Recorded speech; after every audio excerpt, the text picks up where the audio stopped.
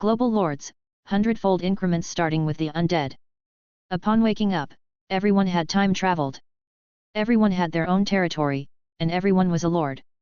Fang Hao, who also time traveled, opened his eyes to find himself a recruited farmer, thrown to the wolves. He killed the lord in anger and received a hundredfold amplification as compensation.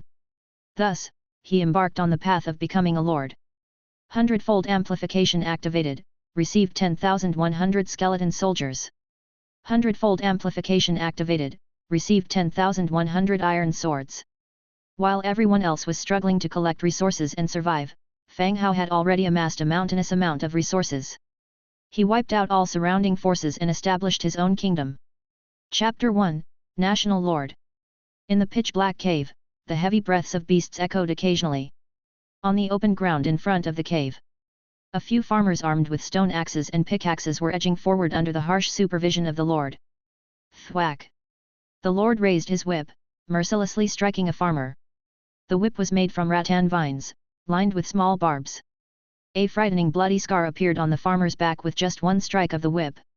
Hiss! Fang Hao gasped sharply. The fiery pain brought him to immediate alertness. He turned around quickly. There, a man wielding a whip was staring at him with a wicked glare. Get moving, and don't come out without the treasure chest. Or I will flay you alive. Thwack! The man roared, slashing the whip in the air again. Before Fang Hao could react, an alert sounded in his ear. Welcome to the game, Universal Lord. Recruit farmers, collect resources, train soldiers, expand your territory, and use anything you can to survive. Your territory is your sanctuary, developing it will increase your chances of survival. Treat your recruited farmers and soldiers kindly. If their loyalty decreases, they might slacken their work and even desert you. If you encounter others like you, congratulations. You've just caught a fat pig, unless, of course, you're weaker than you are the fat pig. Newbie Protection Countdown, 6 days 23 hours 40 minutes, during this period your territory will not be attacked. For more features, refer to the Book of Lords. Lastly, good luck. Upon hearing the complete prompts, Fang Hao's face drastically changed. He could accept the fact that he had traveled across dimensions. However, his current situation seemed dire. Dressed like a farmer, and the sinister man behind him, who looked more like a lord.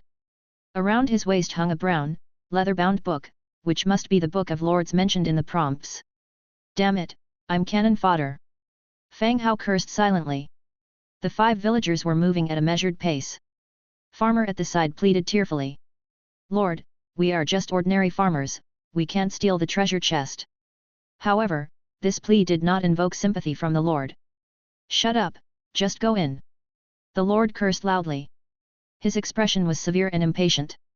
The 5 villagers had no choice but to continue their way forward. Fang Hao stayed silent all along, and didn't look back.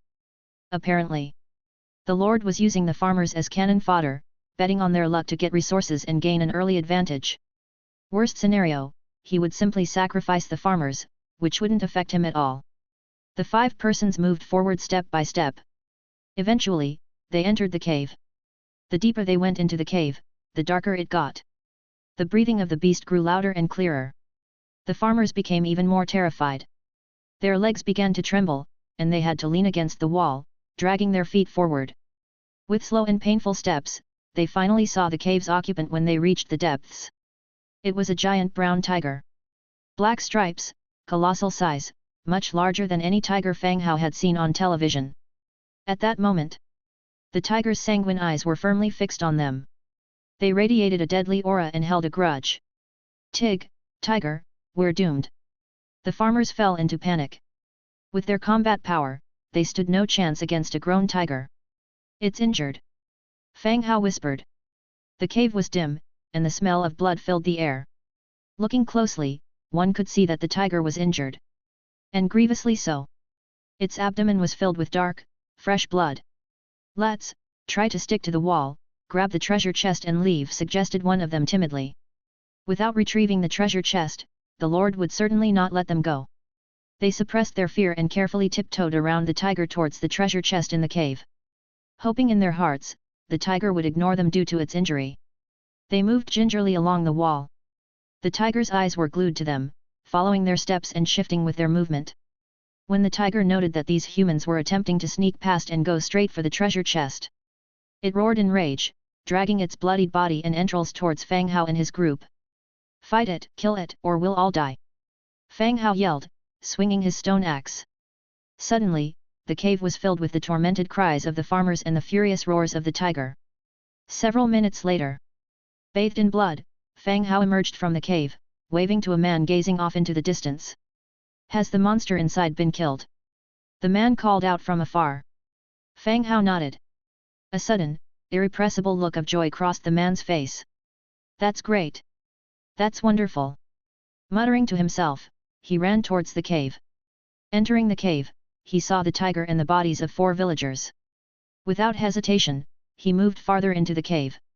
When he saw the wooden treasure chest, a hint of confusion appeared on his face. Why is it already open? Just then, an intense sense of danger swept over him from behind. Thump! A sound like chopping wood echoed in the air. A stone axe, flung with considerable force, slashed across his neck from behind. The blade, carved from stone, wasn't sharp, but it still managed to tear apart his flesh, managing to hack halfway through his sturdy neck. "You!" The man's eyes were wide with astonished rage, and a look of increased edibility. How was this possible? A villager sent by the system, how could he attack himself? Why would this happen? Fang Hao swung his axe a second time. Blood splattered. A head dropped instantly, rolling to one side. "As a villager, you've killed the lord of the territory, your sin value plus 500. Fang Hao took a deep breath. He bent down to pick up the book from the other man's waist. The cover of the book was brown leather, with gorgeous golden designs embossed on it. At the center were 4 large characters, Book of Lords. As he touched the Book of Lords, a notification appeared again. An error in initial lord data detected, data correction. Compensation issued, a 100-fold increase. Detected lord sin value of 500, automatically assigned to the evil camp Undead. He was done for. Upon hearing the new prompt, Fang Hao's heart tightened. Because he had killed the lord just now, he was automatically assigned to the evil camp. Wasn't he now an enemy of all? But, in the next instant, he calmed down. Even if he was assigned to the evil camp, he did not regret it, it was far better than being a mere villager under this man's rule. He continued to look at the Book of Lords. As he flipped through, each page was marked with a different title. Resources Manufacture Buildings Channel. It was like touching a page of paper, but at the same time, like touching a tablet screen. Touching it yielded feedback. He flipped to the first page, Resources. The amount displayed was 0. In the Manufacture section, he had unlocked Hemp Rope Stone Axe Stone Pickaxe. In the Building section, he had unlocked Level 1 Cottage. The next moment he opened it, Level 1 Cottage swiftly turned into Level 1 Graveyard. It must have been due to his allocation to the Undead camp. He continued to flip to the channel page. Speaking privileges, 10 instances per day. Information started to stream rapidly. Has anyone left the village? Is it dangerous outside? Someone save me. There's a wild boar near my village as large as a tiger. At this rate, I'll really be killed by a pig. Wow, that's so thrilling. I want the full story. How are your villagers? A few hyenas ran by the village gate a few minutes ago, and now no villager dares to go out to work. I'm doomed, there's a giant python outside my village. It's just swallowed 2 of my villagers. One message after another appeared. Between the lines, the danger of this world was reflected. And most people, it seemed, were trapped in their villages, too afraid to venture out. The lord that he had just killed was actually a ruthless character who had ventured out of the village with his villagers. He had even tried to infiltrate the tiger's lair to steal the treasure chest. Unfortunately, he had ended up dying in the cave. Closing the chat channel, Fang Hao went back to the dead tiger. He had hidden all the items from the chest beneath the gigantic carcass. Level 2 Warcraft Magic Striped Tiger, do you wish to slaughter it? Yes. Slaughter completed. You've obtained 600 meat, 45 beast skins, and 25 beast bones. With the Book of Lords, he had acquired the Lord's abilities. Chapter 2, Burst of Soldiers. No need to personally dissect. A light enveloped the tiger's corpse and the next second it was completely dissected. Meat and furs, beast bones automatically separated, neatly placed to one side. The beast bone is not the corpse of the tiger, more like some kind of drop. The tiger's corpse had just left behind a complete white bone. The next second, like sand and stone that had been eroded by the wind for 100 years, finally turned into a powder. After the corpse of the tiger disappeared, it revealed the items hidden beneath. These were the items in the chests inside the cave, which were temporarily hidden under the tiger's corpse to lure and kill this leader. Tier 1 Warehouse Blueprint Hemp Rope 5. The blueprint, transformed into light, drilled into the Book of Lords. It was recorded in the building page. Fang Hao picked up the stone axe and stone pickaxe by the dead farmer, bundled up the meat and fur with hemp rope, and walked out of the cave. The most pressing matter was to leave here and head for the territory. According to the system prompt he heard earlier, every leader has a territory, and the territory has a 7-day novice protection period. It could at least protect his safety.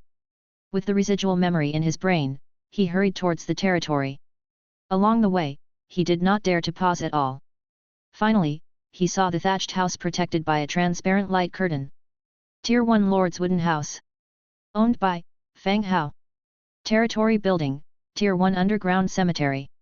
Note, core building of the territory. Materials needed to upgrade, 800 wood, 500 stone, 280 thatch, 60 hemp rope. Not far from the simple house, there is also a semi-underground building. Tier 1 Underground Cemetery. Recruitment limit, 0/5. Can recruit, skeleton, free. Note, in this building, recruit worker-type troops to do basic work. Materials needed for upgrading, 300 wood, 400 stone. Good grief, everyone in the chat channel is discussing about recruiting farmers. When it comes to him, only skeletons can be summoned. He went straight from the realm of the living to the underworld. Thankfully the Lord's Hall wasn't made underground, otherwise he would have to sleep in a coffin. Fang Hao didn't delay any longer and directly started recruiting. Can recruit, skeletons 0/5, would you like to recruit? Confirm recruitment. The system prompt sounded again. Hundredfold Amplification triggered, successfully recruited 505 skeletons. White bony arms extended out from the ground in front of the cemetery, and 5 white skeletons climbed out. Before Fang Hao can react, another flash of light, countless snow-white skeletons filled the territory. Even a portion of them stood outside the protective barrier. Skeleton Worker, Tier 1. Faction, Undead. Race Attributes, Undead, Hollow Skeleton, Light Weakness. Innate Abilities, Novice Gathering Mastery. Undead, this type of troop is already dead, unable to have morale, emotions, and also immune to poison, disease, blindness, mind magic. Hollow Skeleton, no fatal weaknesses. Light Weakness, light magic does 20% bonus damage to self. Note, these skeletons are generally used as laborers and cannon fodder, don't expect that frail body to do anything big. At this time, Fang Hao was dumbfounded. So this is how the hundredfold amplification he gained was used. Meanwhile, Fang Hao felt relieved.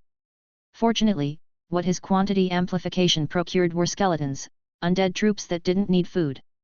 Otherwise, summoning hundreds of farmers, he wouldn't be able to bear the food supply. If he was unable to provide food for the farmers, slack work or rebellion would occur. Who knows, he might even get killed by his own farmers. The skeletons just stood there, staring blankly at him. Your job is to gather resources and collect food. Fang Hao threw the stone axes and pickaxes he had brought back on the ground. The closest few skeletons stepped forward and picked them up. All right, go and work. Remember, don't go too far. Fang Hao issued the order. 500 skeletons turned around, crowding towards the outside of the territory. These skeletons may not be powerful troops, but they won in numbers. Others could only summon 5 farmers, yet my 505 soldiers couldn't compete with them. What a joke! When all the skeletons went off to work, Fang Hao was the only one left in the territory. Sitting on a stone, he pulled out the Book of Lords and casually flipped it open. Stone Axe, STONE1, WOOD1, Rope 1. Stone Pickaxe, STONE1, WOOD1, Rope 1. Rope, Straw 2. Letting skeletons strip trees and stones with their bare hands clearly couldn't maximize their potential. He needed to promptly make stone axes and pickaxes. Half an hour later, From a distance came the sounds of footsteps and the scraping of bones. Some skeletons already brought back wood and stone. Resources: WOOD50, STONE40, STRAW80, MEAT800, beast skin 30. The skeletons put down the materials and immediately left. Fang Hao directly opened up production. He used 2 units of straw to make a rope. Hundredfold amplification triggered, successfully produced rope 101. Damn, even that can be multiplied by 100, Fang Hao exclaimed. Even production could trigger a hundredfold amplification, this was just too powerful. With the mentality of giving it a try. He used 2 units of wood, 2 units of stone, and 2 units of rope to each make a stone axe and a pickaxe. Hundredfold amplification triggered, successfully produced stone axe 101. Hundredfold amplification triggered, successfully produced stone pickaxe 101. It worked. The subsequent stone axes and pickaxes produced also enjoyed the same amplification. Fang Hao had now figured out the pattern, the recruitment of troops would trigger a hundredfold amplification, and so would the production of tools. Without any hesitation, he immediately produced again. He made a total of 202 stone axes and 303 stone pickaxes. Mining takes more time, so he made more pickaxes. In an instant, the tools piled up beside the wooden house, forming a small hill of equipment. He walked to the territory gate and called out loudly, "All those without tools, come back and get some, then continue to work." Skeletons didn't have much intelligence, but they could understand basic instructions. They came back in groups, took their tools, and once again walked out of the territory to continue working. Meanwhile, Fang Hao looked at the remaining tools on the ground and frowned slightly. Damn, in such a short time, I've lost more than 20? They couldn't have gotten lost, right? He made tools according to the number of skeletons, but now there are 28 tools left on the ground, meaning more than 20 skeletons hadn't come back. Running away was not possible. These skeletons didn't even have intelligence, let alone the idea of escape. So they either got lost or didn't hear Fang Hao's call. Just as he pondered whether to go out and look for them, he saw more than a dozen skeletons approach, carrying a mountain goat. The skeletons looked ragged, covered in dirt, one was missing an arm, another had 2 ribs broken. Turned out they went hunting. Not bad, you did well. Seeing the skeletons in such a sorry state, Fang Hao couldn't help but praise them. But the skeletons showed no reaction. Thump. They tossed the goat's carcass on the ground and turned to leave. Wait. Take the tools with you. Fang Hao quickly yelled out to stop them. The skeletons turned around stiffly, picked up the tools, and set out again. Watching the slender white figures fade away, he couldn't help but shake his head, so aloof. In the chat channel, everyone was complaining about their farmers' low stamina. After working for a while, they needed to return to their territory and rest. Fang Hao checked the attributes of his skeletons for this reason. They didn't even have stamina and worked tirelessly, constantly laboring.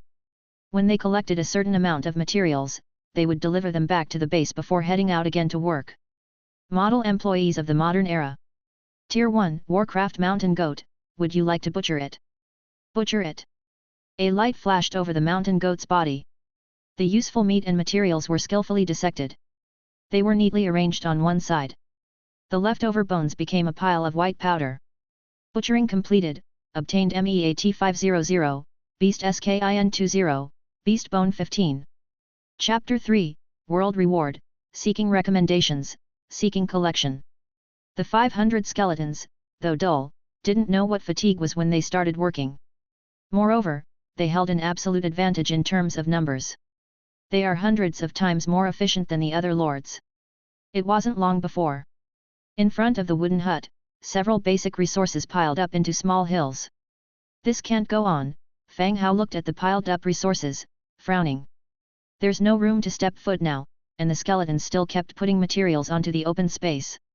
Resources: timber 420, stone 340, thatch 250, meat 1100, leather 65, beast bone 40. I need to build a warehouse. Fang Hao opens the construct column. Tier 1 warehouse, timber 300, stone 280, thatch 100, hemp rope 50. The hemp rope needed 50 pieces. Fang Hao first used the thatch to make a hemp rope, triggering a hundredfold increase, resulting in 101 hemp ropes. He chose a piece of land next to the Lord's log cabin, then chose to build Tier 1 warehouse, should it be built. Fang Hao confirmed and held his breath. He wasn't sure if the hundredfold effect would apply, resulting in 100 warehouses. Construction complete. The expected 100 warehouses didn't appear. A warehouse with a wooden framework and thatch roof appeared before his eyes. The remaining materials on the open ground were neatly sorted and put into the warehouse. The skeletons passing by Fang Hao consciously bypassed him, putting the resources into the warehouse instead of piling them onto the open ground. Once the materials ran out, Fang Hao sat down in another spot, looking at netizens blowing all kinds of fancy horns. After the resources were consumed, it didn't take long before the resources were raised again, thanks to the hard work of 500 skeletons. The rate at which resources were being gathered was simply terrifying. This time, Fang Hao wanted to upgrade his main city. Tier 1 Lord's Log Cabin. Lord, Fang Hao.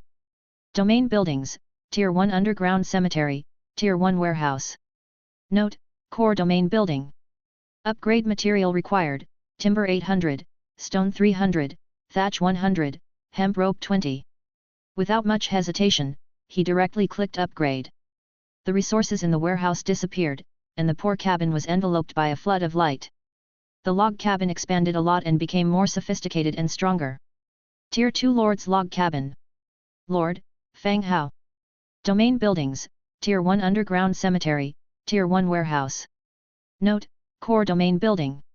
Upgrade material required, Timber 1200, Stone 600, Thatch 300, Leather 120, Hemp Rope 50. World Announcement, congratulations to Lord Fang Hao for being the first in the world to upgrade his main city. Reward, plus 50 influence for all factions, plus 200 influence for your faction, plus 1 Lord skill for your faction, 1 special building blueprint, 1 equipment manufacturing blueprint, plus 200 warfire coins. The world announcement sounded 3 times in the ears of lords all around the world. The group of lords, who were once filled with anxiety due to hardship, boiled over in an instant. What's going on? It hasn't been that long but he's already accumulated enough resources. How is that possible? Damn it! Unfair, I'm still feeding my farmers vegetable soup to regain their strength, but he's already upgrading his main city. How did the guy above acquire food? I'm so hungry. Wild vegetables, just got them from the roadside.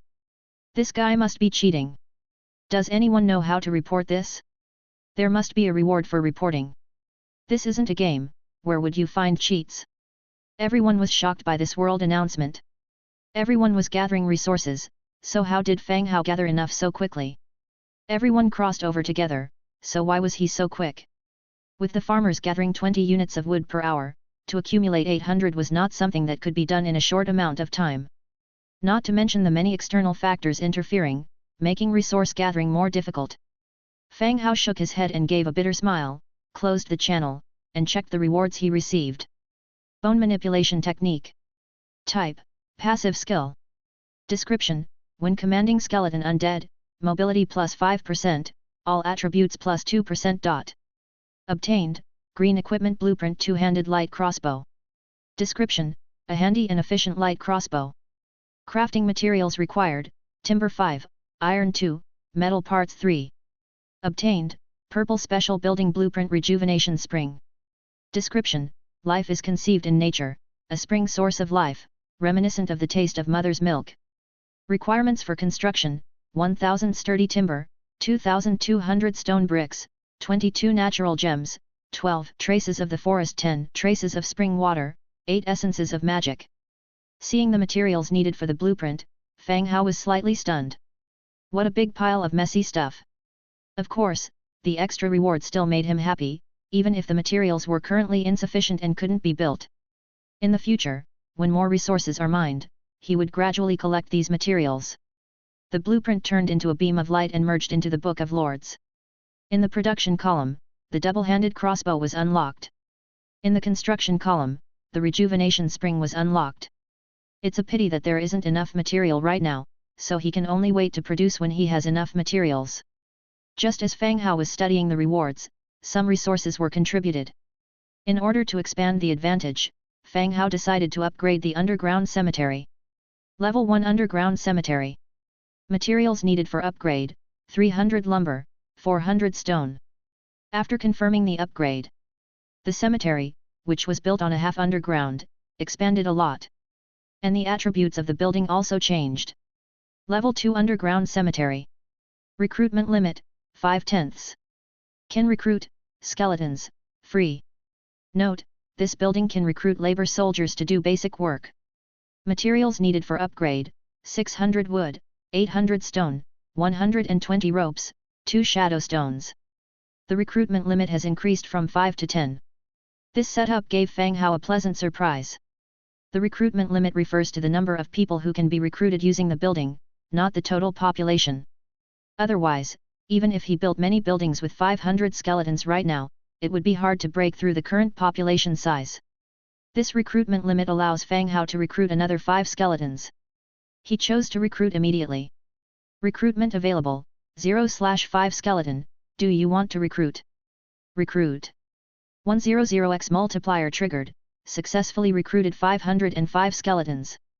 Wow! Once again, a white bone skeleton sea appeared on the open ground in front of him. Fortunately, Fang Hao already adapted and didn't feel any discomfort.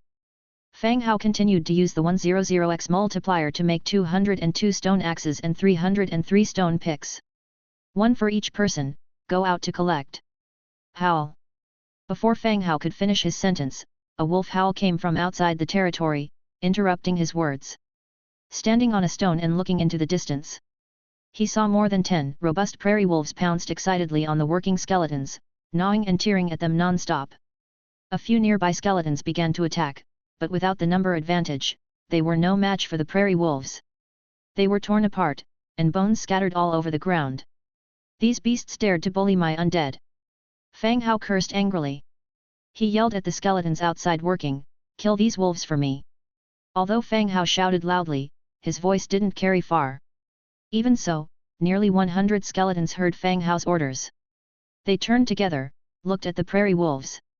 After a half-second pause, they wielded their weapons and charged at the prairie wolves. The undead are different from humans.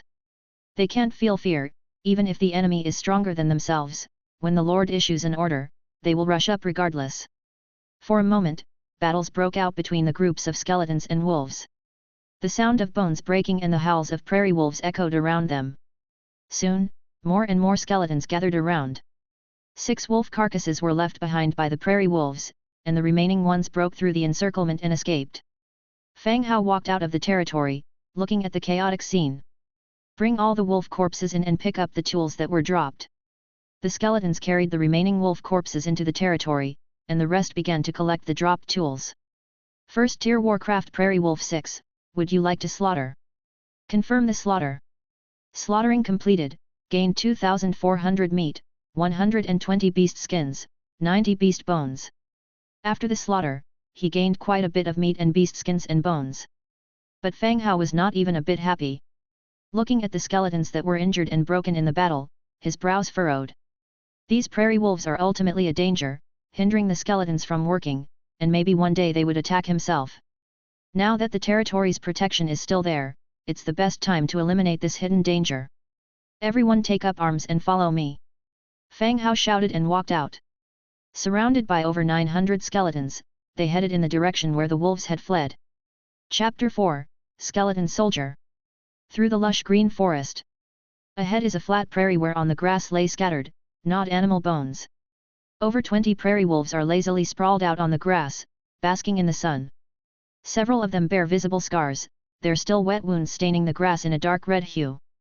Behind the pack of wolves is a natural cave entrance. The cave inside is dim and unclear. Based on former experiences with beast lairs, there should be beasts inside, possibly a small boss. Fang Hao hides in the bushes, watching the pack of wolves from a distance. He feels an indescribable heaviness in his heart. If he didn't possess the ability to amplify by 100 times. Like other lords, only having 5 farmers. Facing these prairie wolves, could he survive? Probably very difficult, truly very difficult. Surround them, then launch an attack together. He instructed the skeletons. However, the skeleton army remained indifferent, showing no expression or response. Okay, go, kill all, spare none. Fang Hao said helplessly. Clatter. The skeleton army charged out from the bushes, wielding their weapons and running towards the pack of wolves. There was no need for any tactical deployment, the number of skeletons was too many. They formed a semicircle naturally during their charge, enclosing the wolves and the cave within. The sudden appearance of the skeleton army startled the pack of wolves. But it didn't give the wolves a chance to respond. The fight had already commenced. Despite their ferocity, the prairie wolves were vastly outnumbered. Facing nearly 1,000 skeletons, they seemed extremely vulnerable. With a single clash, they were drowned in the sea of skeletons. In the blink of an eye, over 20 prairie wolves were killed by chaotic axes. Meanwhile, inside the cave, a pair of luster green eyes lit up, like flickering ghost fires. A formidable prairie wolf king walked out angrily. It stood at the entrance of the cave, roaring loudly. Aruo! Prairie wolf king, level 2. Skills, bite, pounce. However, the next moment, when it saw the dense skeleton army in front of the cave, the roaring abruptly ceased. Crack, crack. Turning their heads, the skeletons stared collectively at the Wolf King. The next second, they all poured into the dark cave, followed by the sounds of battle and crying. Several minutes later, the skeletons that went into the cave all walked out again. A few of the skeletons carried the Wolf King's corpse in a wooden treasure chest. Thump! With a dull sound, they threw the treasure chest directly in front of Fang Hao. You're not stupid. Knowing to bring out the treasure chest and deliver it to Fang Hao showed some intelligence. But the skeletons carrying the treasure chest turned around and left, presenting their back to him. The chest opened. Obtained, Level 1 Barracks Blueprint, Common Wooden Shield Blueprint, White, dot. The two blueprints turned into light and entered the Book of Lords. Although few, they were still ordinary blueprints. Yet Fang Hao couldn't help but feel elated. With the blueprint of the barracks, if he was able to build it, he would be able to recruit soldiers, thus increasing his security. Okay, take all the dropped items, carry all these wolf corpses, let's return to our territory. Fang Hao shouted. The skeletons, 2 by 2, lifted the wolf carcasses overhead, following Fang Hao back to the territory. Returning to the territory, the skeletons threw the extra tools into the warehouse, and placed the wolf carcasses on the empty ground. They then turned around and went back out to work. Although the intelligence of the skeletons was low, their diligence and industriousness in not eating or drinking was really not bad.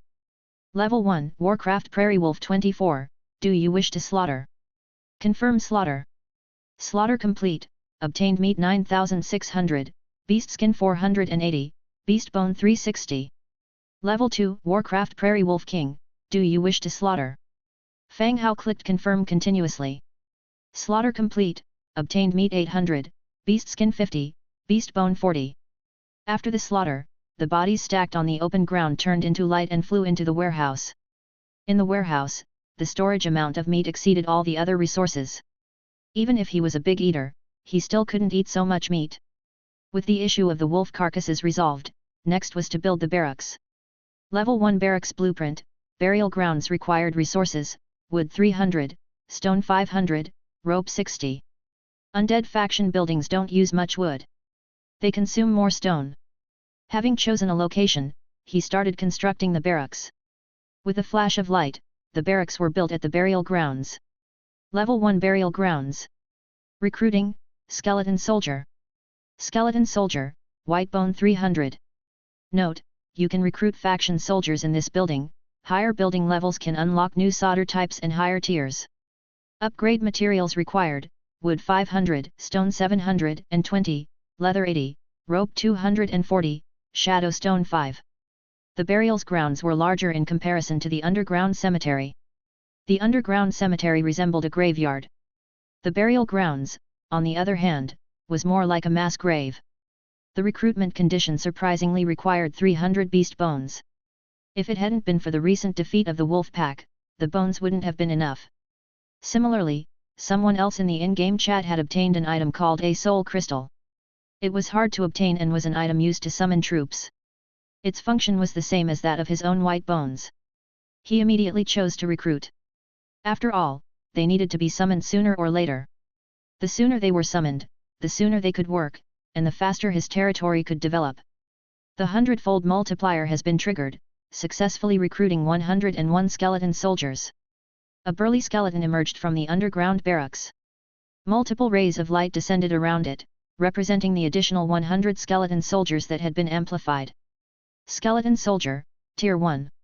Faction, Undead.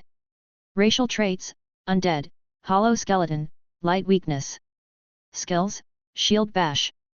Innate abilities, Basic Combat Mastery, Basic Swordsmanship Mastery, Basic Shield Mastery.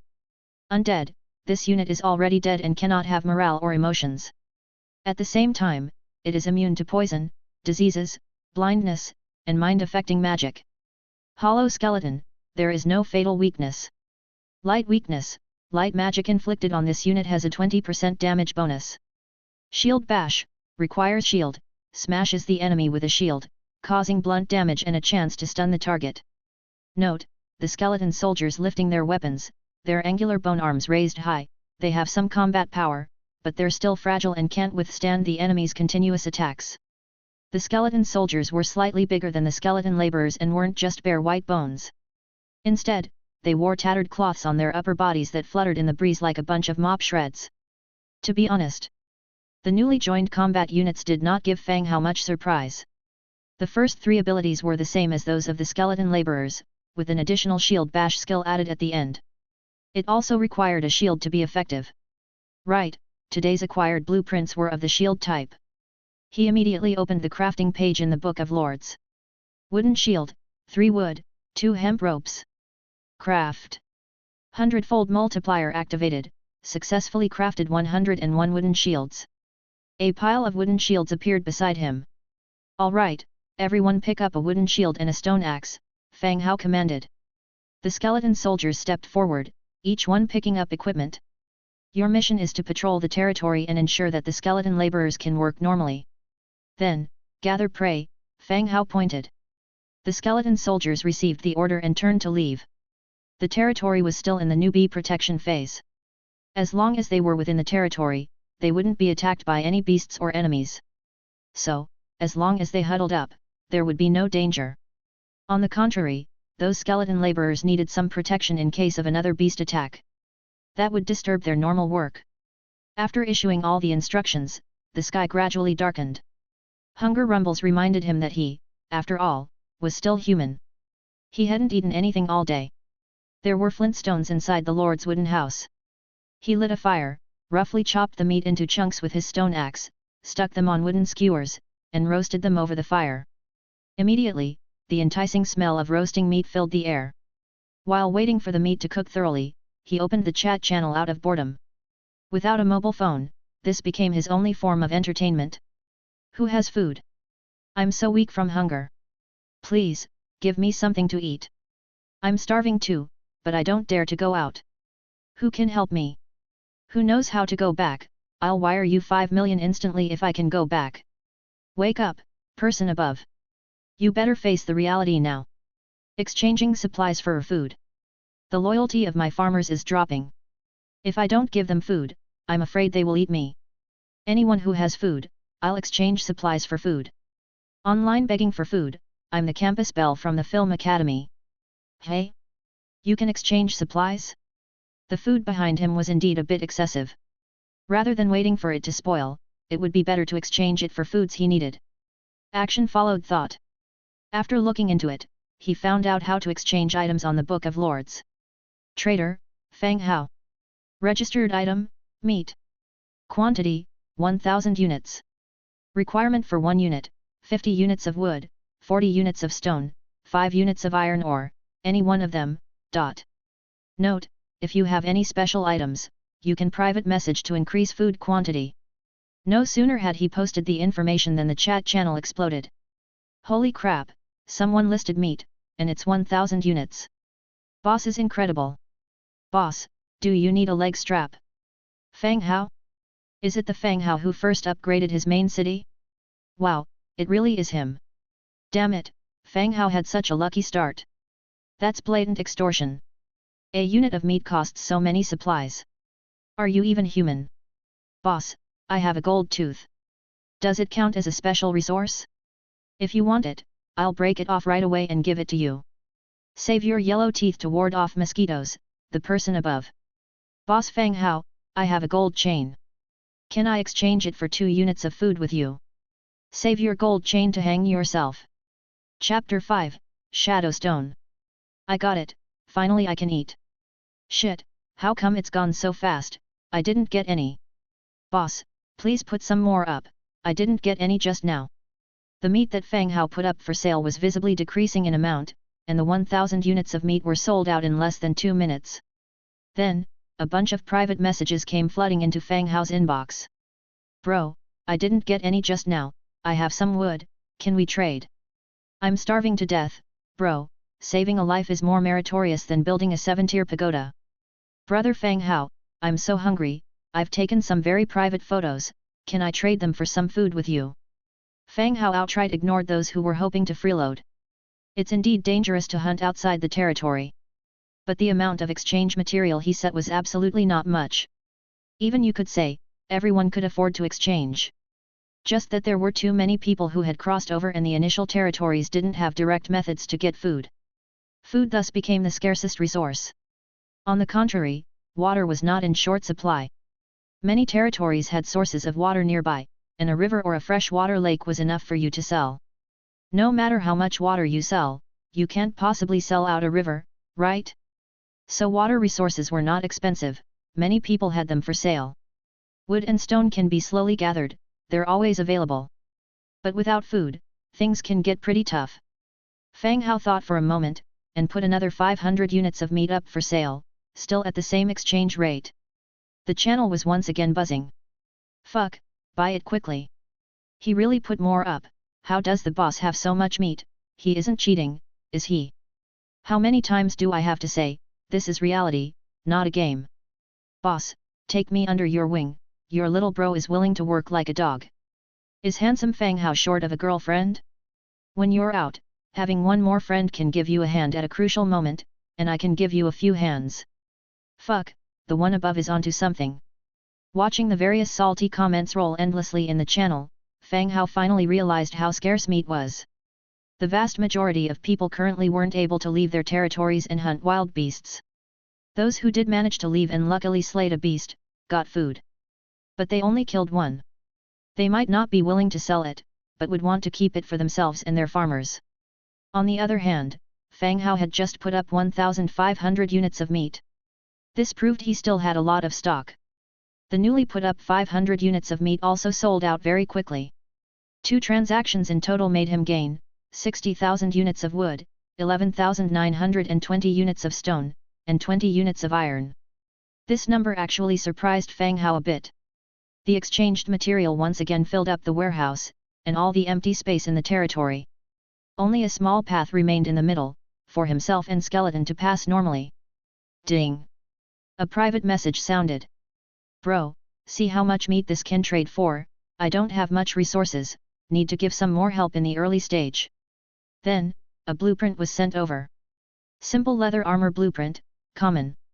Type, equipment. Materials, beast skin 2, hemp rope 2. Equipment blueprint. Some people are too lucky, having equipment blueprints at this time. Even though it's common, it's exactly what's needed in the early stages. Why don't you use it yourself? Fang Hao asked curiously. Soon, the other party replied with some helplessness. No way, I've used all the materials to upgrade the building, I and the farmers need food, so I have to sell it for now. Okay, for a common quality, I'll give you 50 units of meat, Fang Hao replied. Thanks, bro, I'll start the trade immediately. The other party expressed his thanks repeatedly. It should be said, Fang Hao did not take advantage of people's distress. In times of food shortage, even if Fang Hao offered 10 units, the other party would have to exchange. Both lords and farmers need to eat. But Fang Hao still offered 50 units, quite generous by any standard. Quickly, an equipment blueprint appeared in the designated trade column. Fang Hao also put up the promised 50 units of meat. As soon as he got the blueprint, he immediately collected it in the Book of Lords.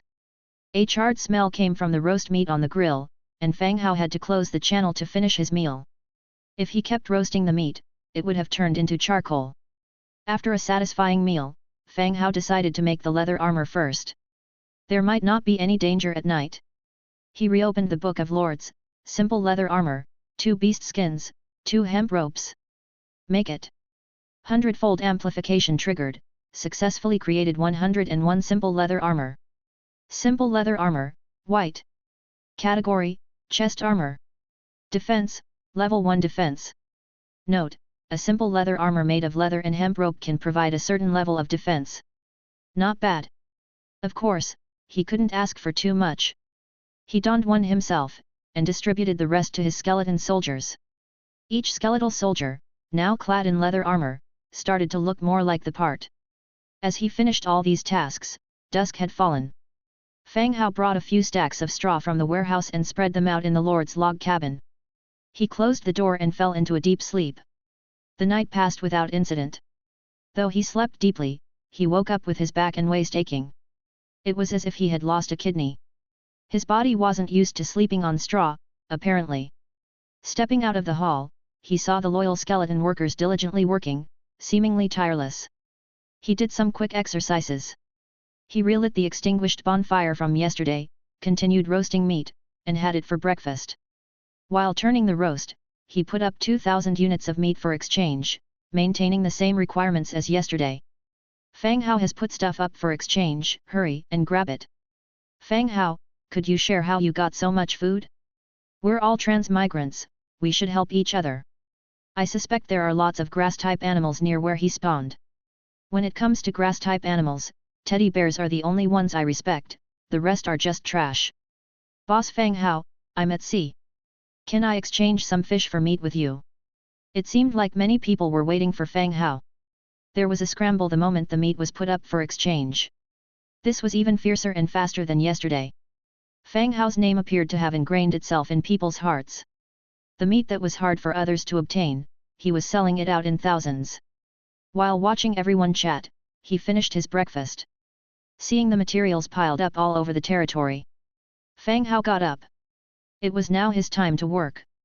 Materials needed for upgrading to a level 2 warehouse, 750 wood, 450 stone, 200 straw, 100 hemp rope. He clicked to upgrade the warehouse directly. With a flash of light, the warehouse was smoothly upgraded to level 2. It had gone from a simple grass shed to a good-sized log cabin that could store more resources better. Level 2 warehouse. Storage, 30,000/30,000. Note, the resources in the warehouse will be preserved better, and the food stored won't spoil easily. The higher the level of the warehouse, the more resources it can hold, and the better the effect. Materials needed for the upgrade, 1,200 wood, 950 stone, 320 straw, 220 hemp rope, 100 leather. For the next level warehouse, aside from the increased materials, straw had been replaced by leather. He wanted to continue with the upgrade to a level 3 warehouse, but was notified Lord's log cabin must be at level 3. Just as Fang Hao was planning to upgrade the Lord's Hall, a private chat notification came up on the Book of Lords. He opened the Book of Lords. Big brother Fang Hao, I have a special kind of ore here. I want to exchange it for some meat. This person had a pretty nice name, Dong Jiayu. Fang Hao quickly replied, of course. Ore was also a resource. Currently in the early stages, special ores were still hard to come by. Shadow stone. Type, ore. Note, a rare ore required for the construction of undead faction buildings. Fang Hao's eyes brightened upon seeing the attributes. The upgrade for the undead buildings had already demanded shadow stone. He had also been considering how to obtain shadow stone and often kept an eye on the chat channel. He was checking if anyone was selling it. But he didn't expect someone to proactively approach him. Chapter 6, Knoll Rock Thrower. It doesn't seem like I need it, Fang Hao replied. He decided to be somewhat evasive. Their chat came to a sudden halt for a few seconds. Then Dong Jiayu replied, I know, but, Fang Hao, I really need food. Could you consider trading a bit less for it? The shadow stones were of no use to the human alliance. Even though they were a scarce resource, they held no difference from ordinary stones in human hands. Can you tell me how you got these shadow stones? Asked Fang Hao. He was quite curious about how these shadow stones were obtained. Sure, I found an ancient underground tomb near my domain. I picked them up in there, Dong Jiayu answered. Fang Hao stroked his chin, deep in thought. Could it be that shadow stones could only be gained in burial grounds? Would he have to construct not only undead buildings, but also tombs? Brother Hao, are you still there? I can agree to trade for less food, Dong Jiayu said hastily, thinking that Fang Hao might have lost interest in the trade. Just call me by name. How about this, I'll trade you 30 units of meat for each one. If you find more later, we'll stick to this rate, Fang Hao proposed his offer. He was not short on food, and besides, he needed the shadow stones. Thank you, Brother Hao. I will list the shadow stones now. Okay. Soon, a shadow stone appeared in the designated trade zone, although there was only one. He immediately traded 30 units of meat for it. The shadow stone was now in his possession. Upon completing the trade, Fang Hao continued upgrading his buildings. Thanks to the relentless gathering speed of the skeleton laborers, he had enough resources for the upgrades. Materials needed for level 3 Lord's Hut, 1,200 wood, 600 stone, 300 straw, 120 leather, 50 rope. Confirm upgrade. A glow flickered. The main hall of the hut had expanded, becoming more spacious. And it was even more refined and sturdy. Level 3 Lord's Hut. Owner, Fang Hao. Existing buildings, Level 2 Underground Cemetery, Level 2 Warehouse, Level 1 Burial Grounds. Note, Core Building of Domain. Materials needed for upgrade, 2,200 wood, 1,000 stone, 200 brick, 240 leather, 180 rope. With leveling up to level 4, a new material, bricks, was now required, which he had yet to acquire. He waited for a while. There was no announcement for a reward as there had been the first time he upgrades his main city. Feeling a bit disappointed, he continued inspecting the other buildings in his domain. Underground cemetery and burial grounds could not be upgraded due to the lack of shadow stones. However, the warehouse could be upgraded to level 3.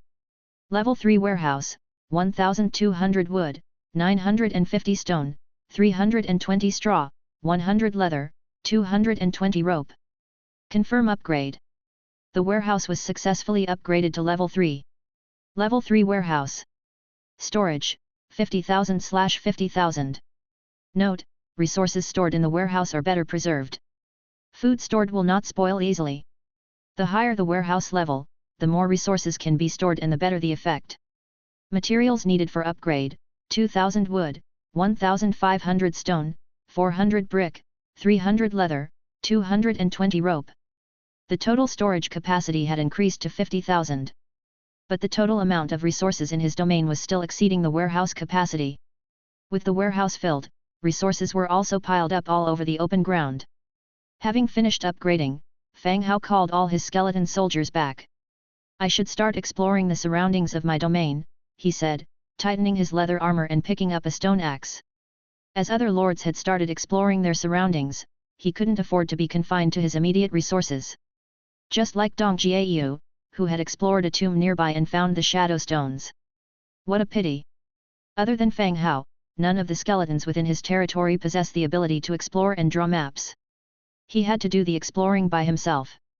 Of course, compared to other lords, his forces obviously had an advantage. This made his task less dangerous. Looking at the skeleton soldiers gathered around him, he said, "Follow me. Your task is to protect me." The skeleton soldiers didn't respond, standing still holding their wooden shields and stone axes. "Let's go." Fang Hao took the lead, stepping out of the protective shield. The forest in front of his territory had a large space cleared. The skeleton workers were still tirelessly continuing. He led a group of skeleton soldiers through the dense forest, and saw a grassland with a clear stream flowing slowly. Fang Hao took out a piece of wood and marked the location of the stream. This place was closer to where he fetched water from, and no danger was observed. It was just that he hadn't brought any containers, otherwise he could fill them up and let the skeletons carry them back to the territory. Following the stream upstream, Fang Hao's face suddenly changed. He took 2 steps forward and squatted down to examine the marks on the ground. Wheel tracks. The soil near the stream was soft, bearing noticeable marks of wheel pressure. A lord? Or another party? Fang Hao murmured, observing the tracks. Then, he urged the skeleton soldiers to follow the direction of the tracks. A sudden appearance of a new neighbor near his territory. It aroused curiosity but also concerns regarding potential danger. Very soon, Fang Hao encountered the owner of these wheel tracks.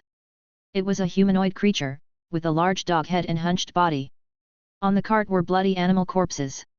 Knoll Rock Thrower, Level 2. Skills, Sling.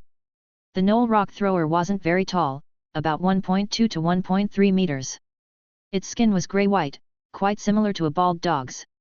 The group of hundreds of skeletons led by Fang Hao had attracted its attention.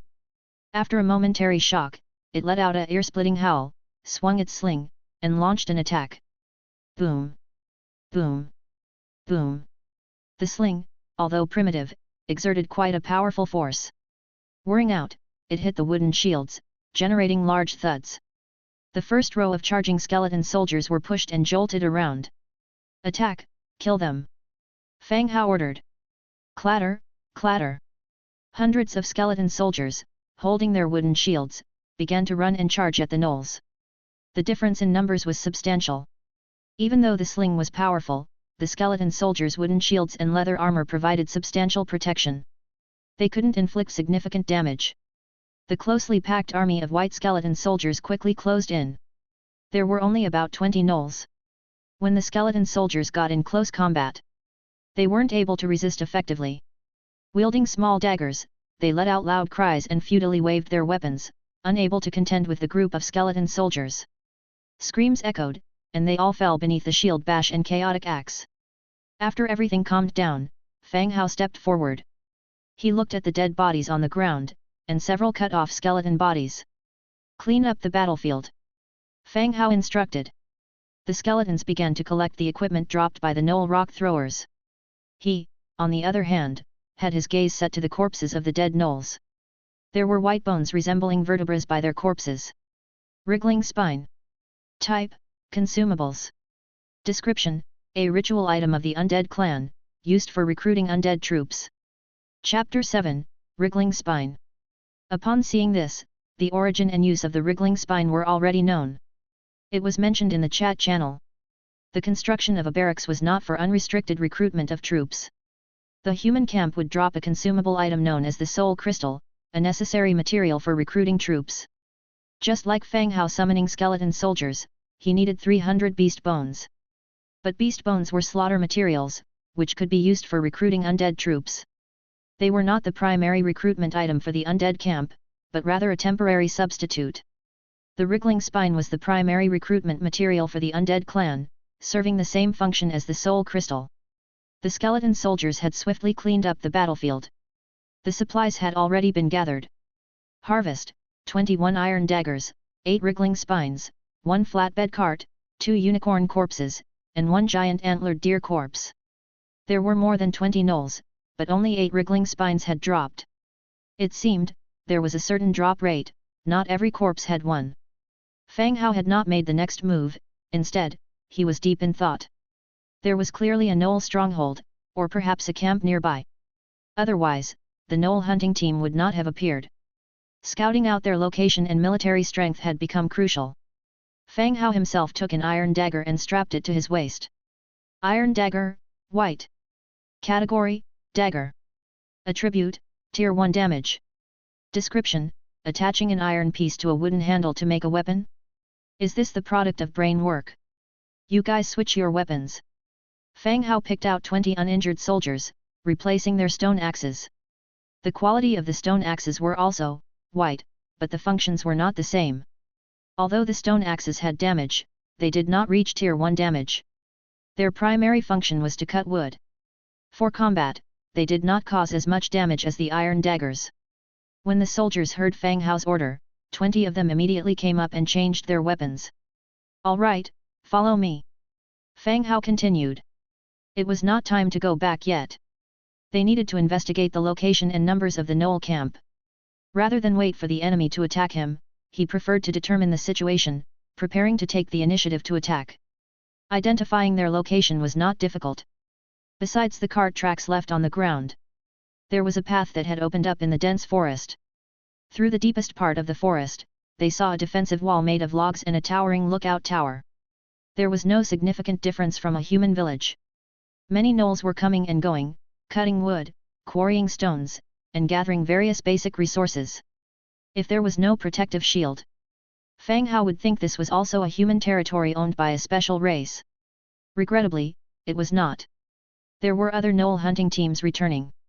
In addition to the bodies of wild beasts on the flatbed carts, there were also humans. Fang Hao roughly estimated that there were about 500 to 600 people in the camp. In addition to a large number of stone throwers, there were also the knoll warriors with iron swords and the valiant gnolls with iron axes. Let's go back, Fang Hao said, leading the soldiers slowly back. This camp must be eliminated eventually, but not at present. They needed to gather enough manpower to launch an attack. Back at the edge of the forest, along with the previously confiscated flatbed cart and food, they returned to the territory. Upon returning to the territory, the sun was just overhead. You guys continue patrolling, Fang Hao said. After pushing the flatbed cart into the protective shield, the skeleton soldiers returned to their posts, patrolling and protecting the worker skeletons from wild animal attacks. Of course, if there were wild animals, that would also be a good thing, as it could increase the food reserve. Tier 1 Warcraft Unicorns 2, Tier 1 Spotted Deer, Slaughter. Slaughter. Slaughter completed, gained 1,200 meat, 90 beast skins, 60 beast bones. Apart from the acquisition of wriggling spine, the cart and food also turned out to be a good harvest today. The most important thing was the discovery a nearby gnoll camp. Thinking of the sizable number of gnolls who were so close to his territory, he felt an unconscious tension arise in his heart. This was not a game. This was reality. People died every day for various reasons. He was not a person who hesitated. He immediately went to the front of the barracks. Level 1 Burial Grounds. Recruitable, Skeleton Soldiers. Skeleton Soldier, Wriggling Spine 1. Note, you can recruit troops of the corresponding faction at this building. Upgrading the building level can unlock new soldier types and higher tier troops. Upgrade materials needed: wood 500, stone 720, leather 80, hemp rope 240, shadow stone 5. Previously, recruiting a skeleton soldier required 300 beast bones. Now, only one wriggling spine is needed. That is to say, one wriggling spine equals to 300. Recruitment available: skeleton soldier, cost, wriggling spine 8, do you wish to recruit? Confirm recruitment. The system's prompt sounds off again. Successful recruitment of 808 skeleton soldiers due to Hundredfold Amplification. Whoosh, whoosh, whoosh. All camps throughout the territory were filled with the bright flashes of the 8 skeleton soldiers crawling out from the burial grounds. Seeing this spectacle, Fang Hao wasn't surprised, as he had seen it many times before. He continued to manufacture 808 wooden shields and 808 stone axes for them. Some of you go hunting for food, and the rest transport supplies. Take the resources gathered by the worker skeletons to the warehouse, ordered Fang Hao. The group of skeleton soldiers, upon receiving orders, robotically turned around and exited the territory to complete their tasks. After giving these commands, he reignited the extinguished fireplace and began slicing meat using an iron dagger, getting ready to roast the meat. He had already decided to take out the gnoll camp. Before that, however, lunch had to be sorted out. Eat and drink to your fill. Compared to the meat chunks chopped with a stone axe yesterday, slices cut with a dagger were more suitable for grilling. However, they lacked seasonings and happy water. Otherwise, the meal would be even more joyful. Soon, the aroma of the meat filled the air, stimulating the appetite. Whilst enjoying the tenderly roasted meat, he opened the chat channel to see what everyone was discussing. Does anyone have soul crystals? Undead appeared outside my territory, willing to trade resources for soul crystals. Same here, a farmer got killed by something, and the rest are now too scared to work. Trading resources for weapons: anyone selling weapons? We're all using stone tools, what weapons could we possibly have? I'm Ren Yongning, whoever can bring me home will be made the CEO of my company. Never heard of you, who are you exactly? A noodle shop CEO. I'm starving. Is Fang Hao not putting up food this afternoon? My farmers and I have gathered a lot of resources, just waiting to trade for food. Calling Fang Hao. Same here. Same here. Seeing the repeated messages flooding the channel, Fang Hao chuckled wryly. The essence of being human is repetition. Even if the chances to speak are precious, they are taken up by repeated statements. Today was the second day after everyone was transported to this new world. From the conversations, you could discern the differing development speeds of the territories. Most people were still in the initial phase, logging and quarrying, gathering resources. Others, through luck or personal abilities, had established military camps. They had begun realizing the importance of soul crystals. In the human camp, only those with soul crystals could recruit troops in the military camps. But regardless of whether they were recruiting troops or not, food was a necessity. Without an adequate food supply, the loyalty of the citizens would decrease, and in severe cases, they might even defect. The larger the population of the territory, the greater the food demand. Hence, food was a fast-selling commodity. With this in mind, Fang Hao directly put up 2,000 units of food for sale. At the same moment, all chatter within the channel abruptly silenced. Following 2 seconds of silence, exclamations filled the air. The boss put up food. Who said that something happened to the boss? What a rotten mouth! Fang Hao is awesome! Fang Hao is awesome! Chapter 8, Bones and Dogs. Amidst the surprised exclamations, the 2,000 units of meat were quickly disappearing, and in the blink of an eye, they had all been sold out. As a result, Fang Hao acquired a large amount of materials. The materials piled up in his territory are growing rapidly, like a mountain. There were too many people in the regional channel. Even 2,000 units of meat were not enough for everyone. Messages started appearing again in the channel of people who missed out, asking if more could be put on sale. Ding! A private chat notification sounded. Upon opening it, it was the young lady who had sold him the Shadow Stone, named Dong Jiayu. Brother Hao, are you there? Dong Jiayu asked directly. Fang Hao immediately replied, I am. Brother Hao, I've gotten 2 more pieces of Shadow Stone. I want to exchange them for some food. Dong Jiayu said. In the morning, the two had already conducted a trade of Shadow Stone. 1 piece of Shadow Stone was traded for 30 units of food from Fang Hao. Shadow Stone is a special building material for the undead faction and is essentially useless and non-marketable in the human factions. Obtaining 30 units already exceeded Dong Jiayu's expectations. She was so thrilled after the first transaction that she cheered for a long time. Sure, you can list them, and I will buy them. Fang Hao said. Okay, thank you, Brother Hao. Dong Jiayu agreed and immediately initiated the assigned trade of 2 Shadow Stones. Fang Hao, in return, promptly paid 60 units of meat and made the purchase. Upon completion of the trade, both parties were pleased. Fang Hao acquired the faction-specific material, and Dong Jiayu received 60 units of meat which could last her several days. Moreover, she could potentially exchange these for other resources. If there's one resource that currently acts as a medium of exchange, it would definitely be meat. Having taken care of everything, Fang Hao quickly stuffed the remaining grilled meat into his mouth. After satisfying his hunger, he promptly arrived at the underground cemetery. Level 2 Underground Cemetery. Recruitment cap, 10/10. Recruitable, skeleton, free. Note, can recruit labor troops at this building to do basic work. Materials needed for upgrade, wood 600, stone 800, hemp 120, shadow stone 2. Previously, he didn't upgrade. Because he lacked shadow stone, in addition to that which he had just traded from Dong Jiayu. He now had exactly 3 shadow stones in his possession, satisfying the upgrade material requirements. Upgrade. With a flash of light, the underground cemetery was successfully upgraded. Level 3 Underground Cemetery. Recruitment cap, 10/20. Recruitable, skeleton, free. Note, can recruit labor troops at this building to do basic work. Materials needed for upgrade, wood 1,200, stone 1,600, leather 100, hemp 240, shadow stone 5. After the upgrade, the recruitment cap has increased from 10 to 20. Fang Hao immediately began recruitment. Recruitable, skeleton 10, do you wish to recruit? Confirm recruitment. The system's prompt once again sounded. Hundredfold Amplification triggered, successfully recruited 1,010 skeletons.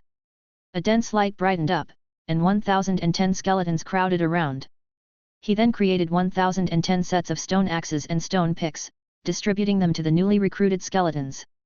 Next, he began to create leather armor and wooden shields. Hundredfold Amplification triggered, successfully crafted 3,030 simple leather armors. Hundredfold Amplification triggered, successfully crafted 20 wooden shields. Currently, the number of labor skeletons are around 2,000, of which several were lost in the beast attack. The number of skeleton soldiers is 900, being the main armed force within the territory. He called all the working skeletons outside to gather. Regardless of whether they were skeleton soldiers or labor skeletons, all were uniformly equipped with simple leather armor and wooden shields. As for weapons, apart from the 20 skeleton soldiers who were equipped with iron daggers, the rest were uniformly equipped with stone axes. The knoll base must be taken down as soon as possible. Whether it's about eliminating hidden threats or strengthening ourselves, the sooner it is done, the more beneficial it is. Fang Hao stood on a large stone, looking at the vast ocean of skeletons below. Bones and dogs, historically incompatible, tonight I shall lead you all to annihilate the gnolls, and regain the dignity of us undead. Fang Hao raised his arm and shouted, his expression high-spirited. But around him was still silent. The skeletons dumbfoundedly stared at him, like an array of terracotta soldiers, with no movement at all.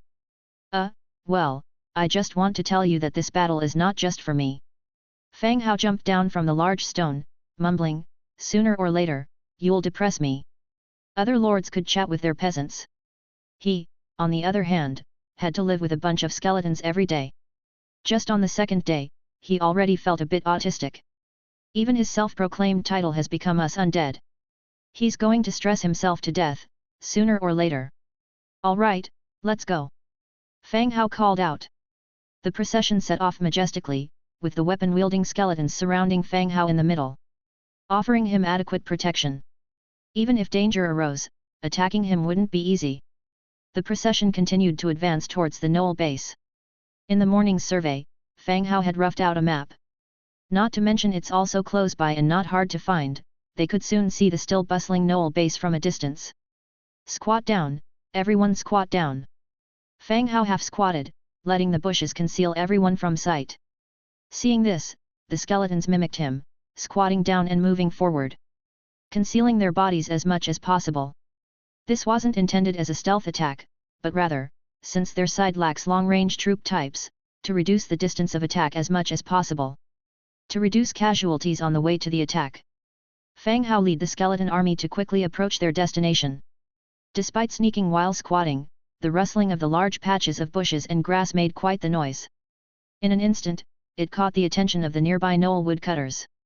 With wide-open eyes, they curiously looked towards the direction where Fang Hao and his men were. Charge, take down the base. Fang Hao issued the command. Whoosh! Whoosh! Whoosh!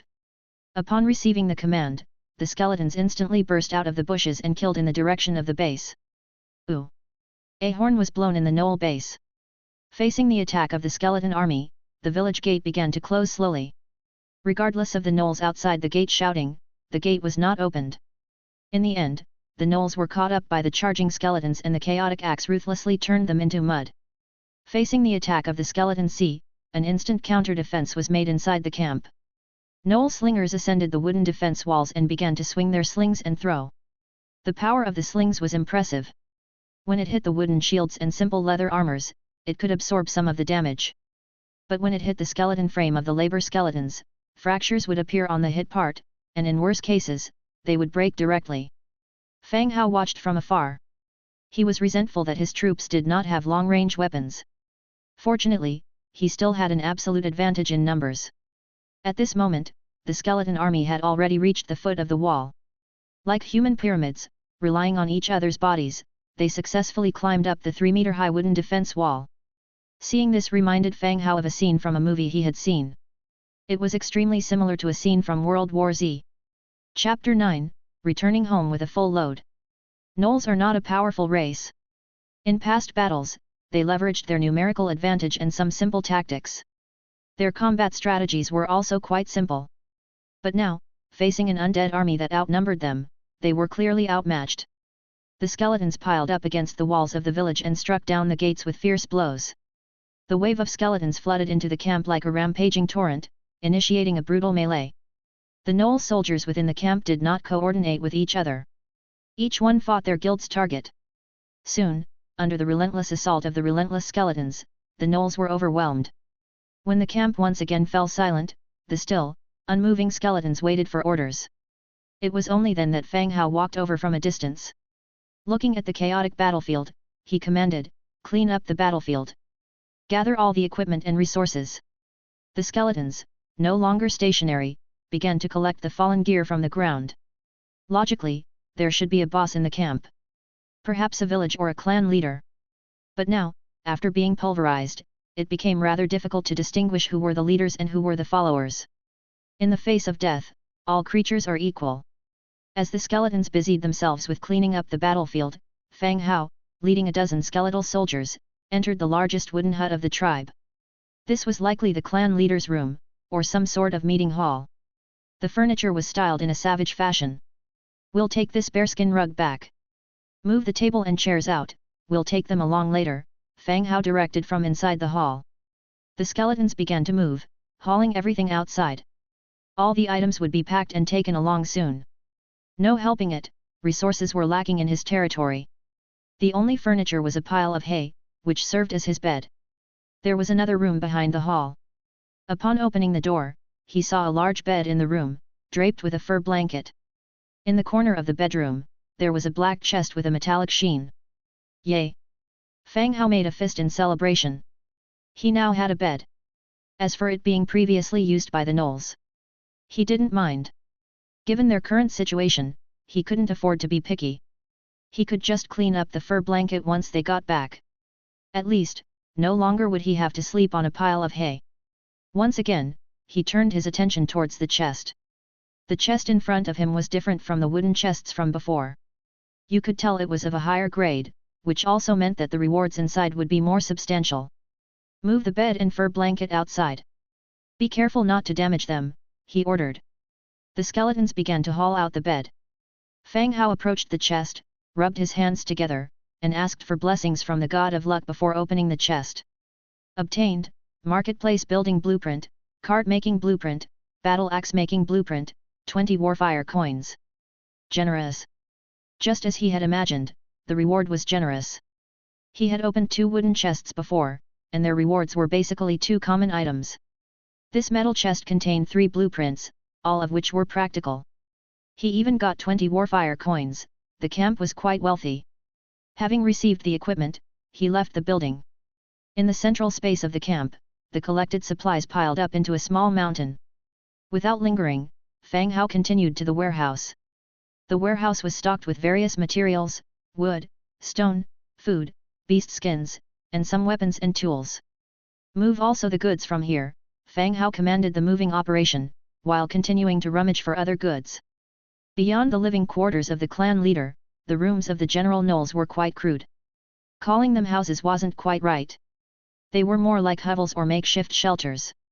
Around the sweep, there wasn't much left to loot. Back in the open space, Fang Hao started to sort out the inventory.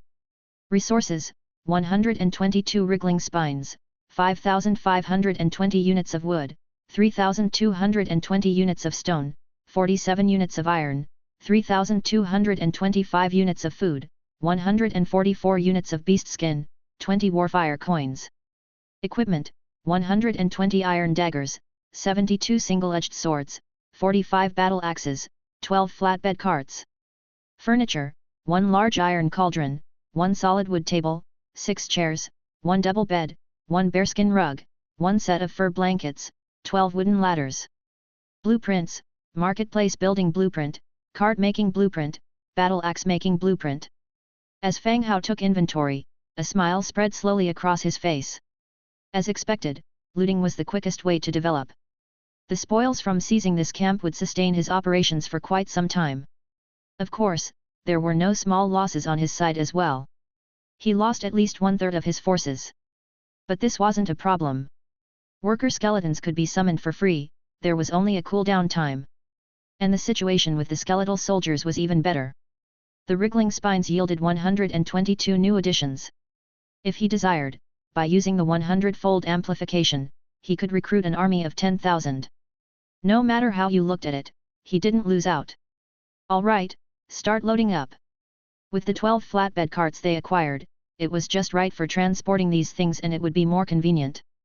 However, he underestimated the amount of looted goods. The 12 carts weren't able to fit everything. He had no choice but to open the crafting menu and start making more carts. Besides, they would be useful in the future, so he might as well have them made now. Flatbed cart, 22 wood, 8 hemp ropes. Fortunately, only basic materials were required, and they were readily available. Construct. 100-fold amplification triggered, successfully constructed 101 flatbed carts. As the flatbed carts appeared one after another, the skeletons started to load goods onto the carts and tightly secured them with hemp ropes. Meanwhile, Fang Hao was eyeing this camp again. A few ideas started coming to his mind. His advantage was the large number of skeletons that required no food or sleep and worked tirelessly. The resources in the vicinity of his territory would eventually be depleted. This place was a decent stronghold. Once everything was in place, he could deploy a portion of the worker skeletons here for collection. The warehouses and residences were already in place, so no additional construction was needed. As he was lost in thought, all the goods had been loaded.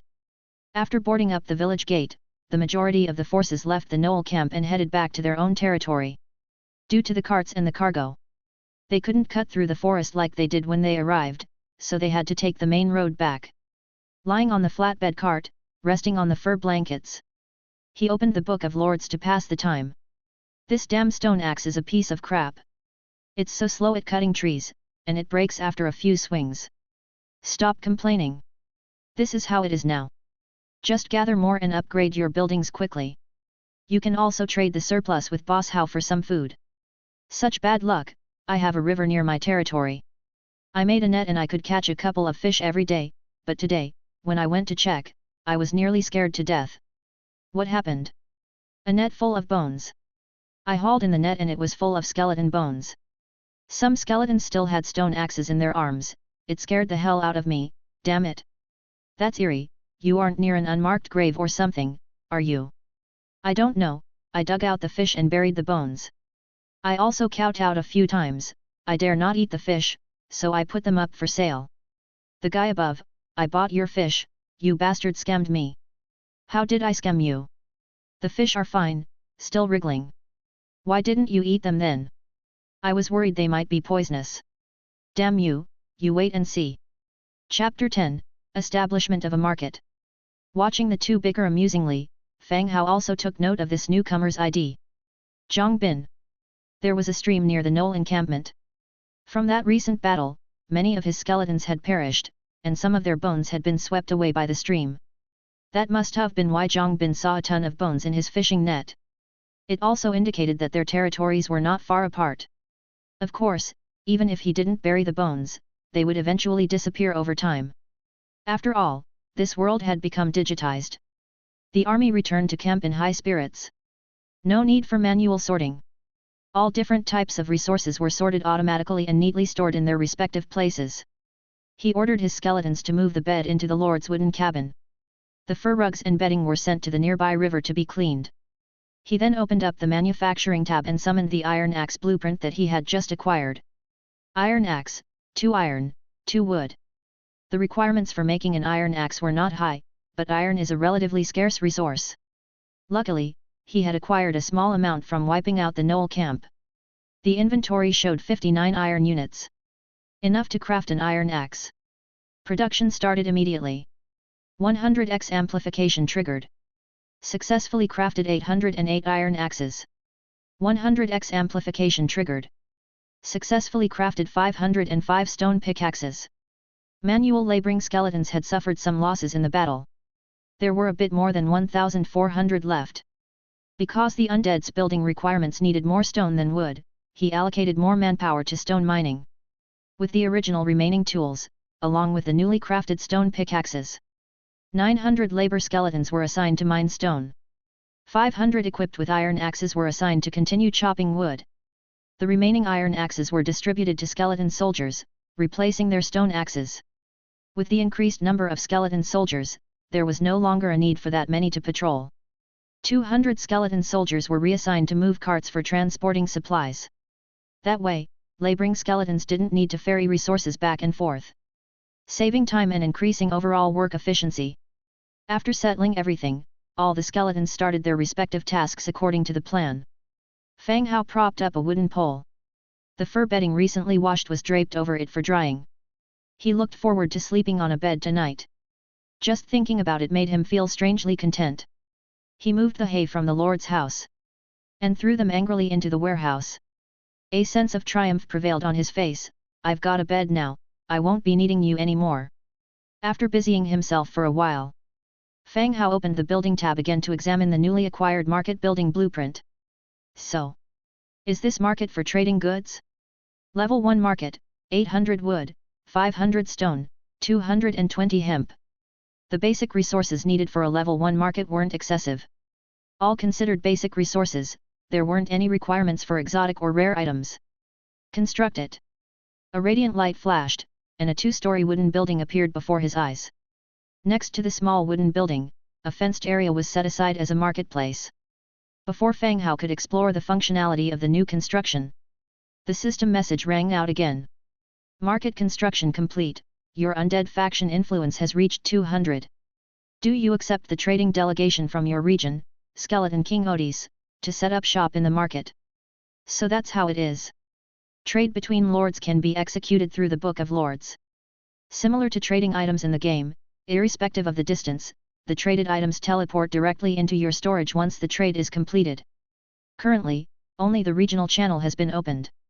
Still, it is incredibly convenient and doesn't require any fees. The appearance of the market allows the Earth Lords who had traveled through time to trade with the native forces. Not only did you have to construct a market, but a certain level of influence was also required. Fang Hao, being the first to upgrade his main city, was awarded a faction influence of 200. Which just meets the requirement for the undead faction's trading delegation to set up shop. Except, there were no second thoughts. A trading delegation meant no danger. You accepted the request from the Skeleton King Odis trading delegation to set up shop. The skeleton delegation's arrival countdown begins, 11 hours 59 minutes 59 seconds. Following that, a desolate tombstone suddenly appeared in the fenced area within the market. It emitted a faint green light. The tombstone displayed a synchronized countdown. Damn, are they going to crawl out from there? It gave off an impression like this delegation of skeletons isn't walking here. Instead, they are going to crawl up directly from this tomb in front of him. Of course, he was just making a facetious remark and wasn't burdened by it. After all, he had seen so many skeletons crawl out of tombs, and he wasn't afraid of it, nor did he feel any sense of burden from it. Not bothering with his own market having a ticking countdown, Fang Hao began to prepare dinner. Although he'd gotten a cooking pot from the Knoll encampment, Fang Hao had no desire to use it. From the food scraps left by the Knolls, he could tell these creatures also treated humans as food. Who knows how many people might have been cooked in that pot? Meat is meat, after all. He decided to continue eating roasted meat. He still lit the fire and continued preparing roasted meat. At the same time, he opened the regional channel, looking forward to a friendly chat with others to kill time. Damn it, I've had enough. These stone axes are like paper mache, they break after just a few uses. Yes, it's so troublesome having to remake them every time they break. Ah! What's the use of complaining? Better to save your energy and chop more wood. Stone tools were not as durable as iron ones. Iron tools withstood more use and rarely broke, while stone tools were consumable. After chopping 2 or 3 trees, they would break and need to be remade. Others don't have the luxury of Fang Hao's 100x amplification. It's very troublesome to craft one by one. Just as everyone was expressing their discontent, a message popped up. Selling iron axes. 1 iron axe for 8 iron or 50 units of meat. As soon as the message was sent, the chat room went abuzz. Gosh, that's a total rip-off, 50 units of meat. Is this a golden axe or what? Wouldn't it be faster just to rob people? It's a tool for gathering resources, everyone will have it sooner or later. Why are you setting such a high price? This is obviously taking advantage of everyone. Clearly, they are trying to rip people off in the early game. Bro, lower the price. Produce more and sell more. Everyone started criticizing him. Indeed, even Fang Hao had the blueprint for the iron axe. The ingredients required were 2 units of iron and 2 units of wood. The resource requirement wasn't high. This person wanted to exchange for 8 units of iron or 50 units of meat, which was no small amount. Even though everyone needed an iron axe, no one would be willing to give up so much food for it. Moreover, it was uncertain how many of them had this much reserve of iron and meat. Facing the crowd's outrage, this person didn't back down. Buy it or don't buy it. If you can't afford it, others can. You all know very well how dangerous this world is, every second counts. The quicker you gather resources, the higher the chance you have of surviving. Think about whether to buy it or not. He spoke aggressively, but also factually.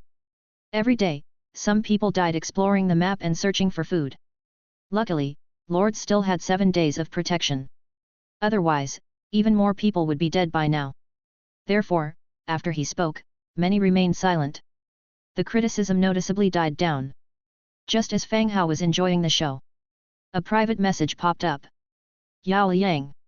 The guy who was just selling iron axes. Fang Hao, are you there? Chapter 11, Skeleton Merchant. Fang Hao scowled at his private chat message. Yes, what is it? Fang Hao replied. Actually, he had some guesses in his heart. Iron axe, 50 units of meat for one, can increase resource gathering speed, how many do you want? Yao Yang's tone was full of confidence. He didn't even ask if Fang Hao would buy, he just asked how many he wanted.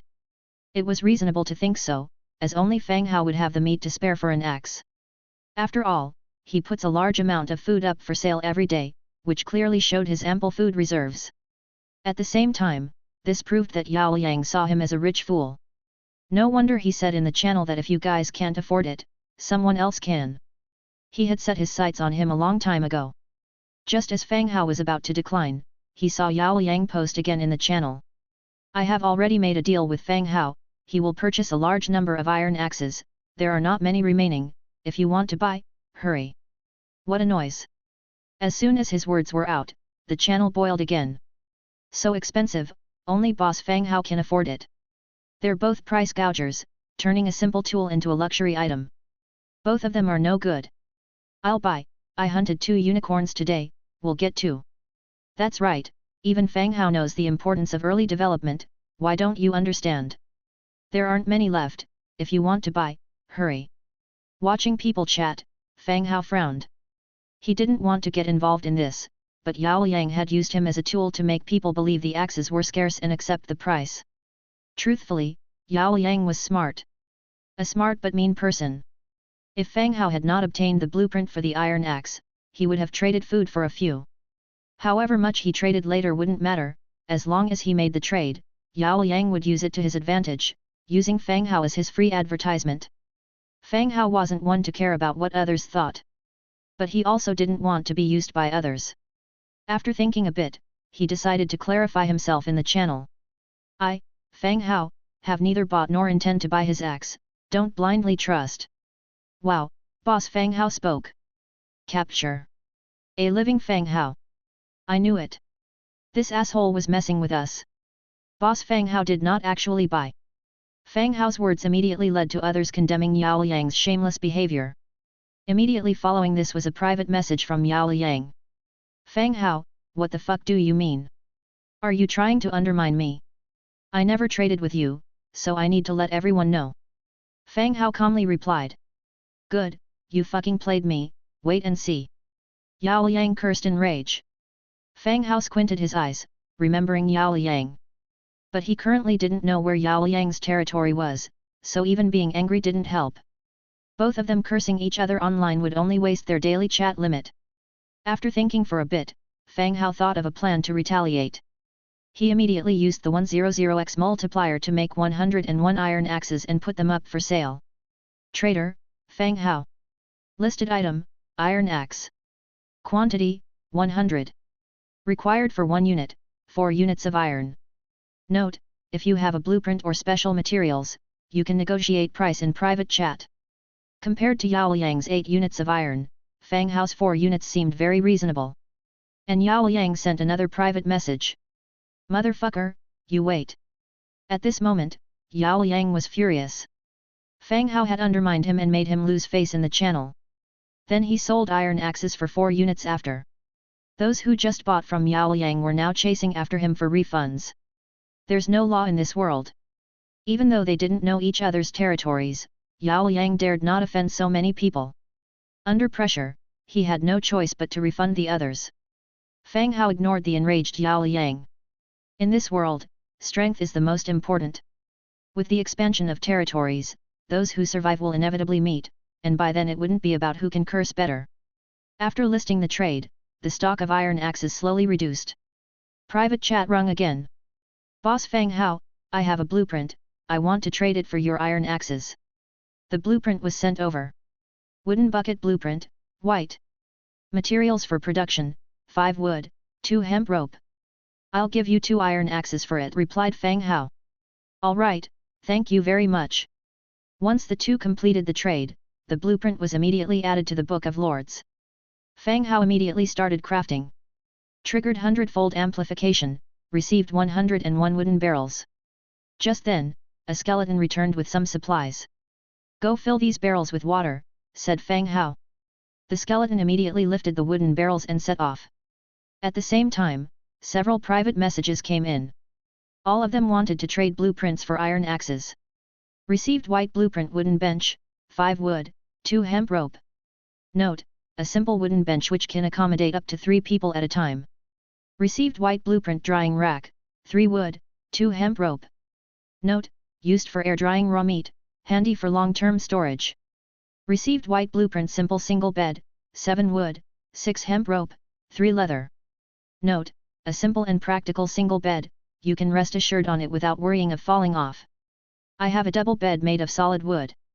Fang Hao muttered quietly, previously there was no bed, and he could only sleep on grass. He always woke up aching all over. Just after getting a big double bed, now he had received a blueprint for a single bed. Why does it always happen this way? Either nothing happens or everything happens all at once.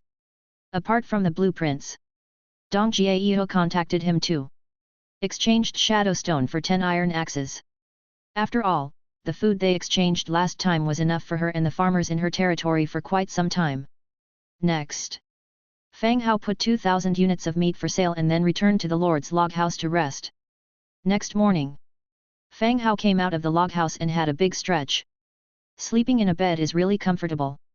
The morning sun cast a warm glow over his face, dew shimmered on the grass next to it. The breeze carried a faint scent of plants as it passed. Honestly, the air here is much better than the world he left behind. Picking up a plank placed aside, he edged 3 on it, signifying it was his 3rd day in this world. He lit up the fire to prepare breakfast, while also not forgetting to list more food for others to buy. As he waited for the meat to be cooked, Fang Hao began crafting the drying rack. He only received the blueprint for the drying rack last night. There was nothing to dry late at night, so he waited until the day to craft it.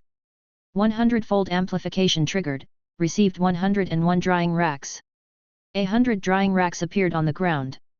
He called over a passing skeleton, from now on, you are in charge of drying food. The skeleton put down the iron axe it was carrying, went to the warehouse, picked up a piece of meat, and hung it on the drying rack. These skeletons are peculiar. Even though they are not very intelligent, they are capable of carrying out basic tasks given by Fang Hao. They work efficiently and adeptly.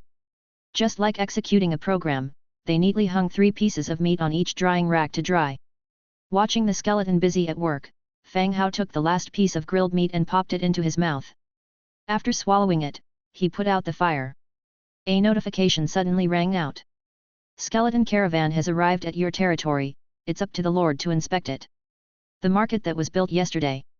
The indicated time of arrival was 12 hours. After the night passed, it was already time. You guys, follow me. To be on the safe side, Fang Hao called a few skeleton soldiers along with him. There's likely no danger, but just in case.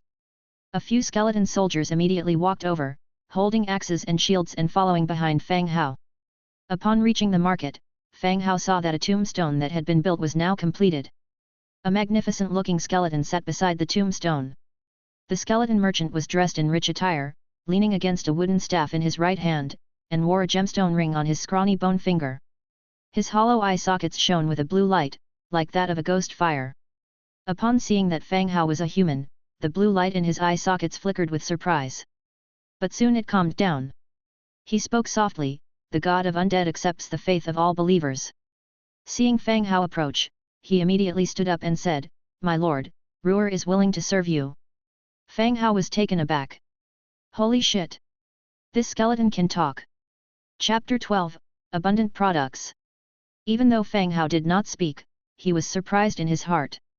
The skeletons following him were all silent, none of them could talk. Not only could the skeleton in front of him talk, but it also had feelings. He didn't even have flesh on his neck, so how was he speaking? It's not scientifically possible. No, he himself had traveled through time, science clearly did not apply here. In spite of his surprise, Fang Hao remembered to respond to the other party. Hello Mr. Ruer, I welcome your arrival. Fang Hao greeted with a smile. It's my honor. Skeleton Ruer bowed gracefully. His manners and actions were like those of a well-mannered nobleman, creating a stark contrast against his skeleton form. Mr. Ruer, where are the goods? I'd like to take a look at the caravan's goods first. Fang Hao said. Of course. Ruer tapped his cane on the ground, and a dark tunnel opened up in the adjacent graveyard, and shelves made of bones rose. 6 items were arranged on the shelves. Iron sword blueprint, white level, selling price, 5 warfire coins. Leather helmet blueprint, white level, selling price, 3 warfire coins. Metal parts blueprint, white level, selling price, 2 warfire coins. Viscera jar, green level, selling price, 50 warfire coins. Lord's skill, God's presence, undead, selling price, 120 warfire coins. Blank map selling price, 2 warfire coins. Caravan stopping time, 4 hours and 26 minutes. The purpose of the first 3 blueprints was obvious, Fang Hao understood their functions. However, he was unsure about the use of the remaining items. Viscera jar, green level. Item type, tool. Description: the Viscera jar is an ancient container of the undead clan with mysterious energy. It can plunder the viscera of powerful creatures to strengthen the army and worship the gods. Seeing the description, Fang Hao understood the function of the Viscera jar. In modern society, similar things had been mentioned on television. The pharaohs of ancient Egypt, after being mummified, stored their organs in a type of container. The situation seemed similar. God's presence, undead. Type, active skill. Description: allows the Lord to inhabit the body of the undead under his command and control it in battle. The lower the level of consciousness of the controlled body, the higher the compatibility. On seeing this skill, Fang Hao's eyes instantly lit up. This skill is quite good. The most significant feature of the fighters under his command is their lack of intelligence and exceptionally low consciousness. So, he would definitely have high compatibility. Moreover, with this skill, his safety could also be guaranteed. For dangerous places, he could rely on this skill. Suppressing the feelings of joy in his heart, he continued to inspect the final item, the blank map. Blank map. Type, single page. Description: the explored terrain will be recorded on the map, which can be viewed by the Book of Lords. It's also a useful item. The last time he explored the map, when he was heading towards the Knowles camp, he recorded the map on a wooden board. It was inaccurate and very vague. This kind of wooden map, 1 or 2 days later, he could still recall the image and find the recorded points. If it was a long time later, he wouldn't be able to find any places even if he looked at the hand-drawn map. If there was a blank map that could record at any time, then it would be much more convenient. Fang Hao carefully read the product introductions. The skeleton merchant was also observing Fang Hao's territory. A village-level territory. Yet it contained both undead and human buildings, it truly was a magical place. Of course, a territory of this level also has limited consumption ability. The goods provided by the caravan directly relate to the territory's level. The current offerings were only of lower grade goods. How about it? Do you need anything? The hoarse voice of Skeleton Ruer was heard. Fang Hao averted his gaze and said, I'll take everything.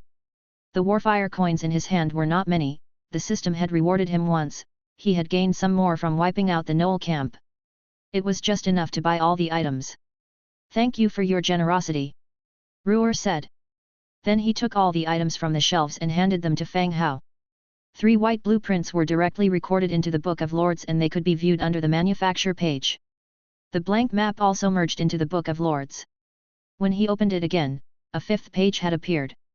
Resources Manufacture Building Channel and the newly added map. The map was shrouded with mist, only the territory range could be visible. Lord's skill, God's presence, meet the learning conditions, do you want to learn? Confirm. The God's presence skill book turned into light entering into Fang Hao's body. Last was the viscera jar, on the earthenware jar, intricate gold patterns were painted. The jar's lid was a metallic skull the size of a fist, it looked strange. Mr. Ruer, when will the goods be replenished next time? Fang Hao asked. Although all his warfire coins were spent this time, they greatly assisted him. Money in hand was useless, only by spending it to enhance his strength, could he survive more securely. Therefore, Fang Hao was already looking forward to the next batch of goods. The caravan will arrive with new goods in your territory after 7 days. Ruer answered. For a lord like Fang Hao, who was so decisive and generous, Ruer was also satisfied. Fang Hao nodded, keeping the number 7 days in mind. So, the time for the store to refresh goods is 7 days. By the way, if I have goods, can I sell it here? Suddenly Fang Hao had a thought. If he could sell items with his 100 times amplification skill, couldn't he earn money in return? Not yet. Only when your territory has a registered caravan can you sell items to the market. Ruer had an answer. Oh, all right. Fang Hao was helpless. This is to prevent exploiting a bug. After a brief chat, skeleton merchant Ruer, after a slight bow, walked into the crack of the tomb. At the same time, a 7-day countdown appeared above the tomb. The skeleton merchant left, leaving him alone once again. It was hard to find someone who could converse, and they left in just a moment. If he'd known, he would have purchased the items one by one, and chatted more with the skeleton, at least he could have asked if they had a family. How skeletons recognize female skeletons, how to reproduce offspring. Show some concern, to strengthen connections. Now that the person left, if he wanted to chat, he had to wait until after 7 days. Next, Fang Hao went to the burial grounds, barracks, and planned to recruit soldiers. In yesterday's fight, he acquired 122 wriggling spines, just enough for a full recruitment. Skeleton soldiers don't consume food and won't produce any burden. Naturally, the more the better. Recruit immediately. 122 spines disappeared, a notice immediately appeared in response. 100 times amplification triggered, 12,322 skeleton soldiers recruited. Instantly, the images of skeletons filled the territory. Just as he was about to assign tasks to the newly produced skeleton soldiers, a private chat suddenly rang. It was from Dong Jiayu, who he had traded with in the past. Brother Hao, are you there? I want to discuss something with you. I am, go ahead. Fang Hao initially thought that she had more shadow stones to exchange with him. It seemed that it should be something else by now. I've explored to the 3rd layer of the tomb, and undead creatures have appeared here. I want to advance some iron axes from you for weapons. Chapter 13, God's Presence. Dong Jiaeo was fortunate. Her territory was situated near a mountain range. The nearby timber and stone resources were abundant, so she had no worries about mining. In reality, Dong Jiaeo's grandfather owned a martial arts studio and she had learned some martial arts with him since childhood. Therefore, on the 2nd day of crossing into this world, she left her territory and began exploring her surroundings. She found an ancient tomb in a valley. Soon, she discovered some blueprints and shadow stones from the tomb. She kept the blueprints for the development of her territory, and sold the shadow stones to Fang Hao to acquire resources. Among the lords who came over with her, she was progressing quite well. But today, while leading militiamen to explore the 2nd layer of the ancient tomb, many undead creatures suddenly appeared. Not only did 2 militiamen die, she was also injured. She had no choice but to retreat to her territory and reconsider her strategies. The ancient tomb was the basis of her lead, and despite the danger, she had to continue exploring it.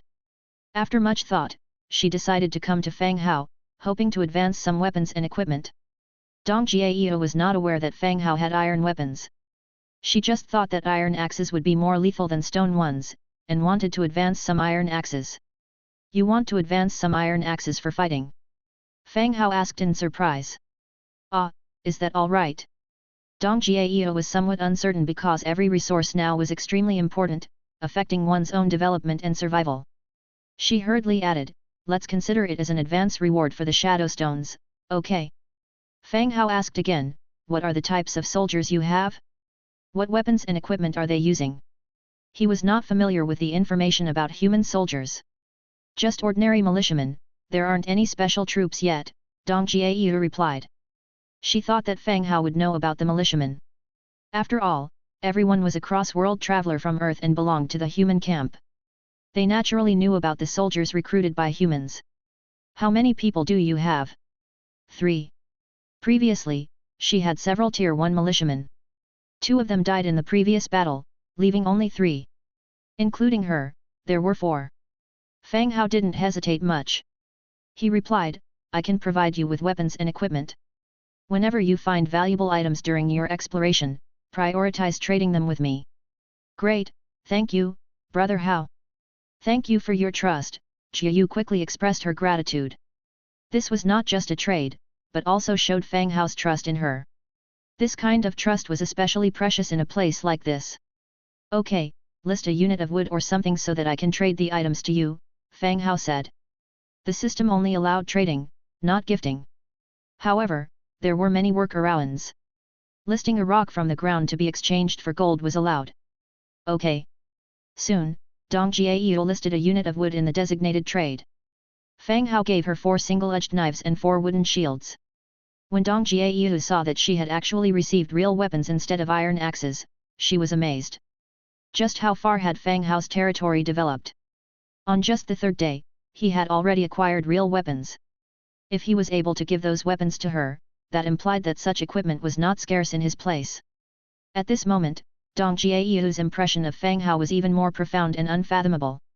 She immediately sent another message to Fang Hao to express her gratitude, Thank you, Brother Hao. Okay, be careful. Survival gives hope, Fang Hao advised. Shadow Stone, it was a necessary material to upgrade an undead building. At present, only Dong Jieyu could obtain it. Thus, she must be supported to continue exploring the tomb. Of course, after several transactions, although they hadn't become friends, Fang Hao had a pretty good impression of Dong Jieyu. He didn't want her to face any danger. After the transaction was over, both of them started getting busy again. Fang Hao brought up the production page and started producing weapons and shields for over 10,000 skeleton soldiers. Iron sword, wood 3, iron 3, leather 1. When he wiped out the Knoll camp, he had gained 47 units of iron. And through selling iron axes over the past couple of days, he had earned more than 300 units of iron. It may not be much, but with the Hundredfold Amplification, there's enough to equip this team. Make them. Hundredfold Amplification triggered, you have obtained 13,130 iron swords. Hundredfold Amplification triggered, you have obtained 13,130 wooden shields. Hundredfold Amplification triggered, you have obtained 13,130 simple leather armors. Hundredfold Amplification triggered, you have obtained 14,140 leather helmets. Alright, everyone pick up your weapons and equipment. Fang Hao shouted loudly. All the skeleton soldiers he had recruited stepped forward, picked up the weapons and equipment that had been made, and put them on. You don't go. Fang Hao casually grabbed a skeleton soldier who was about to leave. He was using the God's Presence skill directly. Everything went black before his eyes. The body of Fang Hao, sitting on the stone steps, instantly fell backward. And the dumbfounded skeleton soldier standing nearby, in his hollow pupils, suddenly flamed 2 ghastly blue ghost fires.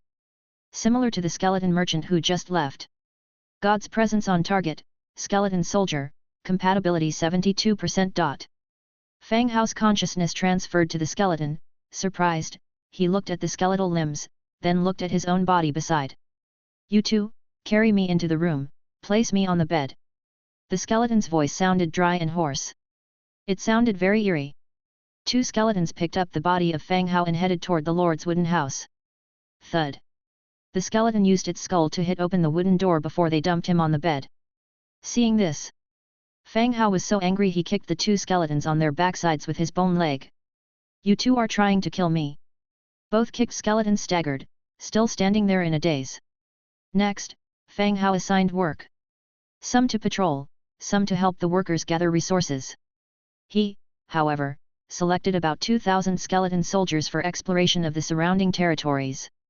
The Book of Lords had added a new page map. Any places that had been explored would automatically record the terrain and topography. Places which had been explored before would need to be re-explored to have the map record them. Follow me. Calling out to the 2,000 skeleton soldiers behind him, they headed out of the village. The territory was still under protection, the protection shield could ensure his safety. Adventuring while possessing the skeleton seemed like a sure win. Meanwhile, Knoll camp. A Knoll with a saber slung about his waist had a gloomy face, full of rage. He sat on a large stone waiting for the news from the scouts. He had led a team to the Orc Bazaar for trading, but upon return, found his den had been wiped out. All resources and items had been moved out. Not even a chair was left behind. Fuming with anger, he had no choice but to order someone to fetch a stone for him to sit on while waiting for news. "Leader, there's news." A few gnolls ran over hastily, shouting loudly. Despite not being very intelligent, gnolls still belonged to the intelligent races. Occasionally, one or two gnoll priests would appear, their intelligence not inferior to humans. "Speak," the leader ordered wrathfully. "We followed the cart tracks and found an undead village. There are lots of undead there." "How many?" "From what I saw, at least several thousand." Hearing this number, the leader's face turned even grimmer. The enemy's numbers were too great, they were not something they could withstand. "Contact the Fireblade tribe, tell them we've found a wealthy village and invite them to loot together." Chapter 14, Map of the Tomb of the Dragon. Fang Hao, who remains totally in the dark. He still leads the team to explore the surrounding maps. Even if the Book of Lords is in his original body's hands, the places that he explores with the control of the skeleton would also be recorded normally. He explored for 2 hours. The skeleton exploration team had already harvested 5 wild boars and 3 unicorns. The beasts of this world are far more powerful than the creatures of Earth. 2 wild boars already fill a flatbed cart. It takes the combined efforts of 2 skeleton soldiers to push the cart at the same speed as the team. Wielding his iron sword, he cuts down the thorns in front of him. Because he has inhabited a skeleton body under God's presence, he feels like he's playing an adventure game, fighting monsters without any real danger. After passing through a dense forest, he hadn't yet fully seen the situation. Suddenly, an angry roar sounded from the front. Roar. Then, the ground began to tremble slightly, and the trees shivered. Looking up, a giant bear with red hair all over its body came towards him. Jungle Giant Bear, Tier 3. Everything happened so suddenly. By the time Fang Hao noticed, the giant bear had already charged to his side, slapping with its palm. Raising his shield in haste. Bang! The giant bear stood up on its hind legs and its claws hit the wooden shield heavily. After a thunderous sound, Fang Hao felt himself flying, with the wind whistling in his ears. Boom! Another dull sound, Fang Hao hit a tree and slowly slid down. On his left arm, only half of the wooden shield remained. He quickly checked his body, finding that 2 of his ribs had broken. Fortunately, Fang Hao couldn't feel any pain. Even with 2 broken ribs, it didn't hinder his actions. The remaining skeleton soldiers have started fighting the giant bear. The newly replaced equipment already had lethal power. They swarmed, continuously slashing and hacking at the bear's body, while also using their shields to bash the bear. The giant bear's strength was also considerable, and each swing of its paw would send skeleton soldiers flying, breaking their bones. Fang Hao stood up, discarding the broken wooden shield in his hand. He drew his sword and charged once more. He joined the frenzied melee. Even if the bear had great strength and was fierce, it couldn't withstand such an intensive attack. In the end, Fang Hao seized the moment, stabbing the bear's weak point under its tail. He twisted and stirred his sword, killing it once and for all. Damn, that was intense. Even though he possessed a skeleton's body and couldn't feel fatigue or pain, the ferocity of the giant bear still left him feeling shocked. Had he been inhabiting his own body, leading the map exploration team, that hit just now could have gravely wounded, if not killed him. There are no hospitals here, being heavily wounded is a death sentence. Load it on the cart. It took 5 skeleton soldiers to throw the giant bear's corpse onto the flatbed cart. After it's transported back to the territory, it will be butchered. Let's go. There should be a den nearby. Fang Hao called out as the team continued to move forward. According to their experiences with Warcraft and prairie wolves, the beast's lair should also contain a treasure chest. They searched around and indeed found the giant bear's cave. Just as they entered, they encountered several humanoid and animal skeletons. Just as he thought of going in deeper, he was attracted by a skeleton. Adventurer's skeleton. Type, remains. Description, this is the corpse of an unfortunate adventurer. Next to the corpse was a tattered backpack. As soon as Fang Hao picked it up, the leather backpack fell apart. A piece of paper with patterns drawn on it fell out. Map, Tomb of the Dragon. Type, single-page map. Description, an adventurer made map, recording the routes and terrain of the Tomb of the Dragon. Such a guy. This poor adventurer died at the hands of this giant bear while on the way. Bury him. At least that's a proper burial. Fang Hao said. Two skeleton soldiers stepped forward, trying to lift the turned into white bone corpse. The moment the two put in some force. Clatter.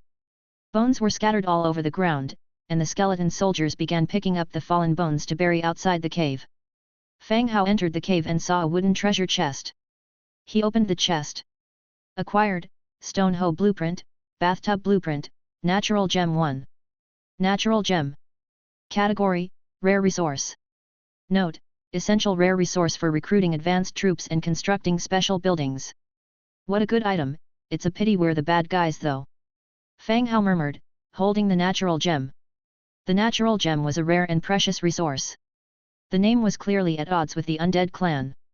Shadowstone would have been a name more suitable for the undead, he thought. All useful resources were quickly packed and stored away. They began the return journey. The loaded team returned to the territory. Fang Hao deactivated God's Presence mode, and the skeleton soldiers turned back to their usual dull selves. Going to the warehouse, picking up a new shield, instinctively joining the patrol team as if nothing had happened. After his soul returned to his body, Fang Hao sat up on his bed, touched the top of his head, there was a bump. It was caused by the skeleton hitting his head against the door when they were carrying him. Next time he thought to himself, he should lay down properly to avoid becoming injured. He left the room. He went over to the loot. Tier 1 Iron Boar 5, do you wish to slaughter? Slaughter. Slaughter completed, acquired 2500 meat, 100 beast skin, 75 beast bone. Tier 1 Unicorn 3, do you wish to slaughter? Slaughter completed, acquired 1500 meat, 60 beast skin, 45 beast bone. Tier 3 Jungle Giant Bear, do you wish to slaughter? Slaughter completed, acquired 900 meat, 55 beast skin, 30 beast bone. Throughout the hunt, Fang Hao slowly added to the diminishing meat storage again. The hunting abilities of the skeleton soldiers were quite weak. Although a hunting squad was formed, there were very few times they brought back game. This time, Fang Hao led the team himself, the efficiency of hunting was greatly improved. He slaughtered several games. We took out a couple more blueprints and maps. The Stone Hoe Blueprint Bathtub Blueprint automatically got recorded into a page in the Book of Lords Craft section. And the moment the Tomb of the Dragon map came in contact with the Book of Lords, it fused with his territory's map. In the north of the territory's map, a mountain range emerged slowly, the location of the Tomb of the Dragon. Well, it was quite user-friendly, he thought. However, the Tomb of the Dragon was quite far from his territory. Trying to cross the fog and reach the Tomb of the Dragon directly seemed unrealistic. The day was busy and it was already dusk. He provided the others with food first, after all, there were still many people waiting for Fang Hao to provide food every day. As the development of various territories progressed, the demand for food remained huge. Some lucky lords got the blueprint for the barracks and could recruit militiamen. However, hunting was still difficult. If they encountered groups of high-level warcraft, it wasn't even clear who the prey was. Now, once Fang Hao was late in providing food, people would privately chat him to urge him, asking whether Fang Hao was in trouble and why he hadn't provided the food yet. Thousands of units were still in short supply. In a blink of an eye, completely sold out. Ding! A private chat rang. Brother Fang, I have blueprints here, want to exchange for some iron axes. Fang Hao remembered this person, he was the one who exchanged the simple leather armor blueprint with him. Of course, you can send them to me so I can take a look. Fang Hao replied. They had traded before, so they were much more familiar with each other this time. Iron pot blueprint, wood 6, stone 6, iron 3. So it's an iron pot. Well, I'll give you 3 iron axes, what do you think? Fang Hao thought for a moment and proposed his exchange number. Chapter 15, The Lost Wooden Samurai Spirit. An iron pot isn't exactly an essential item. Moreover, there is already an iron pot in my inventory, obtained from a raid on the Knoll camp. However, given the psychological burden of having previously cooked human flesh in it, it has been sitting unused. Now, someone is selling an iron pot blueprint, so I can manufacture a brand new one. Can do. The other party replies, then added, Brother Fang Hao, once you've learned the blueprint, I could provide the materials.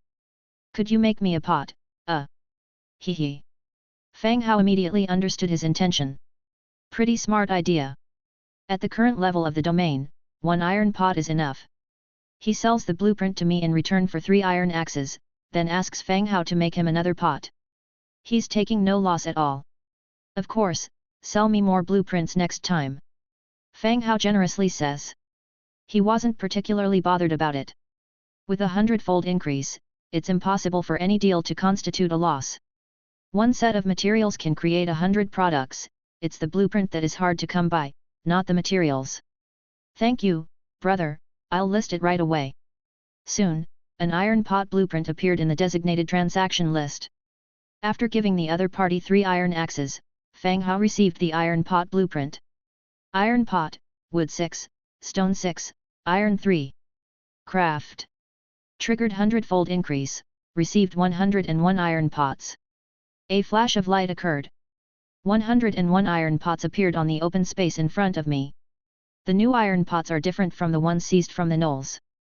The newly crafted pots were one piece, with a wooden pile below and an iron pot on top. He chose one and gave it to the other party, fulfilling their agreement. He kept 3 pots for himself and put the rest, along with the remaining gnoll iron pots, up for sale. Trader, Fang Hao. Registered item, iron pot. Quantity, 98. Required for 1, 5 units of iron ore. Note, if there are special resources, blueprints, or items, we can have a private chat. Finished off all the work. Fang Hao summoned a skeleton, you will be in charge of boiling water. The skeleton proceeded as instructed, bringing the stone materials to the warehouse to start boiling the water.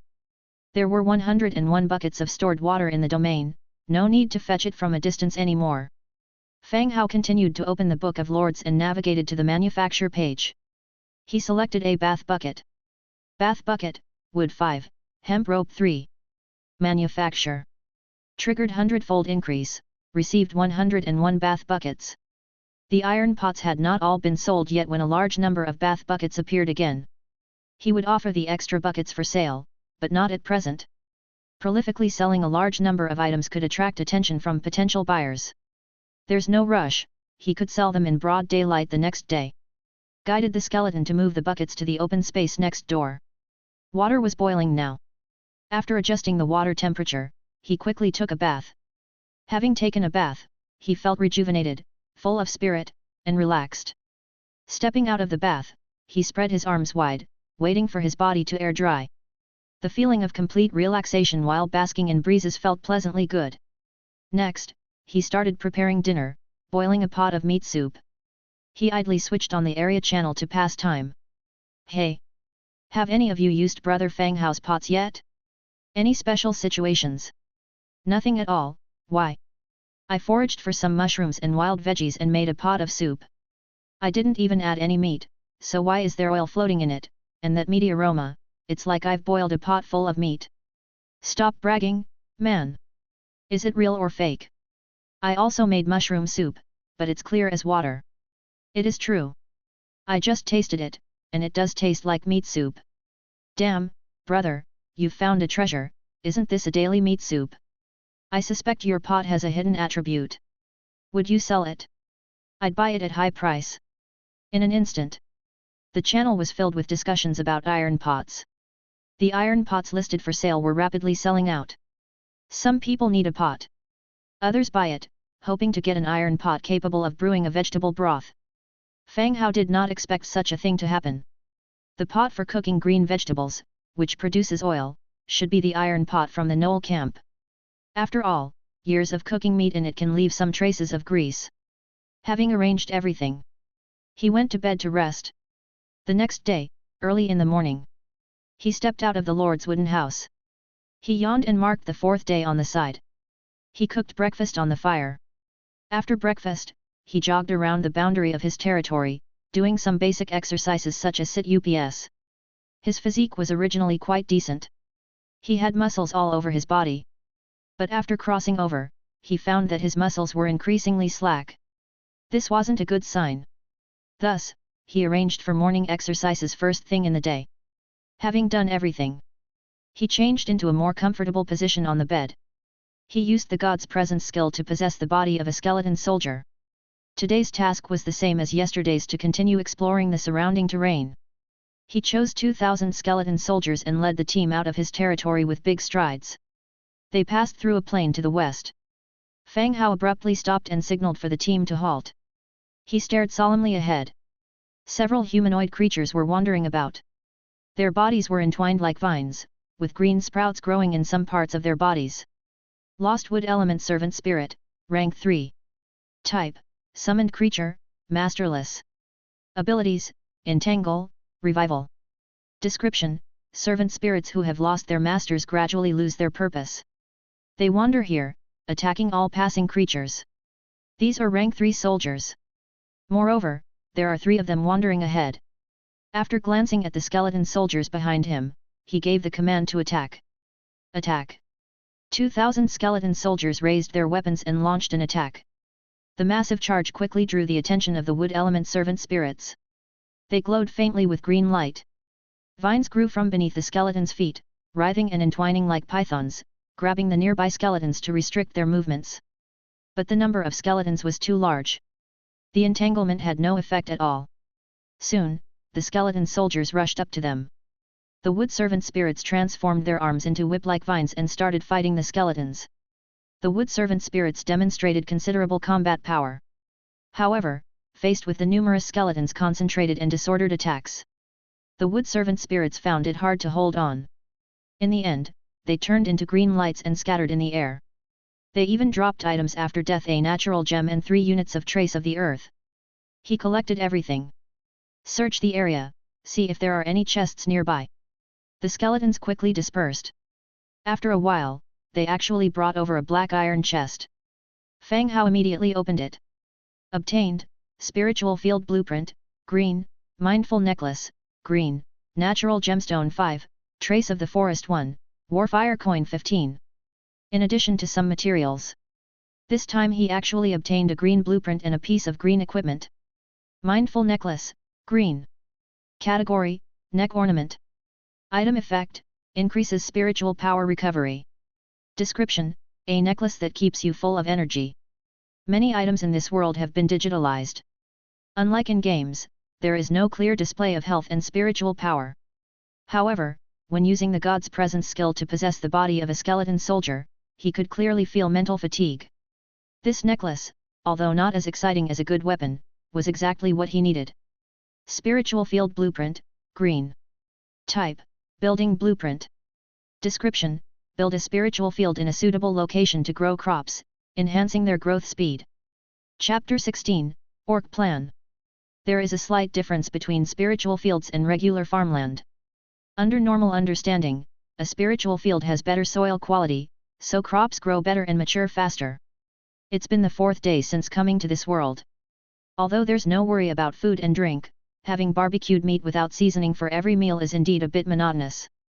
The presence of a spiritual field could perhaps allow for the cultivation of crops, which could change the monotony of his diet.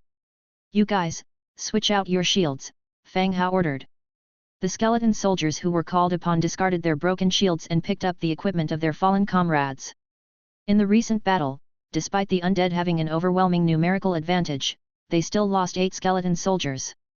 They were replaced by those with the best shields among the 8. After getting equipped, the team continued on their journey, further exploring the map. Inside the knoll camp, the once raised encampment was welcoming a new batch of troops. They stood around 2 meters tall, their gaping mouths and fierce appearances emanating an air of barbarity and violent bravery. Unlike the gnolls, these were real orc warriors. Inherently aggressive, war and looting were their only pleasures. Inside the clan leader's hall, the gnoll clan leader stood nervously to one side, constantly wiping the sweat from his forehead. He never expected that his call for reinforcements would bring the notoriously volatile Kadu. Kadu was a young orc, both the leader of the tribe and the son of the Fireblade tribe clan leader. At this moment, the Knoll clan leader wasn't sure if calling for backup from the Fireblade tribe was the right decision. So you're saying that, during your absence, your camp was attacked by these undead? Kadu asked in a deep voice. Yes, yes, the Knoll hastily replied. This village is very rich? I haven't heard of undead having any valuables, Kadu asked again. He came here leading a team, certainly not to avenge the Knoll camp. The survival of these weak creatures didn't matter to them in the slightest. They had heard that the village was very rich and came hoping to loot it. Very wealthy, the Knoll clan leader simpered. Better be, if I find out you dared to deceive me, I'll turn your skull into a decorative piece and hang it on my wall, Kadu's warning carried a deadly threat. The Knoll clan leader broke out into more sweat and dared not utter a word. At that moment, the scout who had been sent to investigate the situation returned and entered the hall. My lord, the situation has been surveyed. Indeed, there is an undead village, but it's under the protection of an energy shield, the scout reported in a solemn voice. Kadu's face gradually darkened as he listened. After the scout left, he roared out in rage, You dare deceive me! I'll cut off your head to use as a chamber pot. The Fireblade tribe were familiar with energy shields. The energy shield perfectly protected the village, and no matter how powerful their machinery was, they could not break through it. This signified that they made a wasted trip even if the village's defenses were low, they couldn't get in. The Knoll clan leader jumped at Kadu's roar. He didn't know the function of the energy shield and had only thought of calling the Fireblade tribe for revenge. I didn't dare, I didn't dare. Just as Kadu was about to grab his battle axe and behead the Knoll, a voice interrupted their conversation. Commander Kadu, I have a way to take the village, a voice proposed. All eyes in the room suddenly turned to this speaker. This was a human, wearing a Nike sports jacket over a piece of leather armor, with a brown book dangling from his waist. Kadu's commanding presence was so strong no one had noticed there was a human standing in the orc tribe's hall. Kadu suppressed his anger and asked in a cold voice, What's your plan? With that, he slouched back in his seat with a nonchalant air. If there's a protective shield, it's likely one of my kind. If we can't break into the village, we can lure them out and kill them. Once they die, the shield will naturally disappear, said the human with a smile. This man's name is Zhuanghong. Unfortunately, the day after he crossed over, his territory was discovered by the Fireblade tribe. Though his domain had a protective shield, and the orcs could not break in, they still blockaded the entrance, hindering the development of the domain. The farmers couldn't leave, and resources couldn't be gathered. Zhuanghong proved to have some wit about him, he negotiated with the orcs and made the village a vassal of the tribe. There was no need for military development, all they had to do was continually collect resources for the Fireblade tribe. He came today with Kadu, and when he heard the sound of an energy shield, he guessed it was another lord. And this lord will be the gift he presents to Kadu. Are you confident? After hearing Zhuanghong's plan, Kadu's eyes light up. Orcs aren't good or particularly fond of strategic scheming, but they could acknowledge that this plan might work. We can give it a try, said Zhuanghong. Good, as long as you succeed, I'll speak to my father to give you more power. Thank you, said Zhuanghong with joy in his heart, hurriedly expressing his gratitude. As dusk approached, Fang Hao led his team back into his territory. In addition to exploring nearby maps, they also hunted a large number of beasts, increasing the reserve of meat and beast skins. After all, every day there's a great crowd roaring to be fed, waiting for him to serve up food. Cancelled the god's presence status and slaughtered all the beasts. Slaughter completed, gained 7,500 meat, 450 beast skins, 300 beast bones. On the fourth day of crossing over, the demand for meat still existed. He could tolerate a little more hardship, eat a little less. But farmers and soldiers also needed to be provided with food to replenish energy and increase loyalty. Imported the spiritual field blueprint into the Book of Lords. Materials required for a level 1 spiritual field: 1,500 wood, 800 stone, 300 hemp ropes, 5 natural gems, 1 trace of the earth. The requirements for a green quality blueprint were high. Among them, natural gems and the trace of the earth were rare resources that were hard to come by. Luckily, the warehouse had these materials. With the Book of Lords in hand, he chose to build on a flat open space outside the village. A wooden fence enclosed a piece of empty ground. The wild grass disappeared and the soil was loose, not as hard as before. He stood on the outside, measured the distance with his stride. It was approximately a 10 meter by 10 meter square field. However, they had no crop seeds yet. Returned to his territory. He sat down on a bench in front of a wooden hut, concocting soup while opening the area channel. A lot of information scrolled on the surface. Does anyone know how to bandage a wound? I've been bitten by a wolf. What should I do? Could I get rabies? Dinner's ready. I'm sitting at the kids' table. Seriously, guys, I really got bitten. The wound is deep. Don't mess around. Immediately rinse the wound with water, then squeeze out the contaminated blood. Can I use river water? It's best to use clean water so as not to infect the wound. Okay, thank you, brother. Then, Fang Hao's private chat soon followed up. He opened it and saw it was the Lord who just asked for advice on how to treat a wound. Is brother Fang Hao there? Lifesaver ah. Can I exchange a pot with you? I'd like to boil some water. Chapter 17, Crop. There is a fixed number of times each person can speak every day. Even though some people use their attempts to chat and joke around, most lords are quite restrained. If there isn't anything important to discuss, they won't waste words in the chat channel. This lord is probably quite desperate, he's almost used up all his chat opportunities. Sure, you can shelve it, and I'll give it to you. Fang Hao isn't a good person, but he's not a cold-hearted one either. He wouldn't play the saintly figure by doing charity, but if someone else was in trouble, he wouldn't stand idly by, laughing at their misfortunes. Therefore, Fang Hao didn't demand anything in return, planning to give the lord a pot. Thank you, boss. Then, the other party promptly shelved the item in a private chat. Exchanging a bone arrow blueprint for an iron pot. Bone arrow. Type, arrow. Damage, level 1 damage. Description, an arrow made from sharpened bones, very fragile, the bone arrowhead will shatter upon hitting the target. It turns out the other party didn't expect to get something for nothing. It's just that the effect of this bone arrow is somewhat negligible. This is the lowest level type of arrow, similar to the stone axe among weapons. Fang Hao didn't say much and directly clicked to confirm the exchange. The iron pot he put up for trade disappeared, and he got a bone arrow blueprint in return. He entered the blueprint and filed it under the manufacturing tab. At the same time, he remembered the double-handed light crossbow blueprint he received earlier.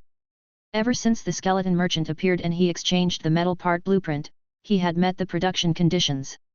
However, there hadn't been any battles so far and the occasional beasts that showed up could easily be dealt with by his skeleton soldiers. On second thoughts, the double-handed light crossbow weapon was perfect for the single-minded skeleton workers. The attack power didn't rely on the combat power of the skeleton laborers, but on the destructive power of the crossbow itself. In any case, leave it for later. It's not needed at the moment. While having dinner, he listed 5,000 units of food for the people on the channel. After thinking for a while, he posted in the channel. Who has seeds for crops? If you have some, you can quote me in a private chat. The moment Fang Hao posted, the chat feed froze for a few seconds. Then, it began to boil over like a pot of stew. Holy shit! Is Lord Fang Hao developing agriculture now? What's going on? Are we all in the same world? While we're still eating raw meat and drinking animal blood, the boss has already entered the farming age. Asking for guidance. I planted a seed a couple of days ago. I've been fertilizing it daily, but it's not sprouting. To the guy above, based on many years of clinical experience, your shit is poisonous. How do you know? Did you get mouth ulcers because of this? Puke. The topics in the channel gradually started to get weirder. It moved from agriculture to fertilizers, and finally turned into a food safety issue. The daily limit of 10 chat posts was still unable to stop everyone's wild imaginings and teasing. It brought a touch of joy into this dangerous world. Soon, someone initiated a private chat with a price offer. Boss, are you there? I have 20 potatoes, do you want them? Potatoes are tuberous plants, they don't have seeds. You can plant them simply by cutting them into pieces. Yes, what do you want to exchange for them? Asked Fang Hao. Boss, how does 8 units of meat sound? The other party asked cautiously. He was worried that if Fang Hao disagreed, it would be awkward for both of them after rejection. Looking at the current situation, Fang Hao had considerable popularity throughout the entire region. Many people were purchasing food as well as tools like iron axes and pots from him. No one knew when they would need Fang Hao's help. Naturally, they didn't dare to offend him. Similarly, Fang Hao wouldn't be petty over minor differences. Sure, you can put it up. Okay. The other party happily agreed and promptly shelved the item. Fang Hao completed the trade and obtained 20 potatoes. Then, it was time to make hoes. He had obtained a stone hoe blueprint yesterday while exploring the map and defeating a giant bear to open a treasure chest. Stone hoe, wood 2, stone 2, hemp rope 2. Create. Triggered Hundredfold Amplification, obtained 101 stone hoes. Sigh. There's only so much farmland, creating over 100 hoes seems a bit overkill. He halted a diligent skeleton worker who was chopping trees with a stone axe and said, "You'll be responsible for farming from now on, plant these potatoes first." The skeleton laid down its stone axe, picked up the hoe and potatoes, and mechanically walked towards the outskirts of the village. Fang Hao followed behind, feeling somewhat nervous. To be honest, he had lived in the city up until now and didn't know much about farming. He only knew about digging holes, burying seeds in soil, watering them, and then waiting. But farming is definitely not that simple. If the skeletons didn't know how to do it, and he himself did not know how to do it, there would be a real issue. He would have farmland and tools, but wouldn't be able to farm. But it turned out, all of Fang Hao's worries were unfounded. The skeleton arrived at the spiritual field and skillfully tilled the ground, cutting the potatoes into pieces and planting them one by one. Its movements were proficient. Simultaneously, a faint glow appeared on the planted spots, showing a countdown. Time until maturity, 6 days, 23 hours, and 59 minutes. Nice, this spiritual field is amazing. It takes only 7 days for crops to mature. Doesn't this mean that he can eat potatoes after 7 days? Soon after, more people privately contacted Fang Hao, selling him garlic and chili pepper seeds. After trading for the seeds, which weren't many, he handed them over to the skeleton farmer for planting. After taking care of everything, he did a few laps around his domain and did some sit-ups. Now he had plenty of food and water, and he was developing at a pace faster than many others. Next up was the competition of lifespan. He should not let his body fail him when his domain was doing well. Therefore, proper exercise was still necessary. While he was midway through his third set of sit-ups, 2 skeletons approached him. They held up a wild boar's carcass. Thump! They dropped it right beside him, stirring up a cloud of dust. Fang Hao, who was in the middle of doing a push-up, got a face full of dust. "Are you sick? Can't you see there's a person here?" bellowed Fang Hao. The skeletons paid no heed and just walked off. Meanwhile, Fang Hao's attention was drawn to the wild boar's carcass. There were several fatal wounds on the boar, but what caught his attention was a smooth piece of beast skin tied to its tail. It read, "Brother, I'm a lord nearby. Let's meet and chat, we can help each other out, I'll be waiting for you in front of the forest to the east." The words were in Chinese, and you could tell that the other party wasn't merely imitating, they were actually proficient in using these characters. It seems like another lord nearby had discovered his territory. Fearing an attack from the skeletons, they decided to get this message to him in this way. Looking at the time, he felt even more puzzled. Normally, there would be some distance between domains, definitely not too close. Otherwise, it wouldn't be the 4th day before the other party discovered his domain. At this moment, it was getting dark. After he finished his dinner and exercises, he would be going to sleep. And yet, the other lord chose this time to ask for a meeting. Even if he agreed to meet, how would the other party return? The night was much more dangerous than the day. It could be deduced that the other lord had a place to stay nearby to the east and near his territory. Without thinking, Fang Hao instinctively thought of the Knoll camp. Chapter 18, Let's talk about it. Continuing to study the wild boar corpse. There is still a chance to look over the body before it gets butchered. Once it's butchered, meat and materials are separated automatically, and the parts that can't be eaten will vanish on their own. The wound is deep, indicating that the person who killed the wild boar was very strong. Yet, a human lord should not possess such strength. It must be the work of his soldiers. Among the splinters of the boar's broken tusk, a red hair has been found. This hair is thicker and stiffer than a human's, looking similar to the boar's fur. Could he be of a special faction, or have special soldiers? Fang Hao frowned and muttered, but a sense of unease lingered in his heart. It doesn't feel like a simple mutual aid agreement. Night falls. Before the trees to the east, a torchlight illuminates the area. Zhuanghong is holding a torch, waiting for the arrival of the Lord from afar. There are more than just him in the forest. Nearby in the shrubs, nearly 2,000 Beast Clan warriors are hidden. Zhuanghong, it seems your plan didn't work. Orc Kadu spoke from the side. Zhuanghong had proposed a plan, to lure the Lord, who is under protection, out and kill him. The low-ranking skeletons are completely incapable of communication. They killed a wild boar, had Zhuanghong write a letter to meet, and delivered it to the hands of the opposing Lord. Agreeing to meet here. But the sky is getting dark, and the opposing Lord has not yet shown up. Let's wait a little longer, he should come. Zhuanghong insisted, undeterred. If his plan were to fail, with Kadu's temperament, he would surely punish him. Even the simple whipping punishment of the orcs would be too much for him to bear. Just then, as the two were talking, a group of people walked out from the territory in the distance. Under the bright moonlight, they could see the figure of the other party. They're here, you all hide. Zhuanghong urged. Kadu also noticed the people coming from afar, waved his hand, and had all the orcs hide. Once the other party is killed, the protection will disappear. Soon, under Zhuanghong's gaze, a man, completely wrapped in clothes, approached. Behind him were two skeletons dressed in leather, wielding swords and shields. Zhuanghong squinted, surprised at the opposing iron sword, but also greedy for it. Brother, you finally made it. Zhuanghong greeted warmly. Fang Hao looked at Zhuanghong and spoke in a low voice, how should I address you? His voice was hoarse and low, sounding very uncomfortable. Zhuanghong, what about you, brother?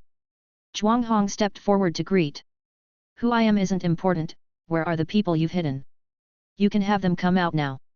Fang Hao spoke directly. There was still a little uncertainty in his heart before. Seeing Zhuanghong standing alone here, he was certain of the other party's ill intention. Who would dare to stand here alone? Even Fang Hao wouldn't dare to stand here in the night, just to wait for someone purely. What do you mean? Stop pretending, I'm already here, there's no need for you to keep up the act. Fang Hao continued. Whoosh! Just then, a gust of wind was heard. A cold light flew out from the bushes next to them. Crack! Bang! With a crisp sound, an iron knife pierced through Fang Hao's body and nailed him to the tree behind him. At the same moment, a large group of orcs rushed out, slaughtering the two skeleton soldiers with their knives. Humph! A smart fool, he guessed there was an ambush, but still dared to come. Kadu sneered as he walked out from the bushes. The Knoll clan leader, courteously took the hatchet that was nailed to the trunk and respectfully handed it to Kadu. He didn't forget to flatter, Lord Kadu, you're amazing, killing him with one move. Shut up with your nonsense. Kadu snapped angrily. The Knoll clan leader smiled obsequiously, yes, I shouldn't talk nonsense. Kadu, who was initially immersed in the joy of victory, suddenly became serious. The protective dome around the distant territory hadn't disappeared, the skeletons working outside also began to retreat. They stopped their work and returned to the territory. What's going on? Kadu's voice dropped a few degrees colder. The Knoll who had been chattering non-stop shrank back, shutting his mouth, and silently retreated to one side. Zhuanghong, expression solemn, walked up, uncovered the corpse and carefully examined the body pierced by a battle sword. Upon seeing the face, Zhuanghong's complexion took a drastic turn. Lord Kadu, look! Kadu and the orcs around him looked over. This was no human clan lord, but just like the other two skeleton foot soldiers, it was a skeletal figure, stuffed with straw to make it look plump. We've been fooled. Let's go, we'll head back to camp, and arrange for guards to stand by the entrance tomorrow, Kadu ordered. It was unknown how they had used skeletons to probe. But clearly, they hadn't lost their lives. They started to gather their forces and hid inside a protective shield, leaving the orcs helpless against them. They could only go back to camp and wait for other opportunities tomorrow. The beasts lit their torches and began to retreat in large groups. And behind them, a small skeleton followed the light of their torches from a distance. Late at night, Fang Hao sat up from his bed. With a rub of his temple, he looked slightly weary. He had been tailing the retreating orcs and had confirmed that their destination was the Knoll's campsite. At the same time, he was also aware that their plan this time had not succeeded. The orcs surely wouldn't let him off, and conversely, Fang Hao wouldn't allow such a dangerous, uncontrollable group to exist near him. He walked out of the room and lit a bonfire. He started to make tools by the firelight. Metal parts, Metal 1. Create. Triggered Hundredfold Amplification, received Metal Parts 101. Light Crossbow, Wood 5, Iron 2, Metal Parts 3. He directly selected 20.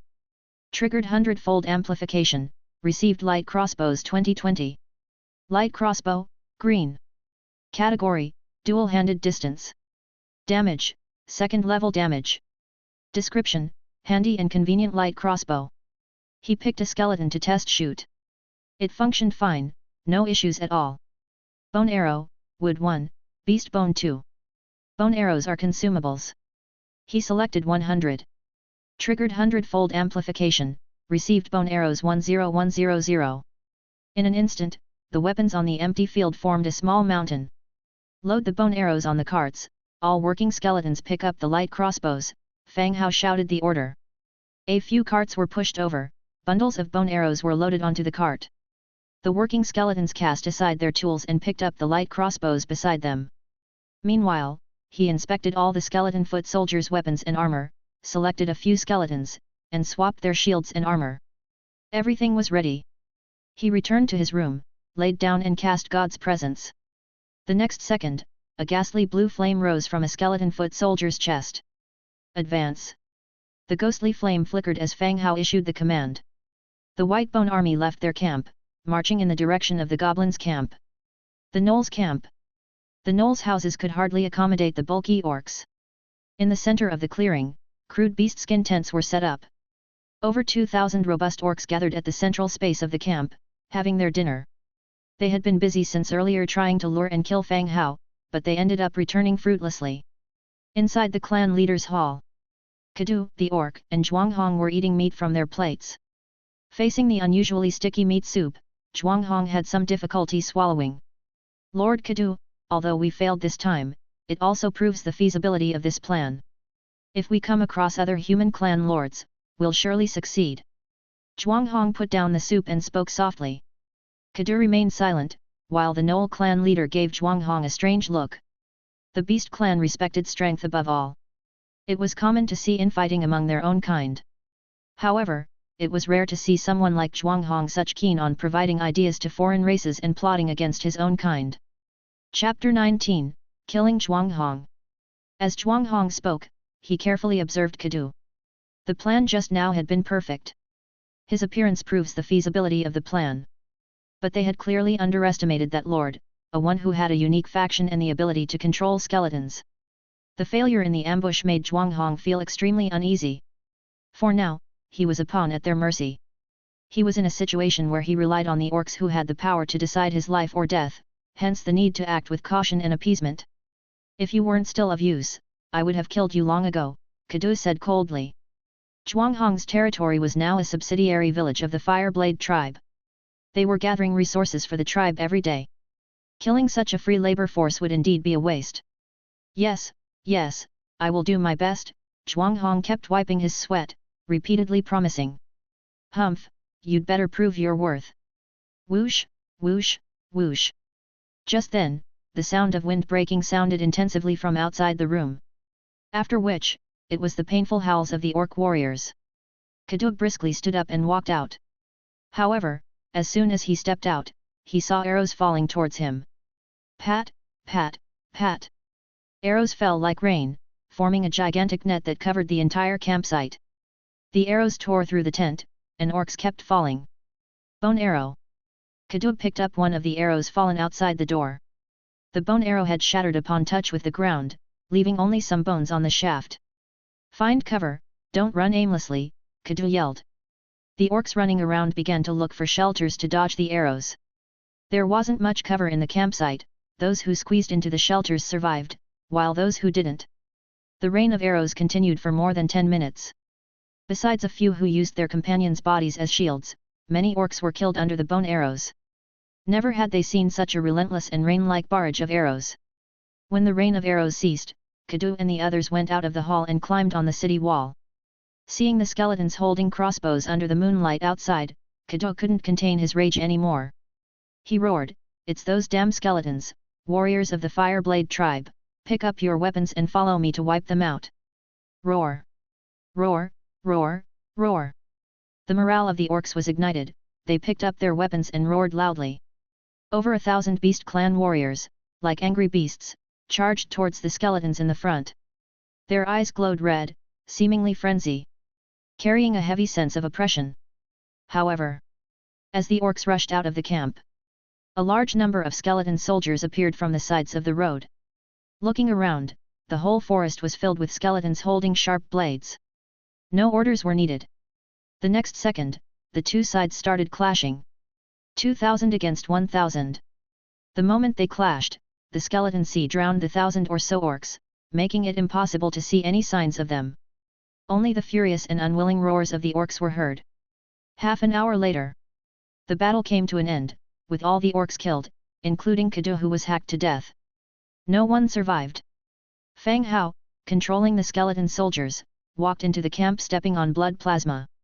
Zhuanghong was hiding in the corner, his body trembling constantly. He was done for. If he had known better, he wouldn't have provoked this person. Why did he have to stand up and advise the orcs on how to provoke this person? Zhuanghong, right. I don't think I got your name wrong. Any last words? Fang Hao came to him and asked softly. No, don't kill me, I was wrong, I'm willing to give you my territory. We're from the same place, please don't kill me. Zhuanghong begged loudly. He could negotiate with orcs, and he could negotiate with humans. Even though the person in front of him was now just a skeleton, he could confirm that it was once a human. Zhuanghong still held on to a glimmer of hope. But his words were of no use to Fang Hao. So this is your last words? I understand. He then raised the iron sword in his hand. Zhuanghong shuddered, yelling out loud, what else could I do? My territory is near the orc tribe, I just wanted to survive, what else could I do if not to submit to them, is it wrong for me to want to live? I just wanted to live. In the end, Zhuanghong began to cry profusely. Everyone has different experiences. Zhuanghong thought he had a rough start, but Fang Hao's beginning was even more precarious. Zhuanghong's fault was choosing the wrong path. Choosing to kill Fang Hao. I get it. If you can go back to Earth after you die, remember to send me a dream. As soon as he finished speaking, Fang Hao swung his sword, effortlessly slashing his throat. Blood splattered everywhere. Zhuanghong's face was filled with terror, his hands desperately clutching at his throat, trying to stay alive. But it was all in vain, he could only collapse weakly to the ground, the light in his eyes gradually fading. The victor is king, while the losers are bandits. If he had believed Zhuanghong's words from the beginning, and went to meet him in person, then it would be him who had died. And Zhuanghong would be the victor, someone who had defeated his enemy with strategies. Now it was the same, Fang Hao was the victor, he would not show any mercy to him. The so-called I was wrong, I won't do it again, we are compatriots. They were just excuses made by the losers. Such people would only hold on to their grievances, waiting for a new opportunity. Therefore, killing Zhuanghong, just like killing the lord who initially drove him out of his cave to steal his treasure chest, did not create any psychological burden. He bent down to pick up the Book of Lords from Zhuanghong. He flipped it open to take a look. Perhaps due to an unrecognizable identity, the current skeleton soldier's body couldn't be used. He put away the Book of Lords. He continued controlling the skeleton to squat down and began to undress Zhuanghong. In a few moments, Zhuanghong was stripped bare. Quite pale. This wasn't some kind of special fetish of Fang Hao's, but he genuinely needed those clothes. Everyone came here with their original clothes, but changing them had become a troublesome task. Since Zhuanghong was already dead, these clothes would now become his. As for the taboo of wearing a dead man's clothes, this didn't apply to Fang Hao. In this world, it's kill or be killed. If he dared to kill people, why would he be afraid to wear clothes? He took off the blood-stained clothes, trousers and sneakers and put them to one side. The sneakers were genuinely decent. They looked expensive at first glance. Someone, bury him. Two skeleton soldiers entered, picked up Zhuanghong's body, and headed outside. At least he'll be at peace underground. Hopefully it's all a dream, and after we wake up, everyone will return to their original world. He left the clan leader's hall. The stars in the sky still shone, and a trace of dawn appeared on the horizon. He estimated that it should be around 3 or 4 in the morning.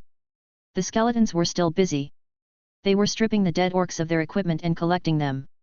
Standing in the doorway of the hall, a sharp pain in Fang Hao's head hit him. It was as if someone was flicking at his brain nerves, one tap at a time, causing intermittent bursts of pain.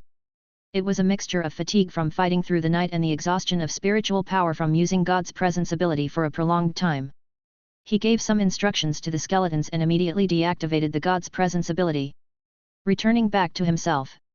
After drinking a mouthful of water, he fell into a deep sleep. Chapter 20, Bloodthirsty Set. When he woke up again, the sun was high in the sky. He had slept straight through to noon. The rumbling in his stomach, protesting against the hunger, reminded him that it was time to eat. The surroundings of his territory were quiet, all of his skeleton soldiers were still at the knoll camp and had not returned yet. Inside his territory, mountains of resources were stacked. He lit a fire and made some barbecue. He opened the Book of Lords and found the chat constantly updating. There were several private messages as well. "Boss, you're not in trouble, are you? I've prepared a lot of resources, waiting to trade them for food with you. Boss Fang Hao, why haven't you put the food on the market today? Boss, if something happens to you, let me know the location of your territory. I want a share of the legacy." There were many similar messages, including ones from those who had traded blueprints with him before. They were all asking if something had happened to Fang Hao, otherwise why hadn't he put the food on the market at this time?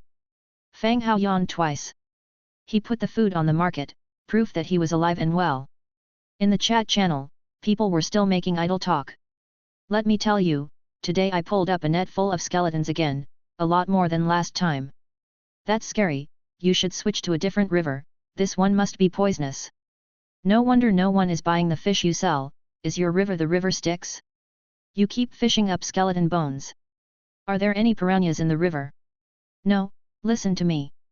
I found several sets of leather armor and helmets among the skeletons. They're great for equipping my soldiers. Wow, how lucky. I'm so envious, I don't have soldiers or leather armor. How many sets did you find? Are you willing to sell them? I can trade resources. Not selling. I'm walking upstream along the river, waiting to find more. Then I'll sell them to you. This must be that Zhang Bin again. The last time there was a battle with the knoll camp, he said that he had fished up a bunch of skeletons in his net. At that time, Fang Hao had the feeling that this guy's territory was downstream from the knoll camp, along the nearby creek. Another battle had taken place last night. Now, he said he had fished out more skeletons, along with leather armor and helmets. It became clear that his territory was not far from the knoll camp. Watching the others chat and joke, Fang Hao finished his barbecue. After a few mouthfuls, he went back to his room, selected his troops, and used the God's Presence skill. The next second, Fang Hao appeared in the knoll camp. The skeleton soldiers had finished cleaning up the battlefield. Without new orders, they stood stiffly in place, like terracotta warriors. After a glance around, Fang Hao went to the stack of resources in the center. Resource type, wriggling spine 1742 pieces, iron 120 units, beast skin 80 units, warfire coin 50 pieces. Equipment type, orc machete 2012 pieces, orc leather armor 842 pieces, orc leather helmet 655 pieces, orc leather boots 1055 pairs, orc iron armor 32 pieces, orc iron helmet 11 pieces, flatbed cart 12 units. Miscellaneous, 4 baskets of fruit, 42 units of salt, mana market map. Truth be told, only war can bring rapid development to Fang Hao. To support war with war, under the boost of a hundredfold increase, every battle leads to a burst in the number of soldiers. This time another 1742 wriggling spines were obtained. Under the hundredfold increase, the number of soldiers would reach a horrifying level. Massive amounts of orc equipment could also enhance the combat power of the skeletons. As for the fruits and salt, no need to elaborate. Just some improvements in the diet. Mana market. Category, single blueprint. Description, a peaceful market established by orcs, where all fights and looting are prohibited. This was similar to the previous Dragon Tomb map that he had obtained. On the single piece of map, was a route leading to the orc market. This suddenly reminded him of his own market. In 5 days' time, the skeleton merchant would bring new merchandise to his territory. And he had not yet prepared enough warfire coins. Maybe he could try out this orc market to get some warfire coins. Next to the pile of supplies was a set of equipment neatly displayed. Bloodthirsty helmet, bloodthirsty chest armor, bloodthirsty gauntlets, bloodthirsty boots. Bloodthirsty set, purple. Category, body defense. Defense, level 5 defense. Set effect, Berserker, for every enemy eliminated or assisted in elimination, strength increases by 1% for 8 seconds. This effect can stack up to 50 times. Description, the sound of the armor rubbing together, is like thick, fresh blood being spilled on the ground. Fang Hao had some impression of this equipment. That was Kadu's equipment, and it seems that it is still a rare set. The chest armor was a metal plate wrapped tightly in a layer of black leather, with intricate patterns carved on the leather. The bloodthirsty set was a treasure of the Fireblade tribe, previously worn by the orc clan leader, Fireblade. This time, Kadu went on the expedition as one of the most favored sons of the Fireblade chief. He was allowed to wear this bloodthirsty set for safety. But who could have expected that they all underestimated this undead village without even a city wall? Kadu ended up staying here for good. Picking up the bloodthirsty gloves and flipping them over. A mangled orc finger fell out of the glove. Needless to imagine, the equipment was too difficult to remove and the skeleton's movements were rather rigid. They simply yanked it off along with the finger. Thinking of this, Fang Hao shook both the glove and the boots. Fortunately there were no remaining limbs. All right, secure the cargo, we are heading back to the territory. The skeletons loaded all the spoils of war onto the cart, after securing them with ropes. The large group set off again, majestically returning to their territory. After a few hours of journey, the group finally returned to their territory. They unloaded all the supplies according to their locations, then had all the skeletons return to their posts and continue their work. Life had to continue. To counter the possible dangers that may arise in the future, the pace of development could not slacken.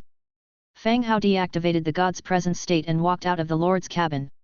Looking at the world through the skeleton's body and through his own eyes are quite different experiences. The world is grim and colorless in the skeleton's eyes, giving off an underworld feeling. It was better for him to see the world himself, it surely felt good to be alive. This time although the fight was involuntary, the gains were quite substantial. Not only did he acquire a large quantity of orc equipment, but also over 1,000 wriggling spines. As a novice protection coming to an end, these spines could be of help to increase the safety of the territory after he starts to enlisting soldiers. Skeleton soldiers do not need food, unlike other lords. When recruiting troops, they need to consider their food reserves. In addition to this, there's Zhuanghong's Book of Lords and Kadu's purple level set. Both were precious treasures. Fang Hao descended the steps and drew near the supplies. System prompts followed immediately. Book of Lords can be consumed. As follows, Zhuanghong's Book of Lords, just like a blueprint, turned into specks of starlight and integrated into Fang Hao's Book of Lords. You have acquired the decision power over Zhuanghong's territory. Occupy/discard. Occupy, will become your subordinating territory, can continue to develop. Discard, will receive 50% 80% of the territorial resources of this territory, and this territory will be abandoned. Chapter 21 Big Surprise, Small Wonder. Fang Hao did not make a decision immediately, but opened the map and checked. After devouring Zhuanghong's Book of Lords.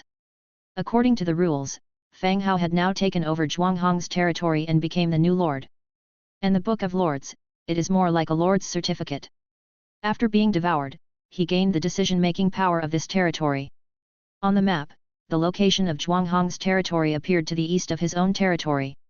This distance is really not close. With his current strength, he simply can't divide soldiers to manage, especially since Zhuanghong said that the territory is very close to the orc tribe. In name, it had also become a subsidiary village of the orcs. After deliberation, he finally chose to abandon it. The most important thing is to develop steadily.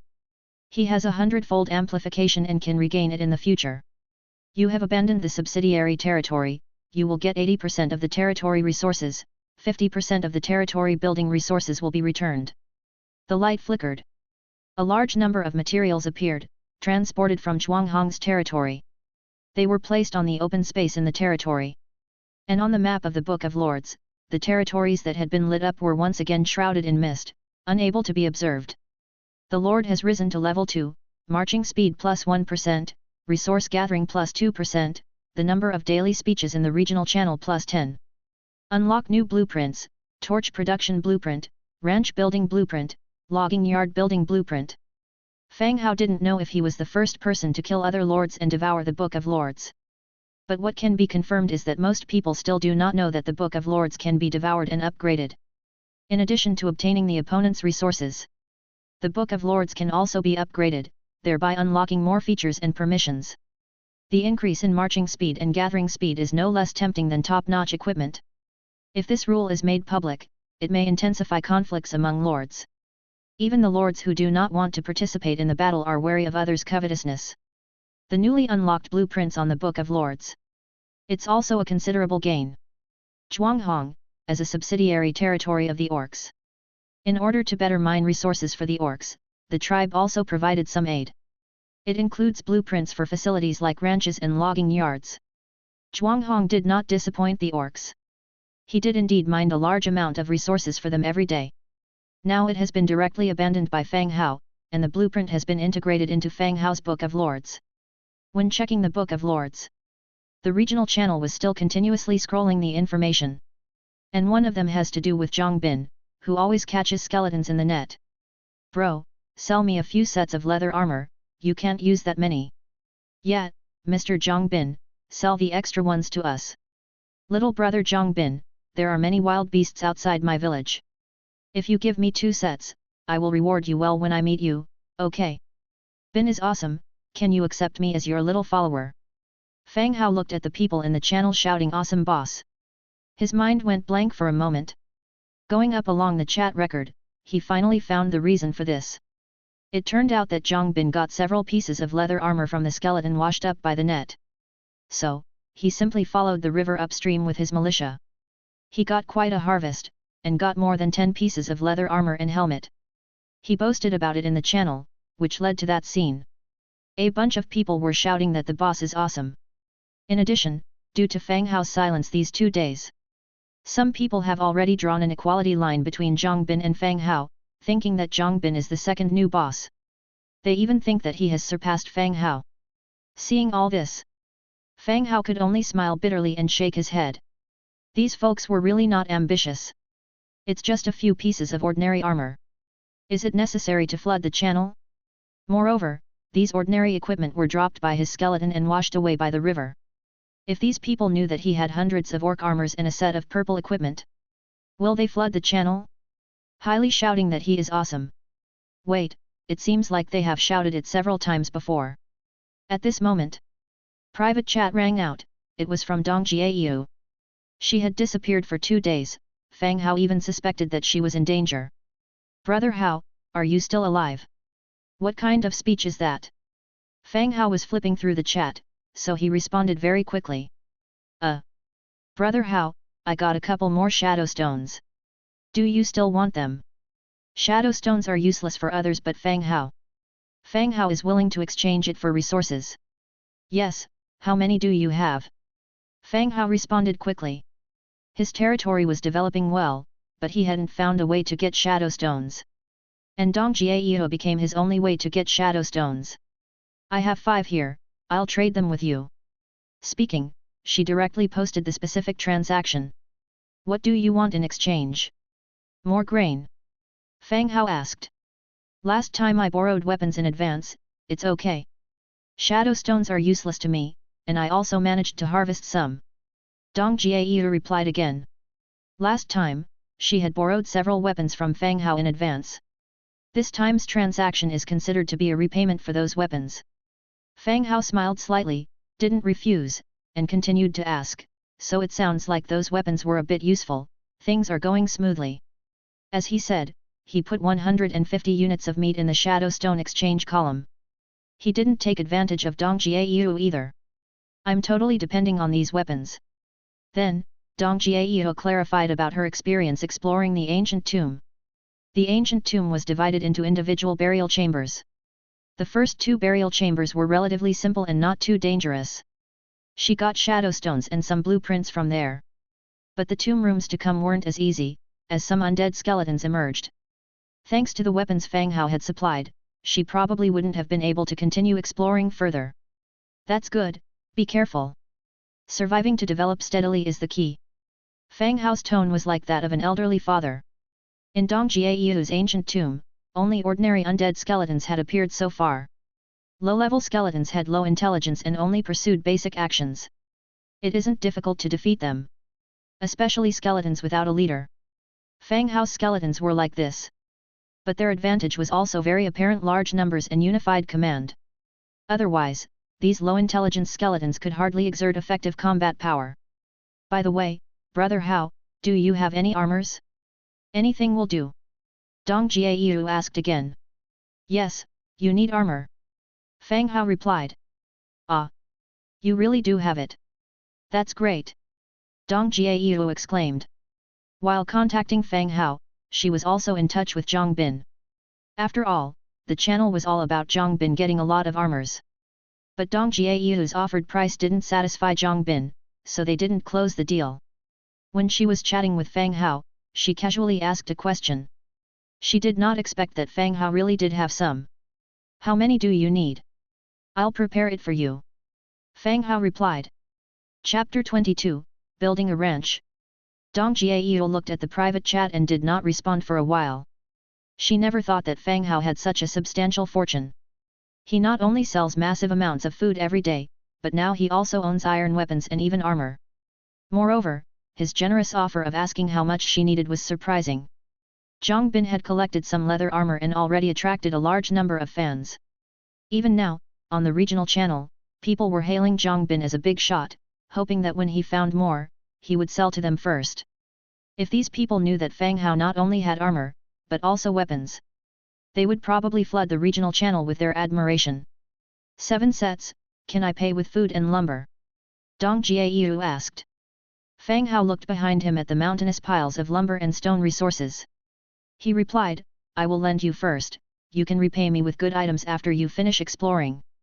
He was not short of basic materials. If he wanted to, Fang Hao could use the hundredfold magnification to produce weapons and armor in exchange for these materials. But there really was no need. There were just too many resources within his territory. He had already enclosed a vacant lot behind the Lord's cabin with wooden fences. It was used specifically for storing these basic resources. What he needed now were special resources, special tools, or various blueprints. That works too, thank you Brother Hao, Dong Jiayu hastily said in gratitude. She felt somewhat relieved that the person she knew was Fang Hao. I will list them, check them out when you can. Okay. Fang Hao listed 6 pieces of simple leather armor and helmets, and 1 orc iron armor set and helmet. The orc iron armor was a level 2nd armor, naturally meant for Dong Jiayu to wear, because she would be the key to obtaining more shadow stones in the future. Wow, Brother Hao, you're awesome. Even though she was prepared, when she saw the orc iron armor, she couldn't help but gasp in astonishment. They each ended their conversation and got back to their work. Fang Hao returned to his loot. He picked up the bloodthirsty chest armor.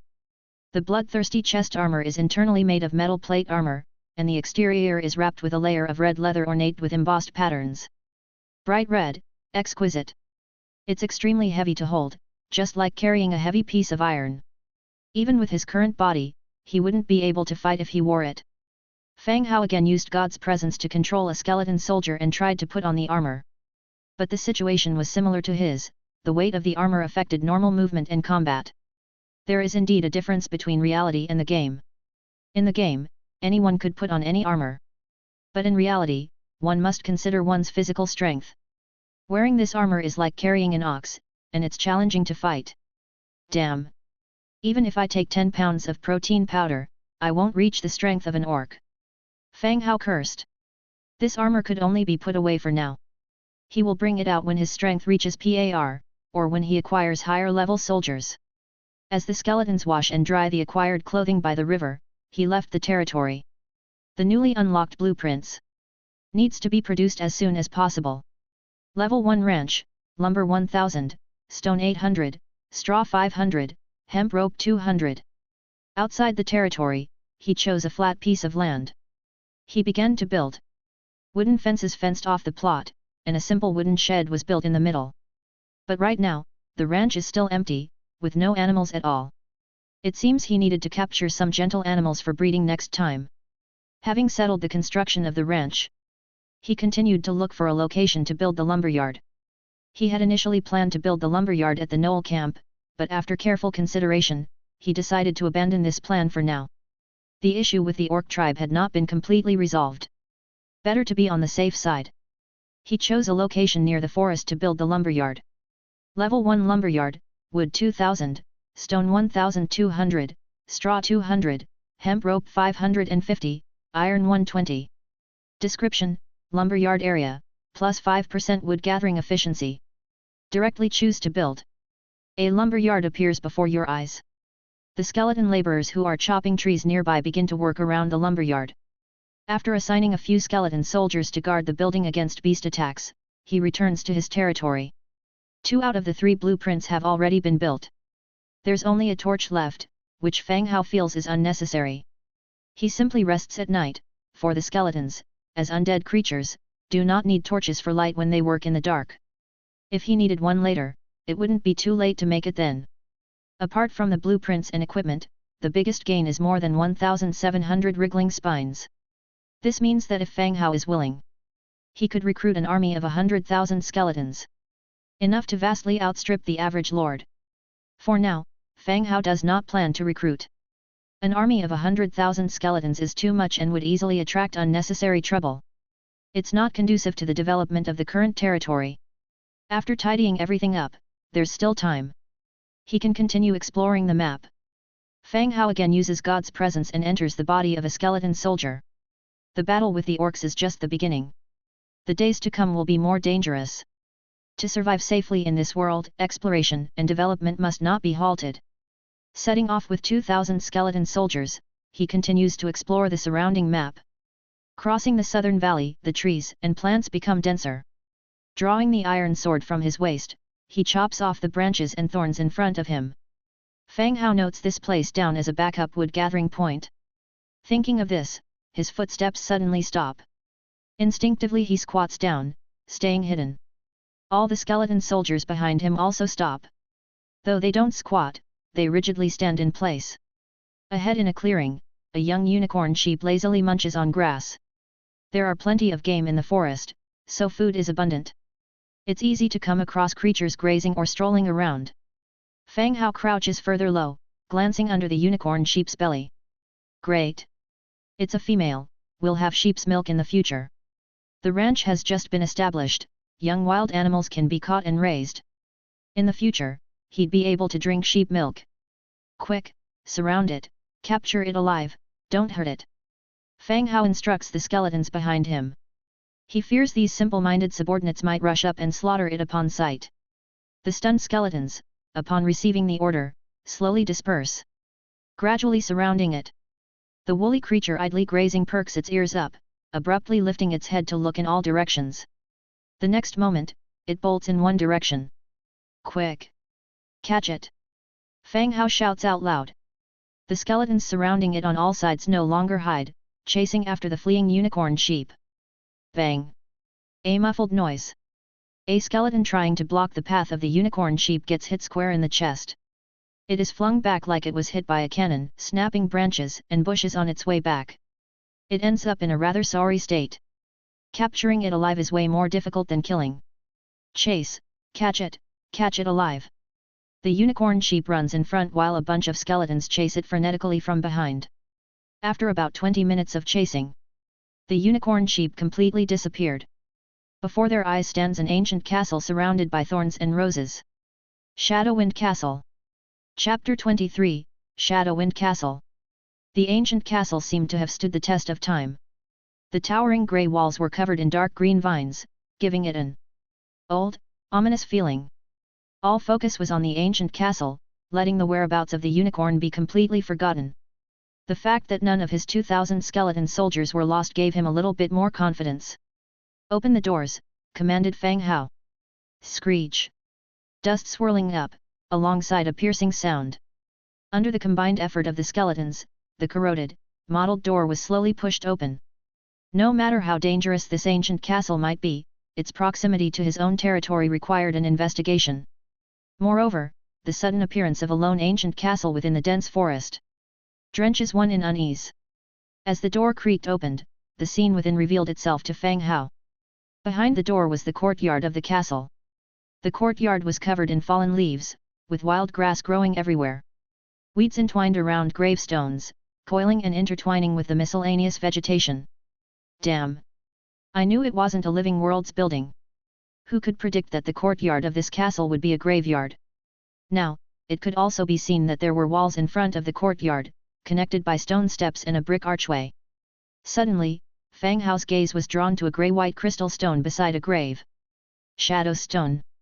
Fang Hao unconsciously gasped. The crystal stone not far away looked exactly like the shadow stone he and Dong Jiayu had traded for. Also, Dong Jiayu did mention that this type of crystal stone was obtained in ancient tombs. What was in front of him did somewhat match with that. Upon closer inspection, there were several others nearby.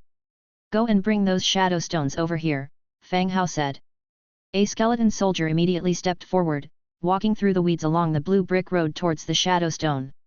The skeleton soldier walked towards the gravestone, just about to take the shadow stone. Suddenly, like boiling water, the ground in the courtyard began to tremble violently. Following that, one after another, corpses infested with maggots crawled up through the cracked ground. I knew it. Fang Hao muttered under his breath. According to what Dong Jiayu said, while obtaining the shadow stone, they encountered some undead creatures. He conjectured that this might be a similar situation. Turns out what you fear, you attract. Fang Hao called back the skeleton soldier who had gone in, standing at the entrance, watching as one after another corpses crawled out. These bodies must have been buried underground for many years. Their messy hair mixed with leaves and dirt. Their skin was long decayed, emitting a repulsive stench. Their wide-open mouths and chalk-white eyes seemed to echo with roars of anger. At this moment, Fang Hao felt rather fortunate that his troops were skeletons. At least they looked clean and didn't give off the smell of decay. Rotten corpse, Tier 1. Description: cannon fodder within the Eternal Night Legion, their bodies are brittle and fragile. Individually, they possess very low combat abilities, so they attack in groups, proving that they pose a significant threat. Eternal Night. The name does have an impressive ring to it. As Fang Hao pondered, the number of rotten corpses had already increased to more than 100. Watching as they raised their weapons and headed towards him, Fang Hao tentatively said, "We're all dead here, why don't we all sit and chat?" The rotten corpses didn't respond, but instead sped up towards him. "Charge, kill them," Fang Hao ordered. The skeleton soldiers charged forward. Fang Hao also struck down at a rotten corpse that had rushed in front of him with his sword. Thud. The rotten corpse didn't dodge or evade and let Fang Hao's sword strike its forehead, splitting open a crack. Even with its skull cracked, it showed no reaction. Its machete struck downward, slashing towards Fang Hao. Fang Hao dodged and smashed his shield into its skull, executing the shield strike skill. Bang! With a dull thud, the rotten corpse stumbled and fell to the ground, momentarily stunned. Fang Hao saw his opportunity and hacked at its neck several times with his iron sword, severing the head. Dead, once and for all. The battles involving other skeletons were also nearing an end as Fang Hao's usual fighting style was to overwhelm the enemy with numbers. The number of skeleton foot soldiers was naturally large. They were equipped with iron swords, wooden shields and various other full sets of armor. How could these newly risen rotten corpses compare? After an onslaught, all the rotten corpses were annihilated. Clean up the battlefield and collect the shadow stones and equipment. Fang Hao loudly commanded. The skeletons immediately began to act, collecting shadow stones and stripping equipment from the bodies of the rotten corpses. Soon, the loot was gathered. 5 shadow stones. 1 death trace.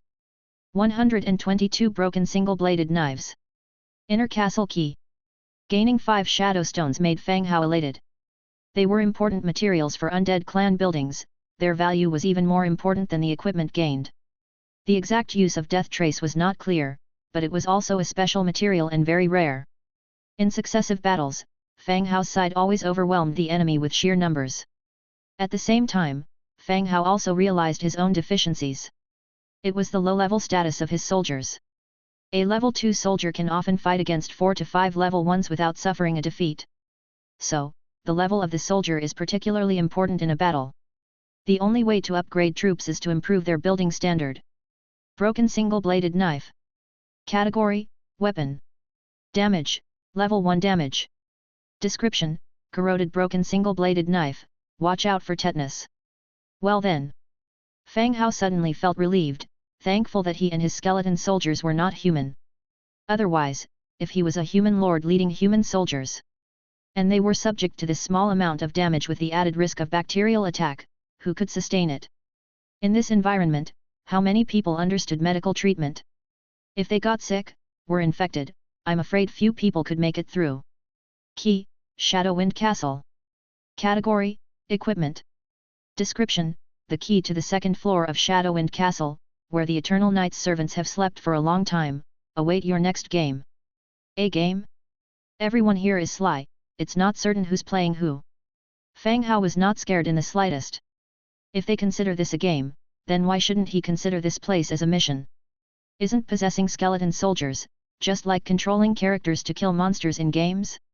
He should be more qualified to use the word game. Gather up, prepare to move to the next zone, Fang Hao shouted.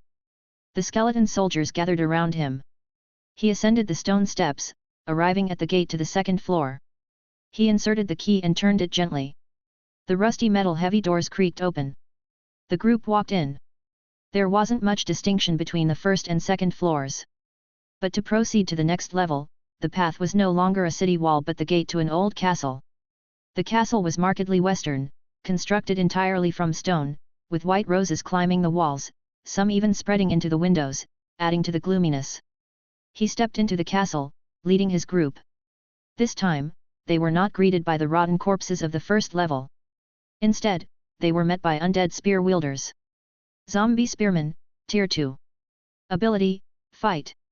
Skills, Thrust, Charge Defense.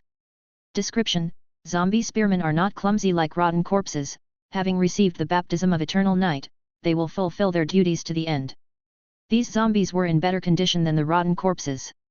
They were clad in rusty, decaying armor, and clung onto a metallic spear.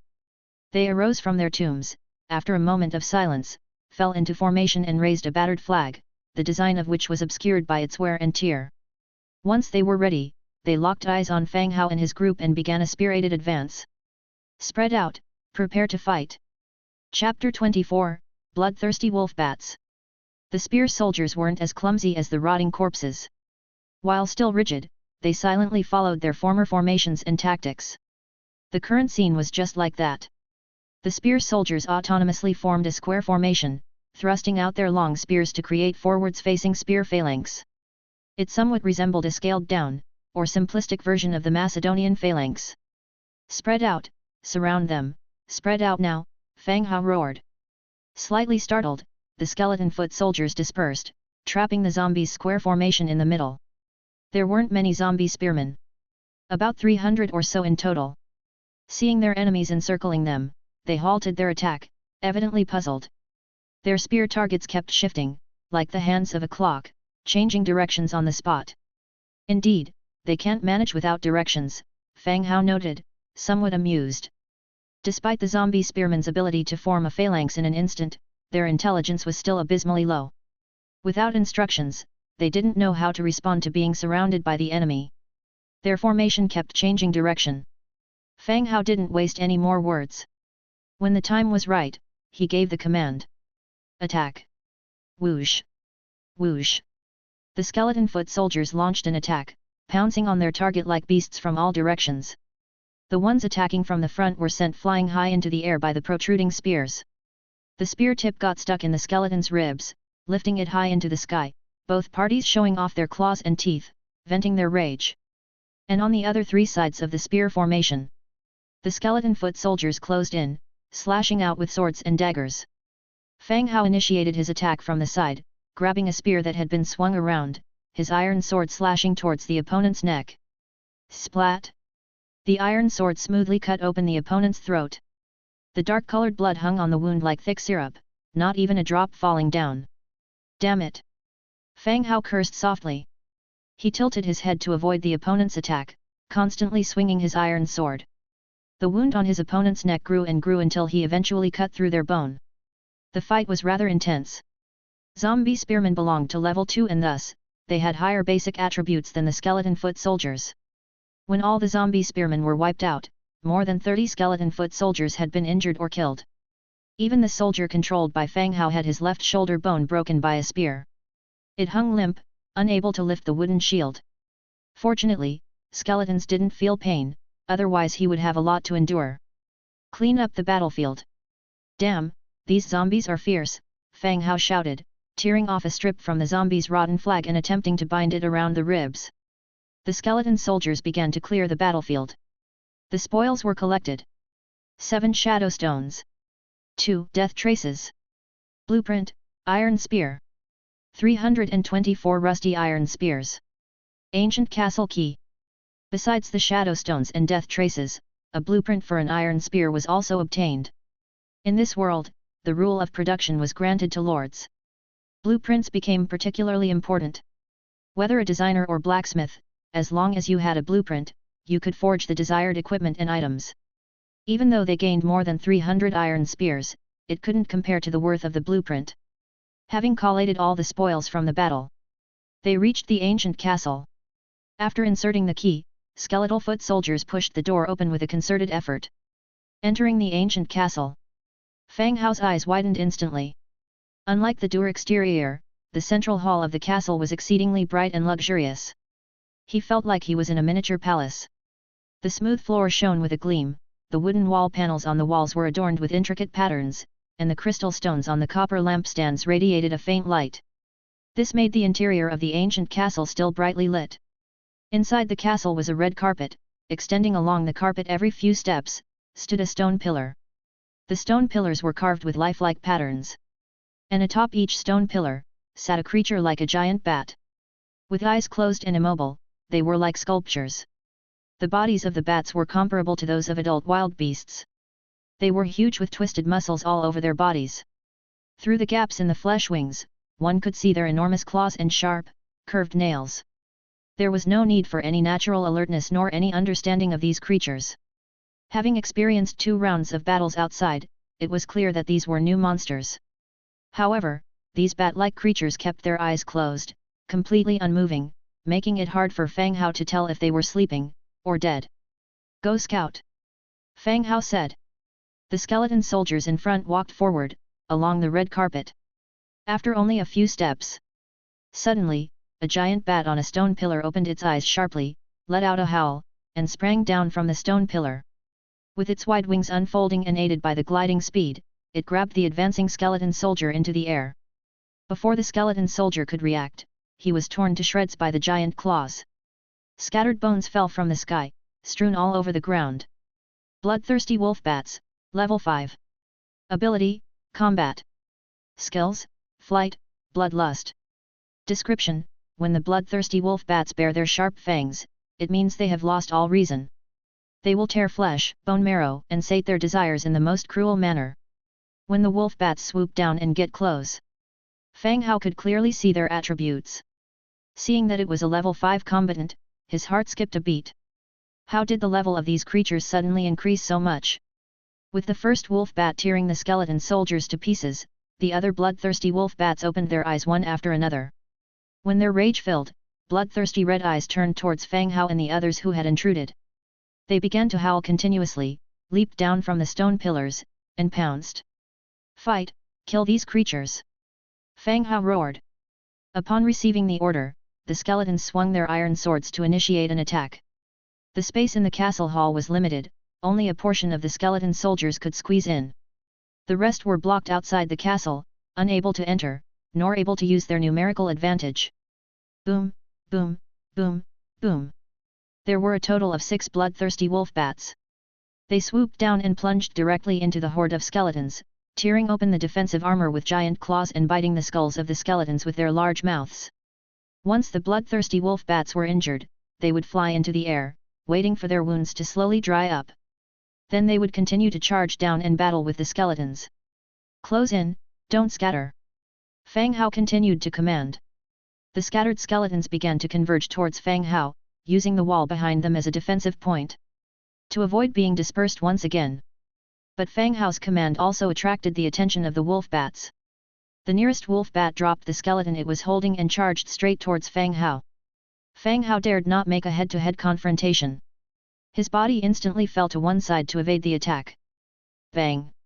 The wolf bat knocked several skeletons flying, and its own body crashed into the wall behind it. The huge recoil caused the wolf bat to succumb to a brief dizziness. It shook its head, its body wobbly. Idiot! Kill it for me! Fang Hao cursed and attacked at once. The nearby skeleton soldiers lunged at the same time, swinging their iron swords. Wounds began to appear on the body of the wolf bat, and bright red blood flowed out. With a wail of agony, it took to the air with its bleeding body. Fang Hao cursed his luck silently. It survived such an attack, what a tenacious life force! Looking at the situation on the field, the loss of the skeleton soldiers had already reached hundreds. Continuing to fight would only increase the casualties. Get out and close the door on them. The skeletons retreated back to the outside of the castle without looking back, closing the huge doors of the castle before the other side could react. A few of you block the main door, I'm going to get reinforcements. Chapter 25, Skeleton Conversion Field. Having removed the god's presence status, Fang Hao rose from the bed. After having a sip of cold water, he walked out of the lord's cabin directly. Outside, the worker skeletons were still busily doing their work, and the skeleton soldiers were patrolling and hunting. He opened the Book of Lords and turned to the production section. Bone arrow, 1 wood, 2 beast bones. He set the quantity to 100 and chose to make them. 100 time amplification triggered, successfully made 10,100 bone arrows. Bundles of bone arrows appeared, piled to a side. Prepare 10 carts, load the double-handed light crossbows from the warehouse and bring the knoll daggers. Fang Hao ordered loudly. A few skeletons nearby immediately put down their work and went to the warehouse to load the carts. Fang Hao had been thinking about countermeasures after the recent battle. Considering the higher rank and better physical abilities of the bloodthirsty wolf bats, they far exceeded the skeleton soldiers. But most importantly, they flew. The skeleton soldiers' swords and shields could only strike when the wolf bats landed to attack. However, the wolf bats were too quick, it was difficult for the skeleton soldiers to follow their speed. So, Fang Hao decided to change tactics. If they couldn't catch up, then they would abandon their swords and shields. He made more than 10,000 bone arrows which, while limited in their attack, could potentially whittle down the enemies. Soon, the carts loaded with 2,000 double-handed light crossbows and over 200 knoll daggers were pushed over. These double-handed light crossbows were crafted when dealing with the orc troops. They had been carefully preserved in the warehouse. This saved Fang Hao from wasting materials to craft more. Once again, Fang Hao sent skeletons to look for over 200 elongated wooden poles. He tied knoll daggers to the tops of the poles with sturdy hemp ropes, making them into makeshift spears. This was somewhat awkward. Fang Hao had already obtained the blueprint for iron spears. But the blueprint was at Shadowwind Castle, and making them would require the Book of Lords. In other words, he could only make them after the Book of Lords had recorded the blueprint when the skeletons from the Shadowwind Castle returned. Fang Hao didn't want to delay until the evening, so he skipped one of the steps. He simply mounted the daggers on long wooden poles, serving as makeshift spears. Soon, 200 spear daggers were made. Load the bone arrows and the spears onto the carts. Fang Hao said as he moved back to his room. Once again, he used God's presence and possessed a skeleton soldier standing outside the door. The 10,000 bone arrows, 200 spears, and the 2,000 double-handed light crossbows grabbed from the warehouse were all loaded onto the carts. Everything was ready. Fang Hao led 3,000 skeleton soldiers and pushed the carts towards Shadowwind Castle. The road was clear. When they arrived at Shadowwind Castle, more than 1,000 skeleton soldiers were still guarding the fortress's gate. They showed no signs of slackening. Okay, 2,000 of you need to abandon your shields. Take up the double-handed light crossbows, and a few of you take the spears, said Fang Hao. 221 knoll dagger spears, 324 rusty iron spears. A total of 545 spears could be gathered. It was plain to see Fang Hao's reasoning. The diving attack of the bloodthirsty wolf bats was fierce, cumulatively knocking down large numbers of skeletons. If they failed to handle the diving attack, then the crossbowmen would struggle to perform effectively. After thinking for a long time, Fang Hao thought of the spears. To thwart the damage of the diving attacks. However, to see if the idea was feasible, they needed to verify it in combat. With everything set, Fang Hao said, "Open the gate." The castle gate was opened ajar, and Fang Hao peered inside. The grand hall of the castle was a mess after the earlier battle. The 6 bloodthirsty wolf bats had once again returned to the 6 massive pillars, motionless as if they were statues. "Good, let's move in," Fang Hao urged. Armed skeletons flooded the great hall with their weapons and the accumulated pile of 10,000 bone arrows. The hall was limited in space and became instantly crowded as the skeletons entered, leaving even more behind outside. The actions of Fang Hao and the others stirred the bloodthirsty wolf bats, which were just resting. When the bloodthirsty wolf bats opened their eyes to discover it was still these low-grade skeletons, their rage became difficult to contain. An angry roar resounded through the air. "Naima, fire!" The bloodthirsty wolf bats had only just taken off when the skeletons wielding light crossbows had already pulled their triggers. Whoosh! Whoosh! Whoosh! A dense flurry of bone arrows, like a large net, fired at the bats. Due to the suddenness of the event in the confined space, the bats didn't have time to find cover. In an instant, every bat was assailed by bone arrows, inflicting pain beyond bearability. The bats, furious, dived to attack just as the crossbowmen were reloading. Fang Hao was waiting for just this moment. Spears? The skeleton soldiers thrust their iron spears at the diving bats. The lead bat, seeing the oncoming spears, realized with dread that it was too late to break. Instantly charging into the forest of spears, its wings were pierced, making it slide into the heart of the skeletons. The skeletons with swords and shields, naturally, took advantage of this opportunity to kick them while they're down. With each swing of their sword, they hacked its head into a mash. The remaining 5 bloodthirsty wolf bats watched the scene in front of them in terror. They never imagined that these skeletons, who had just exited and re-entered, managed to kill one of their companions. Blood of the deceased still glistening broodingly on the iron spears. Just a few seconds later, new bolts were reloaded once more. Fire! Whoosh! Whoosh! Whoosh! The rain of arrows again surged out, staking the bodies of the bats, making them look like porcupines. While the damage of the bone arrows was limited, they were still able to penetrate the bats. Occasionally, a few arrows even pierced their wings, shooting through to form a hole. The bats, bathed in blood, attempted to dive for an attack but were immediately repelled by the spears. Fire! Whoosh! Whoosh! Whoosh! Fire! Whoosh! Whoosh! After the 4th volley of arrows, the bats could no longer endure. Bleeding profusely, they recklessly charged forward. The spears once again stabbed out, piercing their bodies while the other sword and shield bearers finished them off. Soon, the battle that had lasted almost an hour finally ended. "Throw the bodies out," Fang Hao ordered. The deaths of the ferocious Tier 5 wolf bats were indeed a little stifling. Despite possessing overwhelming strength, they were slain by Fang Hao's combined arms approach. The massive bodies of the 6 wolf bats were dragged outside, leaving trails of fresh blood along the way. Once again, the hall lapsed into silence. Fang Hao trod upon the arrow shafts strewn across the floor, as if walking on dry grass, causing a cracking noise with each step. This battle deeply impressed upon Fang Hao the importance of troop tiers. Tier 5 bloodthirsty wolf bats, fighting hundreds of Tier 1 skeleton soldiers, left the soldiers with no means to fight back. Yet the eventual victory relied heavily on Fang Hao's mastery and opportunism. Any other lord would find it hard to achieve the same outcome. If they encountered the bloodthirsty wolf bats in the early stages of their domain, they would be left with only one path: death. "Search, see if there's anything good on the first floor," Fang Hao loudly ordered. If he was given 6 Tier 5 troops, he refused to believe there was nothing of value here. Soon, the skeleton soldiers had turned the first floor upside down. A few items were presented before Fang Hao. Acquired building blueprint, skeleton conversion field. Chapter 26, Life is a Disease.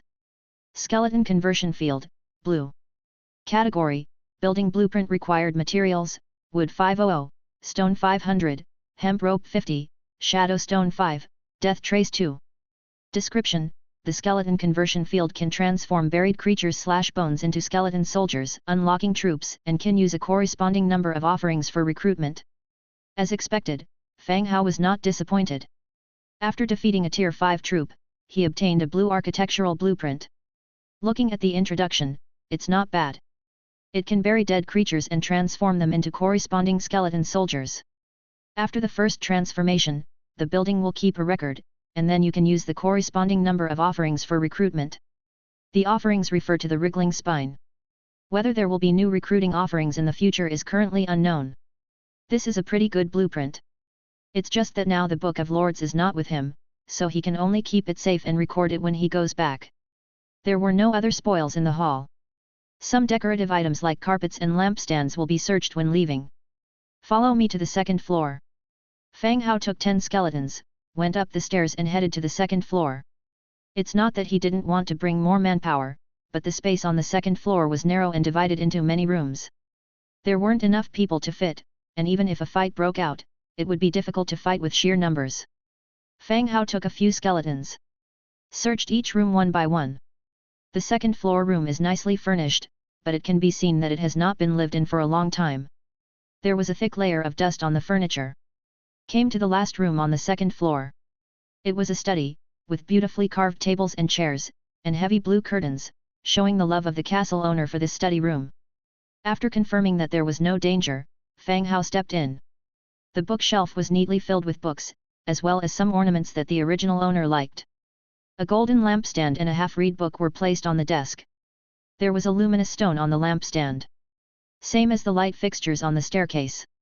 Knight's stone. Category, ore. Remark, an ore with the function of light accumulation, can emit a soft glow at night or in darkness. Wow, it's a night pearl. Search around, see if there are any other good things. Fang Hao said as he casually picked up a book from the table to glance at it. When the lords came to this world, they were also endowed with certain abilities by the system. They could communicate normally with various races and understand the language of many races. So they wouldn't come here and be completely disconnected from this world.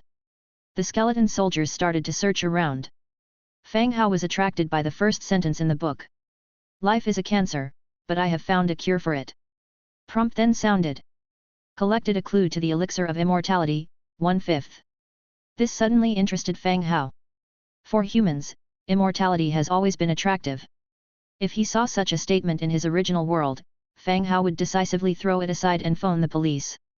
But after coming to this world, filled with different races and powerful creatures, he belonged to the undead faction, where even skeletons could talk, so the elixir of immortality was not a lie.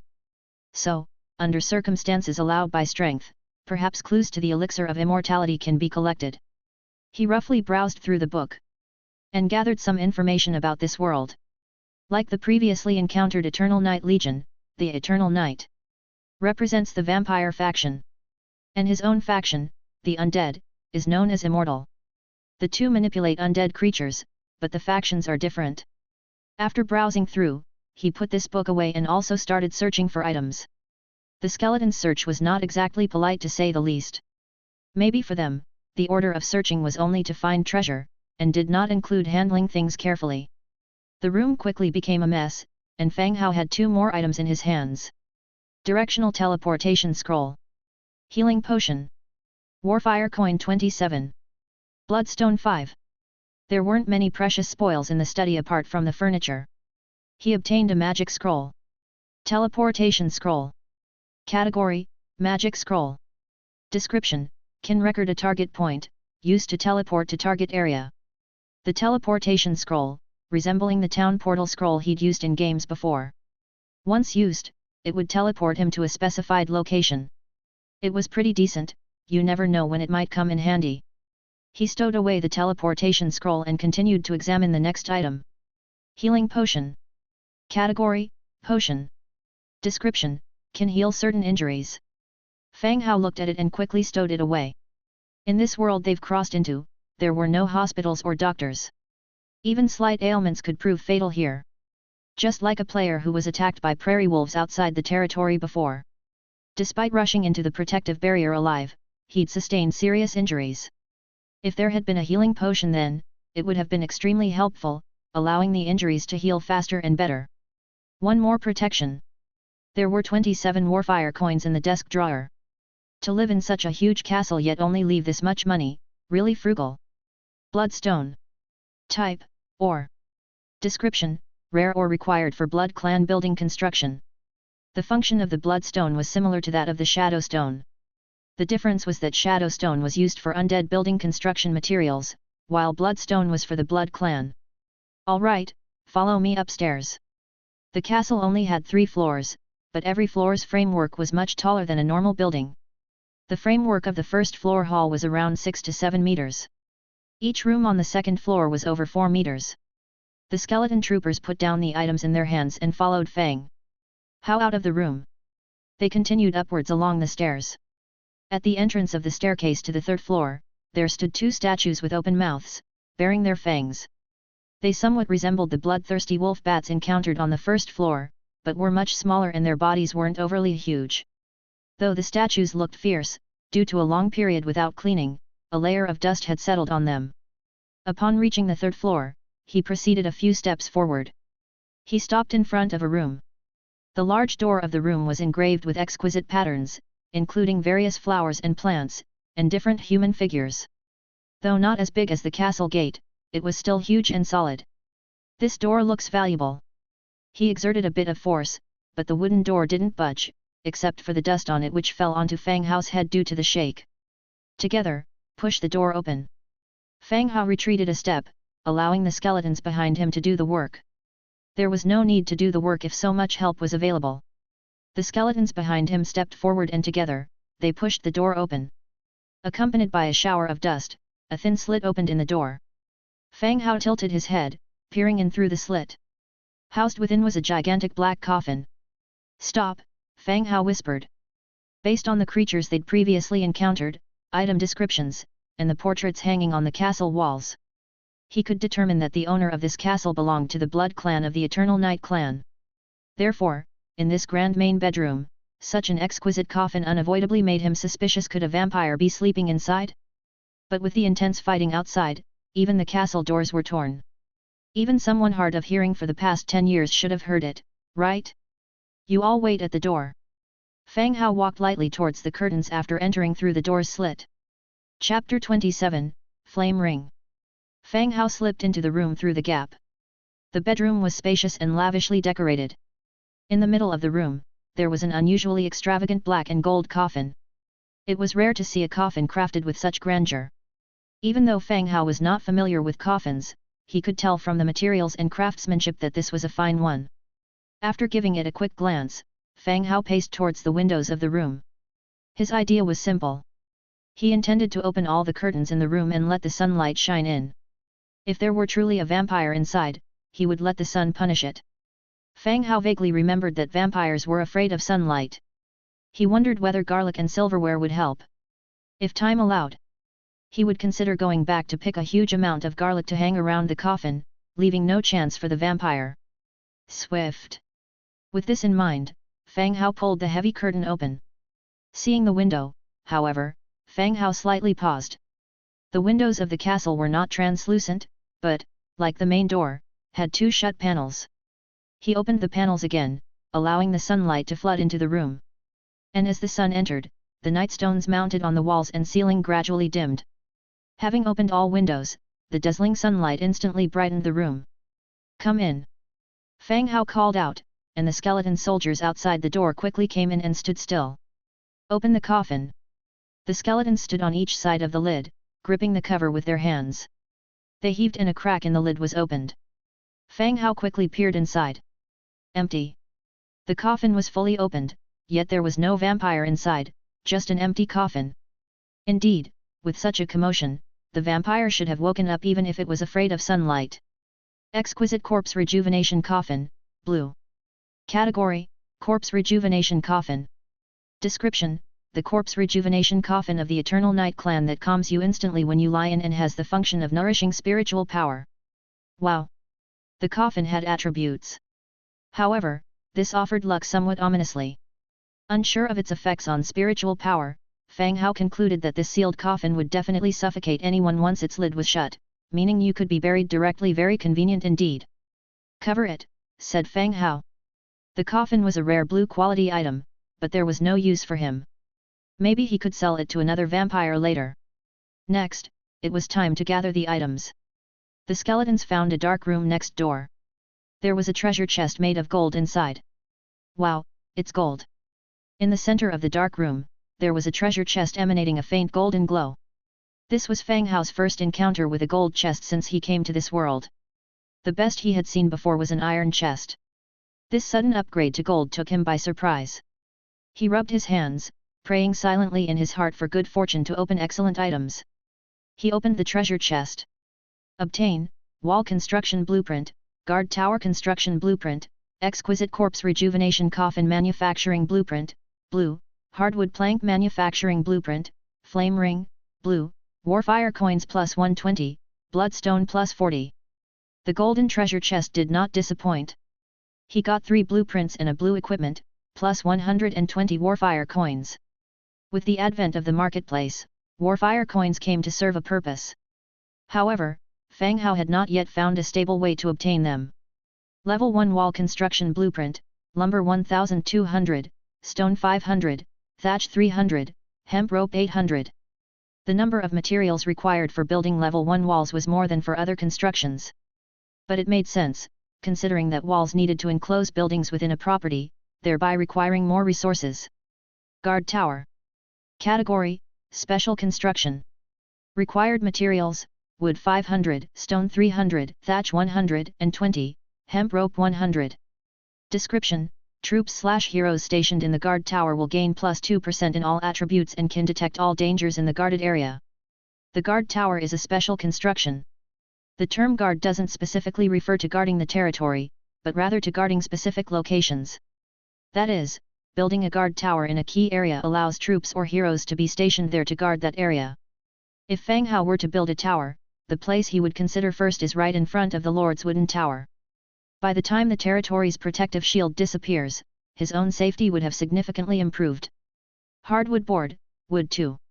Exquisite Corpse Rejuvenation Coffin, Hardwood Board 12, Leather 6, Cotton 5, High Quality Fabric 6. Well, looks like they're planning for me to open a coffin shop.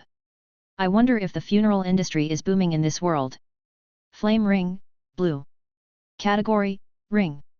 Skill: Flame Fireball. Description: A ring imbued with destructive energy.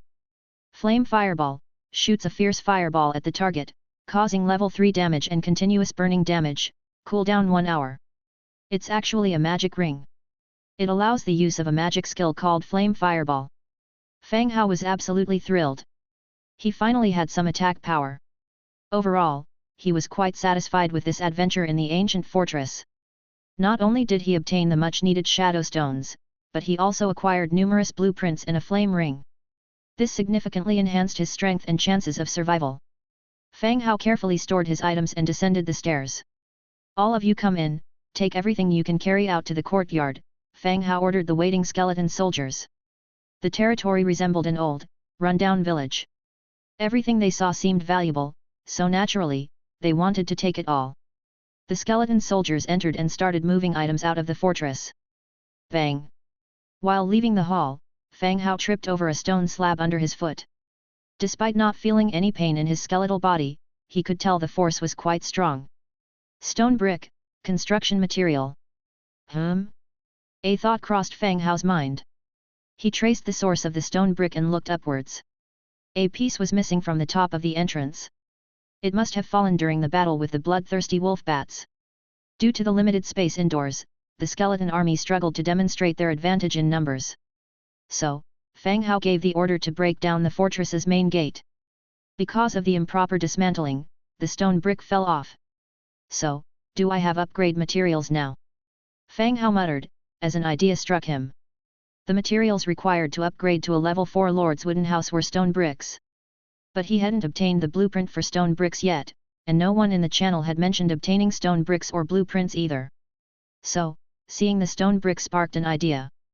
To dismantle the fortress. If he took apart such a large fortress, wouldn't he get a lot of stone bricks? As he thought about it, he deactivated the God's presence state again. He woke up in his bedroom. Fang Hao rubbed his tired temples. The God's presence state was too demanding, especially when it involved continuous combat. He left his house and started rallying all the busy laborer skeletons. The laborer skeletons had participated in the earlier battles. The original number of 2,000 had decreased to about 1,700. Despite this, Fang Hao still had a far superior workforce compared to other lords. The number of farmers other lords had ranged only from 5 to 10. Compared to 1,700, it was simply insignificant. Grab your tools and flatbed carts and follow me. Chapter 28, Demolition Task. Fang Hao led his laboring skeletons out of his territory. The team was a long, thin dragon, carrying pushcarts and tools, heading towards Shadowwind Castle. Within the territory, the quantity of wood and stone far exceeded the need. The skeletons mining, plus the material from food sales every day. It far exceeded what was needed for the development of the territory. Fang Hao had even specifically cordoned off a vacant lot outside his territory with wooden fences, just for storing the surplus basic supplies. Since no one would steal or take these supplies, there was no fear of loss. So when Fang Hao discovered a way to get stone bricks, he called up all the laboring skeletons, except the farmers. He suspended the collection of basic resources and provided the castle with bricks instead. This time Fang Hao chose not to utilize God's presence, but led the team to the castle himself. Previously, controlling the skeletons in combat had put a huge strain on his spiritual power. Plus, all the monsters in the castle had already been eliminated, so there was no need to worry about any danger. He lay on the cart, guiding the skeletons in the right direction. Soon, the group arrived at the castle. The castle courtyard was now in total chaos. All the furniture and items in the castle had been taken out, piled up into a small mountain. A crushed copper lampstand was yanked out from the piled junk, apparently scrapped. It was obvious that the skeleton soldiers could execute the order to loot, but were unable to discern the value of the items, or how to place them without damaging them. But there was no way around it. The intelligence of these skeletons wasn't high. To be able to do as much as this was already quite commendable. All the retrieved blueprints were entered into the Book of Lords. The collected scrolls, bloodstones, and other items were put into a bag. The bag wasn't a system bag, he'd made it himself from leather ropes. As for the flame ring, it was worn directly on his left hand. He spread out his left palm and thought, flame fireball. Whoosh! A fireball the size of a fist, with flames swirling around it, floated above his palm, exuding intense heat. But his left hand felt no heat or burning sensation. Go! Aiming at a dilapidated steel not far away, he swung his left hand upwards, and the fireball flew out. Boom! A dull thud. The flame fireball instantly hit the targeted steel. The terrifying destructive power snapped the steel in half, and the surface of the steel caught fire and burned for about 3 minutes, even though there was nothing flammable. Not bad, impressive power. Fang Hao was satisfied with the power of the fireball. After using it, the flame fireball went into a 1-hour skill cooldown. After testing the power of the ring, Fang Hao turned his attention back to the laboring skeletons standing by. He stepped up onto a raised platform and shouted to the skeletons below. All right, your job now is to dismantle the castle and sort the materials. He'd rallied all the laborers here to acquire enough materials to upgrade as soon as possible. The laboring skeletons got moving, taking up the hose on the cart. You guys are in charge of the cart. Transport all the goods back to the territory. Fang Hao kept 5,000 skeleton soldiers. Among them, 1,000 were responsible for transporting the materials gathered by the laboring skeletons back to the territory. The remaining ones were in charge of the nearby area's safety. There were some wandering beasts and warcrafts around, which might come to harass. The skeleton soldiers loaded the furniture in the castle courtyard onto carts and headed towards the territory. Fang Hao got back into the cart, opened the Book of Lords and passed the time. As soon as he opened the Book of Lords, several private messages popped up. Fang Hao bro, do you have any more iron pots? Can I get one with Trace of the Earth? Trace of the Earth, a necessary material when building a blue-grade spiritual field, had been encountered. However, most people were still unaware of the use of this material. Once they got it, they didn't know where to use it. Fang Hao thought for a while and said, there are many materials needed to make an iron pot. If you add a piece of iron, I can make it for you when I get back. The other party fell silent for a while and then replied, okay, when can it be made? In about 20 minutes. I'm currently in the field. I'll do it when I return. Okay, thank you, Fang Hao brother. Right now, blueprints are still scarce. And scarce blueprints for manufactured items became in great demand. Some people got a rare blueprint, made a product, and then quoted a high price. Compared to these people, the things Fang Hao sold seemed logical. What they didn't know was that, with the bolster of a hundredfold amplification, No matter how Fang Hao sold, there was a profit to be made. He disconnected from the first person and then received the second private chat.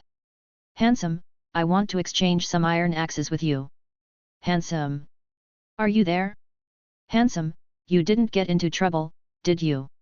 Due to his previous state of invoking God's presence, controlling the skeleton soldiers to fight against the monsters in the castle, he didn't notice the messages. This person actually sent several messages in a row, seeming quite hurried. I'm here. Iron axes can be exchanged, how many do you want to get? Fang Hao replied at this time. 15 iron axes. Based on the price, that's 45 units of iron, right? The other party responded instantly. It seemed like they're also using the Book of Lords. Hearing the other party's offer, Fang Hao was slightly startled. Even though he's been in this world for a few days, it's still rare for someone to pull out so much iron all at once. It seemed that the other party had found a way to steadily obtain iron resources. No problem. It will take about 20 minutes. I'll make them when I return to my territory. Fang Hao said. Okay. By the way, can you reveal how you got so much iron ore? Fang Hao asked again. Though iron was not considered a scarce resource, it was difficult to obtain at present. There's nothing to hide about that. I found an iron deposit near my territory and I can mine some resources from there. By the way, do you have an iron pickaxe? I can trade for it. After the explanation, he added another sentence. Not all of the 15 traded iron axes were used for logging. Some were used to arm the militia soldiers. After all, to them, the iron axe was considered a weapon. I don't have the blueprint for the iron pickaxe at the moment. Once the iron axes are made, I'll contact you. Okay, thanks. He ended the chat with the two people. The convoy was now nearing the territory. Just as he was about to check what everyone was chatting on the public channel, angry shouts of battle were heard from a distance. The skeletons near his territory wouldn't be shouting like this. In other words, a battle was happening nearby. Fang Hao felt a tightness in his chest. He immediately stood on the roof of the cart, looking in the direction of the noise. As expected, near his territory, a team driving a horse carriage was already surrounded by skeletons from the territory. A fierce battle was taking place. In the face of the ruthless and fearless fighting of the skeleton soldiers, the other party suffered heavy casualties. Complete annihilation was only a matter of time. You take the spoils back to the storage area outside the territory. Fang Hao jumped off the cart, having given the order. The skeleton soldiers carrying the goods continued to head towards the territory. Meanwhile, Fang Hao went towards where the battle was taking place. All right, stop the attack and surround them. Fang Hao's voice rang out. All the skeleton soldiers stopped their hacking action and enclosed the enemies in the middle. Chapter 29, Pig-Headed Human. This is a troop of pig-headed humans. They pant heavily from the recent battle, their eyes are crimson as they glare at the surrounding skeleton soldiers. They are a merchant group from a village. They were on their way to exchange and sell the goods from their village at the Manamork market. On their way here, they noticed this territory and the bulk of supplies corralled by wooden fences beyond it.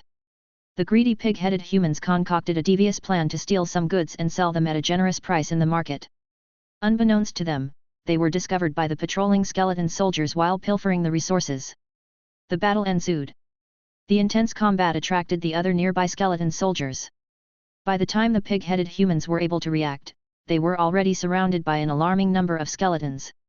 Regardless of how much they retaliated, they could not break the encirclement. During the ongoing battle, their ranks suffered heavy casualties, and their troop of 100 had shrunk to just over 20.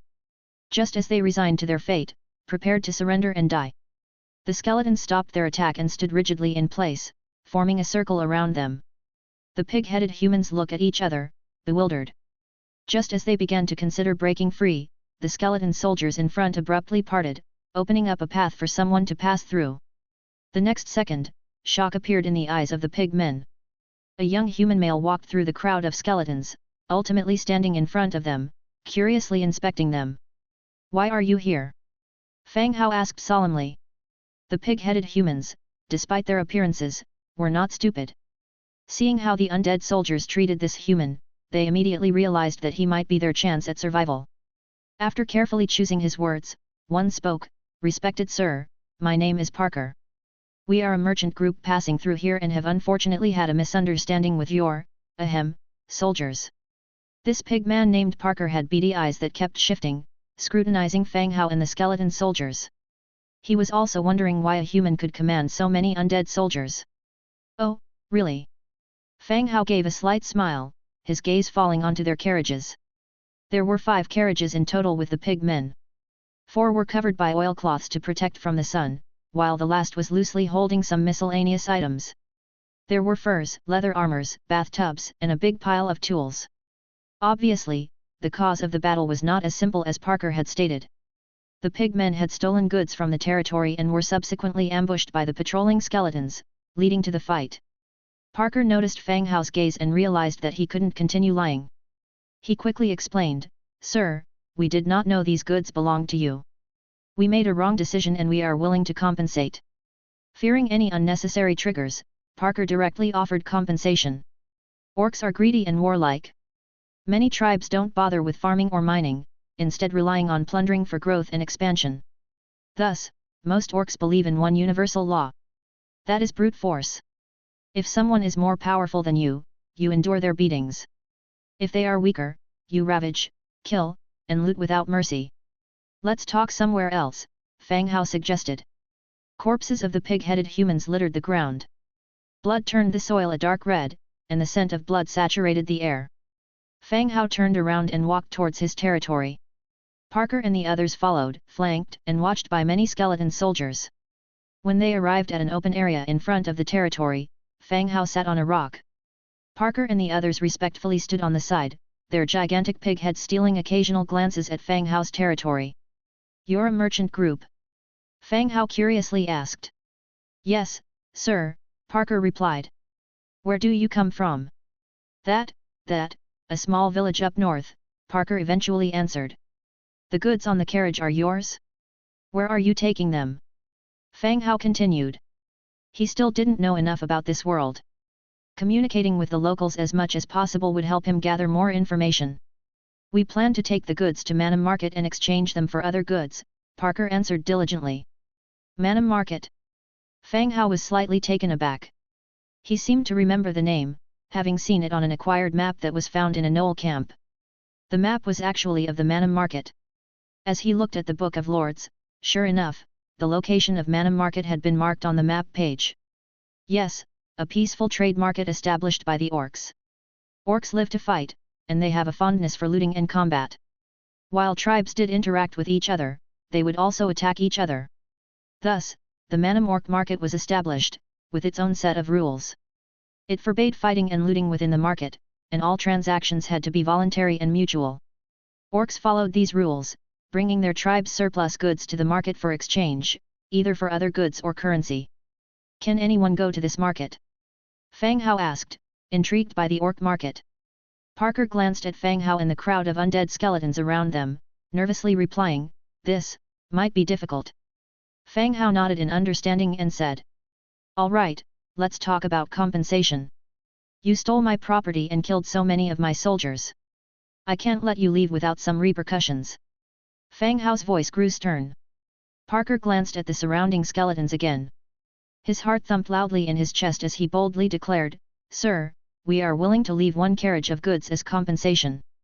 "Ha!" Fang Hao couldn't help but laugh. "If I kill you all the goods are mine. What makes you think I would spare you for a single carriage of goods?" "This." The faces of the pig men began to perspire profusely. Fang Hao's words silenced their arguments. The most valuable part of their group was the contents of the carriages. If these goods were not enough to serve as compensation, what else could they offer to convince him to spare their lives? "Sir, you see, our goods," Parker attempted to say something. Fang Hao cut him off, not permitting him to continue. "I'll give you 1 final minute. If you can't provide what I want, you won't need to leave." After saying this, Fang closed his mouth. All of the pig men fell silent. Sweat poured from their foreheads like raindrops as they felt the intense fear of death, their minds blank. Soon, 1 minute had passed. "All right, time's up. Kill them," Fang Hao ordered straightforwardly. "Wait, sir, warfire coins, we can give you warfire coins," Parker let out a howl in desperation. Fang Hao's expression hardened. Cease the attack. The skeleton soldiers, ready to strike, returned their weapons to their previous positions. Continue, Fang Hao ordered. Wiping the droplet of sweat falling into his eye, Parker hurriedly said, Sir, Warfire coins are the universal currency here. If you're willing, we can give you Warfire coins to earn your forgiveness. Chapter 30, Skeleton Spear Hand. At the mention of Warfire coins, Fang Hao's heart raced. He needed to amass enough Warfire coins to buy the blueprints before the next visit of the skeleton merchant. However, it seemed that acquiring Warfire coins was not as easy as he had thought. Do any of you have Warfire coins? He asked. Yes, we do. Parker responded in haste. Well, bring them all out then, let's see if it's enough to buy your lives. We don't have them on us. Parker stammered. Fang Hao's expression turned icy instantly. Are you playing me? No, sir. Let me explain. Parker hastily replied. This is your last chance to speak, said Fang Hao. Sir, we have some Warfire coins in our village. We are willing to leave someone here as a collateral while we get the money for you, Parker quickly proposed. The proposal seemed somewhat appealing to Fang Hao. Given the small scale of the pig-headed humans' caravan, their tribe couldn't pose much of a threat to him. If they were really willing to trade their lives with Warfire coins, it would be a decent deal indeed. After all, in comparison to killing a few pig-headed humans for food, Warfire coins were of greater value to Fang Hao. So, how much are you willing to pay to save your lives? Fang Hao continued to probe. Parker, noticing that Fang Hao was easing up, came to his senses. He replied, Sir, we're from a small village. We don't have many Warfire coins. We could probably scrape together 100. All of it can be yours. Fang Hao mulled it over. Over 100 Warfire coins was a fair deal. With some more comms added from his treasure chest, it should be enough to purchase goods from the skeleton merchant during his next visit. If the other party was willing to pay compensation, he didn't have to kill them just yet. All right, I agree. But how can I be certain you won't take off and never return? Fang Hao inquired further. Sir, our old commander was injured on the leg during the journey and can't move around much. We can leave him here while we go to fetch the money. Once you have the money, we'll take our commander and leave, Parker hastily offered. He then rolled back the tarpaulin atop the last of the carts. On the cart laden with pelts, lay a weakened pig-headed human, his leg wrapped in bandages, still oozing with blood. Fang Hao rose, examining the pelts on the carts before approaching the injured pig-headed man. You must be their former commander? Fang Hao asked. The pig-headed human was evidently weak but managed to respond, Yes, I am. Are you willing to stay here, waiting for them to ransom you? Fang Hao inquired. Before the injured man could respond, Parker eagerly answered, Captain Bolton, you're injured and might delay us. We will come back for you as soon as we get the money. The injured man glanced at Parker and looked at the other pig-headed humans. All right, I will stay here, he finally said. Good, I agree to this. If you don't bring the money by tomorrow morning, I will kill him and come after you in your village, Fang Hao stated, not wanting to waste any more time with them. Yes. Sir, we will leave now and return with your money, Parker, his huge head bobbing like a tambourine, responded. Off you go, and remember the time I set, Fang Hao stated. All right. Parker didn't hesitate any longer, and along with the other pig-headed humans, left swiftly. They reached a considerable distance before greedily eyeing the goods discarded within the territory. There were carpets, portraits, furniture and the rare nightstone among them. All these superior goods were left out in the open by that human kid. The pig-headed humans gradually moved further away. Captain, are we really going back to fetch the money? Won't Captain Bolton be killed? One pig-headed human came closer, questioning with dissatisfaction. A sharp glare flashed across Parker's eyes as he said in a merciless tone, I am now the captain, and this matter isn't over. Tonight, we're going to retrieve everything we've lost, and then some. The hasty compensation promise was merely a life-saving tactic. A true orc warrior will never relinquish his goals just because of a temporary setback. As for Bolton, the left-behind former commander, he scoffed. How could he, Parker, secure the position of captain if Bolton was still breathing? Bolton's death, seemingly instigated by humans, would suit his purpose perfectly. Hide in the forest till nightfall. Well, take everything back, with interest, Parker instructed. All right. The pig-headed humans echoed in unison and sprung into action. On the other side, Fang Hao studied the pig-headed human left behind.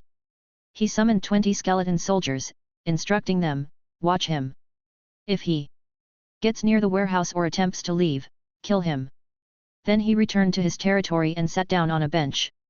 The goods the pig-headed humans brought had added 120 units of iron and 1,125 units of pelts to his supply. These additional resources increased his total stockpile. Without further delay, he began crafting iron pots. On the way back, he promised to trade iron pots and axes he produced. There were some spare axes in the warehouse, so he could put those up for sale directly. However, he needed to manufacture the iron pots. Audiobooks effect triggered, successfully crafted iron pots. He sent private messages to the 2 interested parties, listing the promised goods for transaction. After returning to his bedroom for a sip of water, he proceeded to develop the territory. His recent experience with the ancient castle had filled many gaps in the upgrade materials. Now he had enough shadow stones to elevate the level of the burial grounds. Level 2 burial grounds, wood 500, stone 720, leather 80, hemp rope 120, shadow stone 5.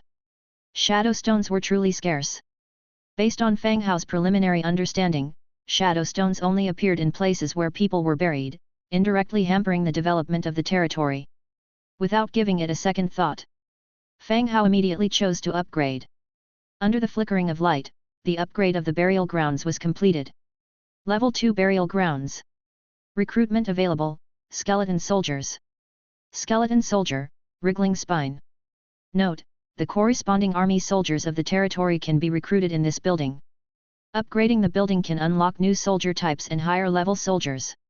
Required materials for upgrade: wood 700, stone 1200, leather 120, hemp rope 300, shadow stone 8. After upgrading, Fang Hao was left with 13 shadow stones. That was exactly what he needed for another upgrade. He chose to upgrade again. Once again, the burial grounds was bathed in light. A few seconds later, the upgrade was completed. Level 3 burial grounds.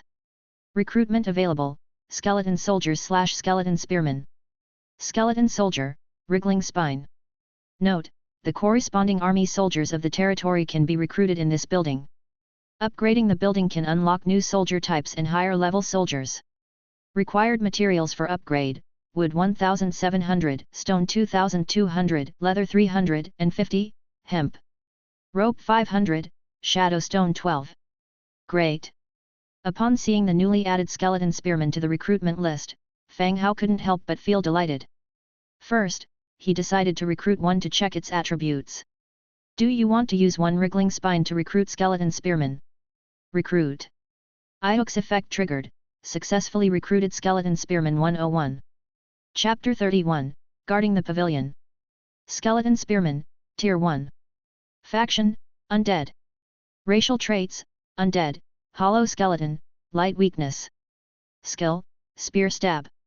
Innate abilities: Basic combat mastery, Basic spear mastery, Basic shield mastery.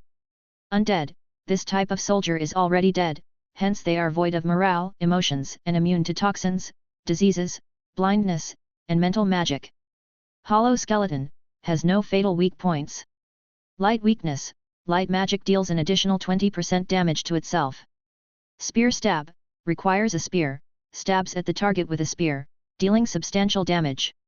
Note: skeleton soldiers that have undergone preservation treatment and are armed with spears can confront any charging troops, ignoring all charge bonuses. From the exterior, the skeleton spearmen and skeleton infantry have not much difference. But their properties have changed. The innate ability of the skeleton infantry is sword and shield mastery, meaning they are more familiar with the sword and shield. On the other hand, the skeleton spearmen have switched to the combination of spear and shield, gaining attribute bonuses when armed with a spear and shield. During the castle raid, the advantages of troop combination have already been demonstrated. The skeleton infantry, relying solely on the sword and shield combination, was defenseless against the bloodthirsty wolf bats. But with a slight change, swapping some of the infantrymen's weapons for long spears and light crossbows, the situation on the battlefield transformed. From being pressured, they started to pressure the bloodthirsty wolf bats, eventually killing them all. It goes to say, the higher the tier of troops the better, but the combination of each troop type is equally crucial. They can produce significant advantages and effects on the battlefield. Next, Fang Hao conducted 5 more recruitments. 100 times amplification triggered, successfully recruited Skeleton Spearman 505. He crafted enough wood shields and iron spears to equip the 606 Skeleton Spearmen. Alright, go patrol the surrounding areas. Hunt any beasts you encounter and bring them back. Fang Hao commanded. The Skeleton Spearmen turned around and left the territory. Once all the skeletons had left, Fang Hao reopened his Book of Lords. He had obtained several blueprints in the castle. Level 1 Wall Construction Blueprint, Wood 1200, Stone 500, Straw 300, Hemp Rope 800. Walls are of utmost importance to a city. In 2 days, when the protective shield vanishes, it will be the last line of defense for the territory. Therefore, the earlier and higher the walls are built, the better. He chose to build it right away. A square of light covered the territory and the next moment, a 2-meter-tall wooden fence was erected, protecting the territory. Hey? So a level 1 wall is made of wood. It seems that in order to make the wall stronger, the level of the wall needs to be raised.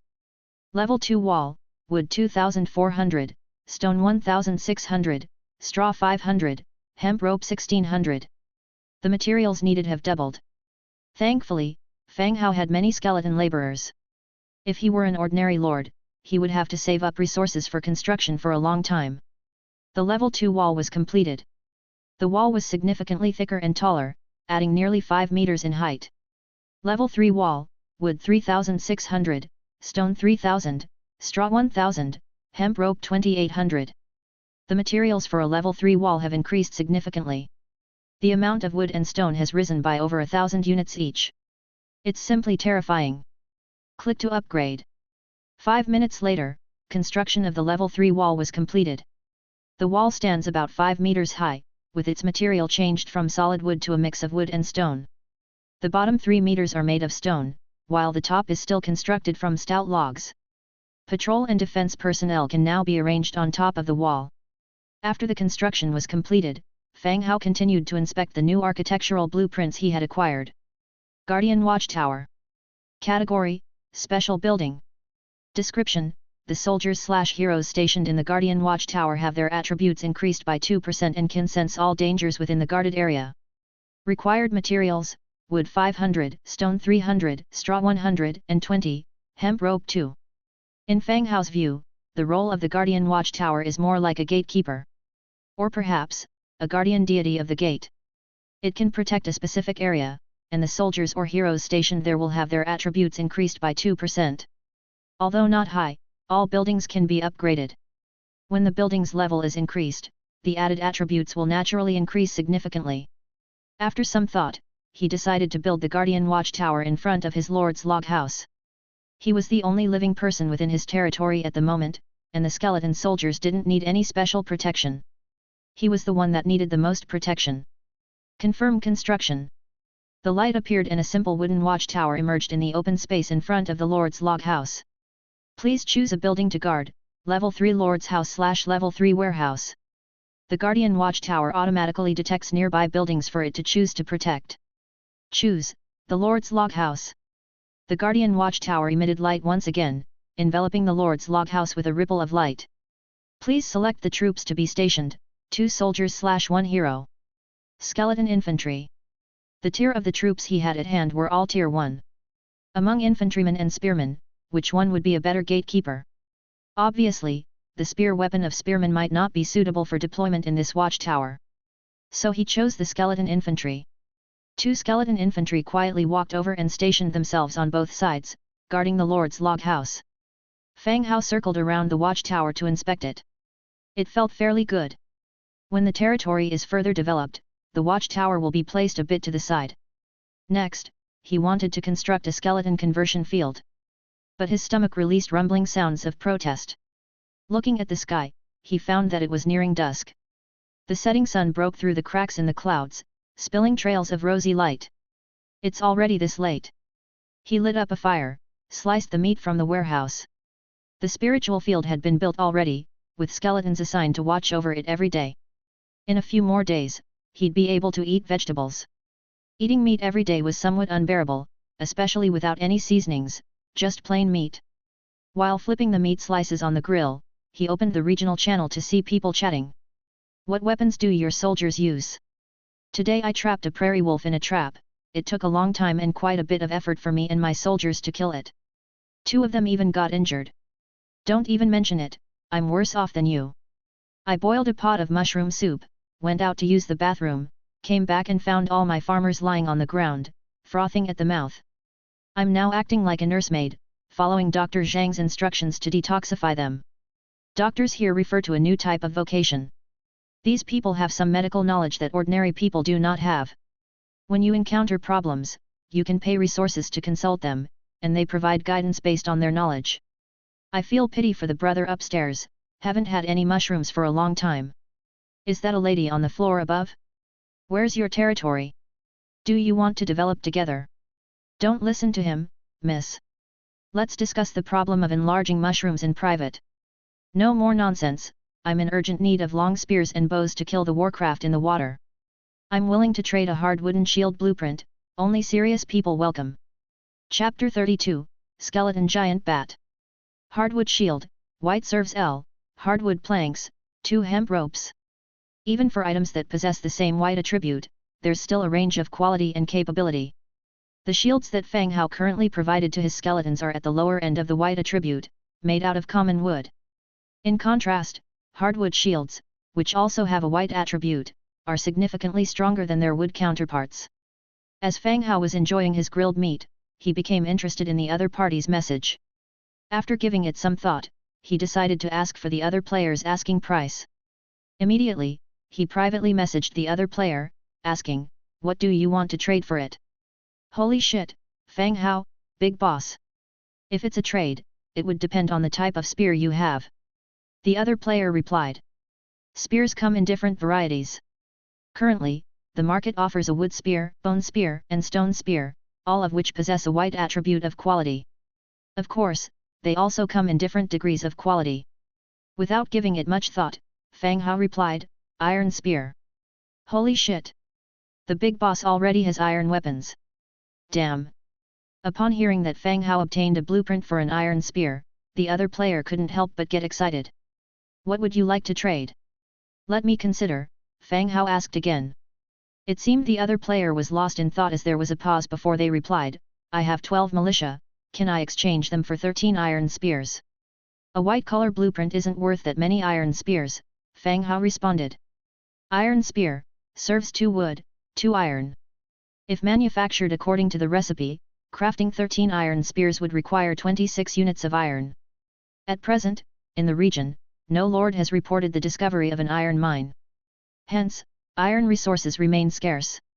Although Fang Hao enjoys the benefits of hundredfold amplification, he has to be careful not to disrupt the market rules with his abilities. Transactions should still generally adhere to the market price. Big boss, I genuinely need these weapons. Please help a brother out and advise how many you can give." Understanding his initial ask was high, the other player urged Fang Hao to name his price after the initial refusal. After a moment of pondering, Fang Hao responded, "I can only give you 3 iron spears, but if you have 5 units of iron, I can give you 10 damaged iron spears as a temporary measure." Fang Hao then sent the characteristics of the damaged iron spear. The damaged iron spear, a spoil of war from defeating the zombie spearmen in the old castle. It's quite different from a regular iron spear and is already full of rust, worn out heavily. Since there were no blacksmiths in his territory, nobody could repair the equipment. So, it would be better to sell them. However, even in their damaged state, they are still stronger and more lethal than ordinary wood or bone spears. "Big boss, can you cut me some slack? I only have 3 units of iron. Can we do the deal with that? I'll repay the remaining 2 units later," he pleaded. "Okay, list them." The 2 players, via a dedicated channel, quickly completed the trade. 3 iron spears and 10 damaged iron spears disappeared, and Fang Hao ended up with a blueprint of a hardwood shield and 3 pieces of iron. After saving it to his Book of Lords, the conditions to make the hardwood shield were lit up. Both players ended their private chat and switched back to public chat. The hardwood shield blueprint has already been traded with Big Boss Fang Hao. No need to PM me anymore. By the way, Big Boss Fang Hao is awesome. What's going on? Did you get the AK? You seem so excited. What the hell did you exchange? I just upgraded to a stone spear. Did Big Boss Fang Hao already have iron spears? Shit, Big Boss is awesome. I also want iron weapons. Big Boss is awesome. Fang Hao swallowed his last piece of grilled meat and closed the chat. Clearly, his development speed far exceeded most lords. Although it's an encouraging sign, he can't get arrogant and complacent. There were too many people from different walks of life crossing over into this world, with countless professionals among them. People die here every day. If he wanted to survive and thrive, he should keep improving himself and his territory tirelessly. After taking a sip of water to rinse his mouth, he instructed a few skeletons to boil some water as he planned to take a good bath before bed. He did not have the luxury before, but now he did. He had all the amenities now, so he could afford to relax a bit. Fang Hao rose from his chair, brushed his butt. He walked around his territory before stopping by an open space near burial grounds. He planned to build the skeleton transformation field here. Skeleton transformation field, rare serves 500 wood, 500 stone, 50 hemp ropes, 5 shadow stones. Description: the skeleton transformation field can convert the buried organism/bones into skeletal soldiers. Depending on the type of organism, the required number of offerings will be consumed for recruiting. The skeleton transformation field was fundamentally different from a barrack. It required you to capture creatures to unlock related soldier types. Once you have unlocked, you can sacrifice offerings to recruit. After selecting the location, Fang Hao started the construction. A ray of light ascended, and a building appeared before Fang Hao. The skeleton transformation field had a tombstone about 2 meters high, and in front of it was a pool circled by stones, around 5 meters in diameter. Inside the pool was soft soil, uneven and rugged. It looked like a dry swimming pool. Go and bring the corpses of bloodthirsty wolf bats here, Fang Hao commanded. 2 skeleton soldiers went to the resource pile. In a few trips, they brought the corpses of 6 bloodthirsty wolf bats. Throw 1 corpse in, Fang Hao continued. He was curious to see how exactly the transformation field works. What would a corpse transform into? Obeying Fang Hao's command, the 2 skeleton soldiers tossed one of the bloodthirsty wolf bat corpses into the pool. Bloodthirsty wolf bat corpse, confirmed to transform into skeleton soldier type. Transform. The next second, the soil in the pool became soft like marshland. The corpse of the bloodthirsty wolf bat sank slowly, bit by bit, swallowed by the earth. A minute later, the transformation was completed. Transformation completed, gained skeleton giant bat soldier type. The next moment, a skeleton giant bat suddenly flew out from the soil and landed on an open space nearby. The giant bat was made up entirely of white bones, except for its wings. The semi-transparent meat membrane was still intact, providing the ability to fly. Skeleton giant bat, Tier 3. Faction, Undead. Racial traits, Undead, Hollow skeleton, vulnerability to light. Skills, dive attack. Innate abilities, intermediate flight mastery. Remark: skeleton soldiers transformed from corpses retain the characteristics and attack style of their previous life. Previously, the bloodthirsty wolf bat was as large as a grown wolf, with a wingspan reaching about 3 meters. The current skeleton giant bat, however, was noticeably smaller, more the size of a vulture, and the soldier rank was reduced from Tier 5 to 3. It seemed that the transformation field downgrades the strength during the transformation process. Most importantly, the transformed soldier couldn't trigger the hundredfold augmentation, and Fang Hao only got 1 skeleton giant bat. Throw all the corpses in, Fang Hao commanded. Swish! Swish! Swish! The remaining 5 corpses of the bloodthirsty wolf bats were thrown into the transformation field. In a short while, 5 other Tier 3 skeleton giant bats came out and landed nearby. Not bad. Fang Hao nodded, satisfied. Although it fell short of his expectation, it filled the gap in his air combat unit. Chapter 33, Incorrigible. Soaking in the tub, he enjoyed a refreshing bath. Bare-skinned, he stood on the open space, letting the wind dry the water droplets from his body. Although it was late, the night breeze was not cold but rather pleasant. Wait till his body was dry, he then put on his clothes and walked back to the Lord's wooden house. The Lord's wooden house had undergone substantial changes. The floor was covered with a soft carpet, all the furniture had been transformed, and the nightstone chandeliers emitted a gentle glow. Even at night, it provided sufficient illumination. All these items had been procured from the ancient castle. He planned to decorate the other rooms when there was time in the following day. The Lord's wooden house was an important building in the region. The main hall, along with 3 bedrooms. Currently, as the only living person in the territory, Fang Hao occupied just one master room. Resting in bed, he casually browsed the regional channel. Finding no interesting news, he instantly turned it off again. He stared for a moment and then cast God's presence, possessing the skeleton giant bat. God's target, skeleton giant bat. Compatibility 45%. The lower the compatibility, the more that body rejected you, and the greater the spiritual power consumed. The higher the compatibility, the better you controlled that body, consuming less spiritual power. Fortunately, Fang Hao only wanted to experience the sensation of flight, not planning to stay for long. Fang Hao looked around, finding himself on the roof of the warehouse. Spreading out the skeletal wings, he attempted to lift off into the sky. Flight was not difficult, but maintaining stable flight and accurately maneuvering past obstacles was somewhat hard. Trying a few times, he got slightly familiar with the controls. Steering the giant bat through the obstacles felt similar to a VR flight simulation. Hoo! With a surge of his wings, Fang Hao shot straight into the sky and headed for the outskirts of his territory. The skeleton soldiers were on their patrol duty. The laborer skeletons were tending to the fields, waiting for the potatoes to mature. Fang Hao flew around, observing the surrounding territory under the cover of the night. Suddenly, a flash of light caught his eye. Looking carefully in that direction, he noticed a flicker of firelight in the distant woods. People. Fang Hao thought to himself. A fire in the vicinity of his territory might not be a good sign.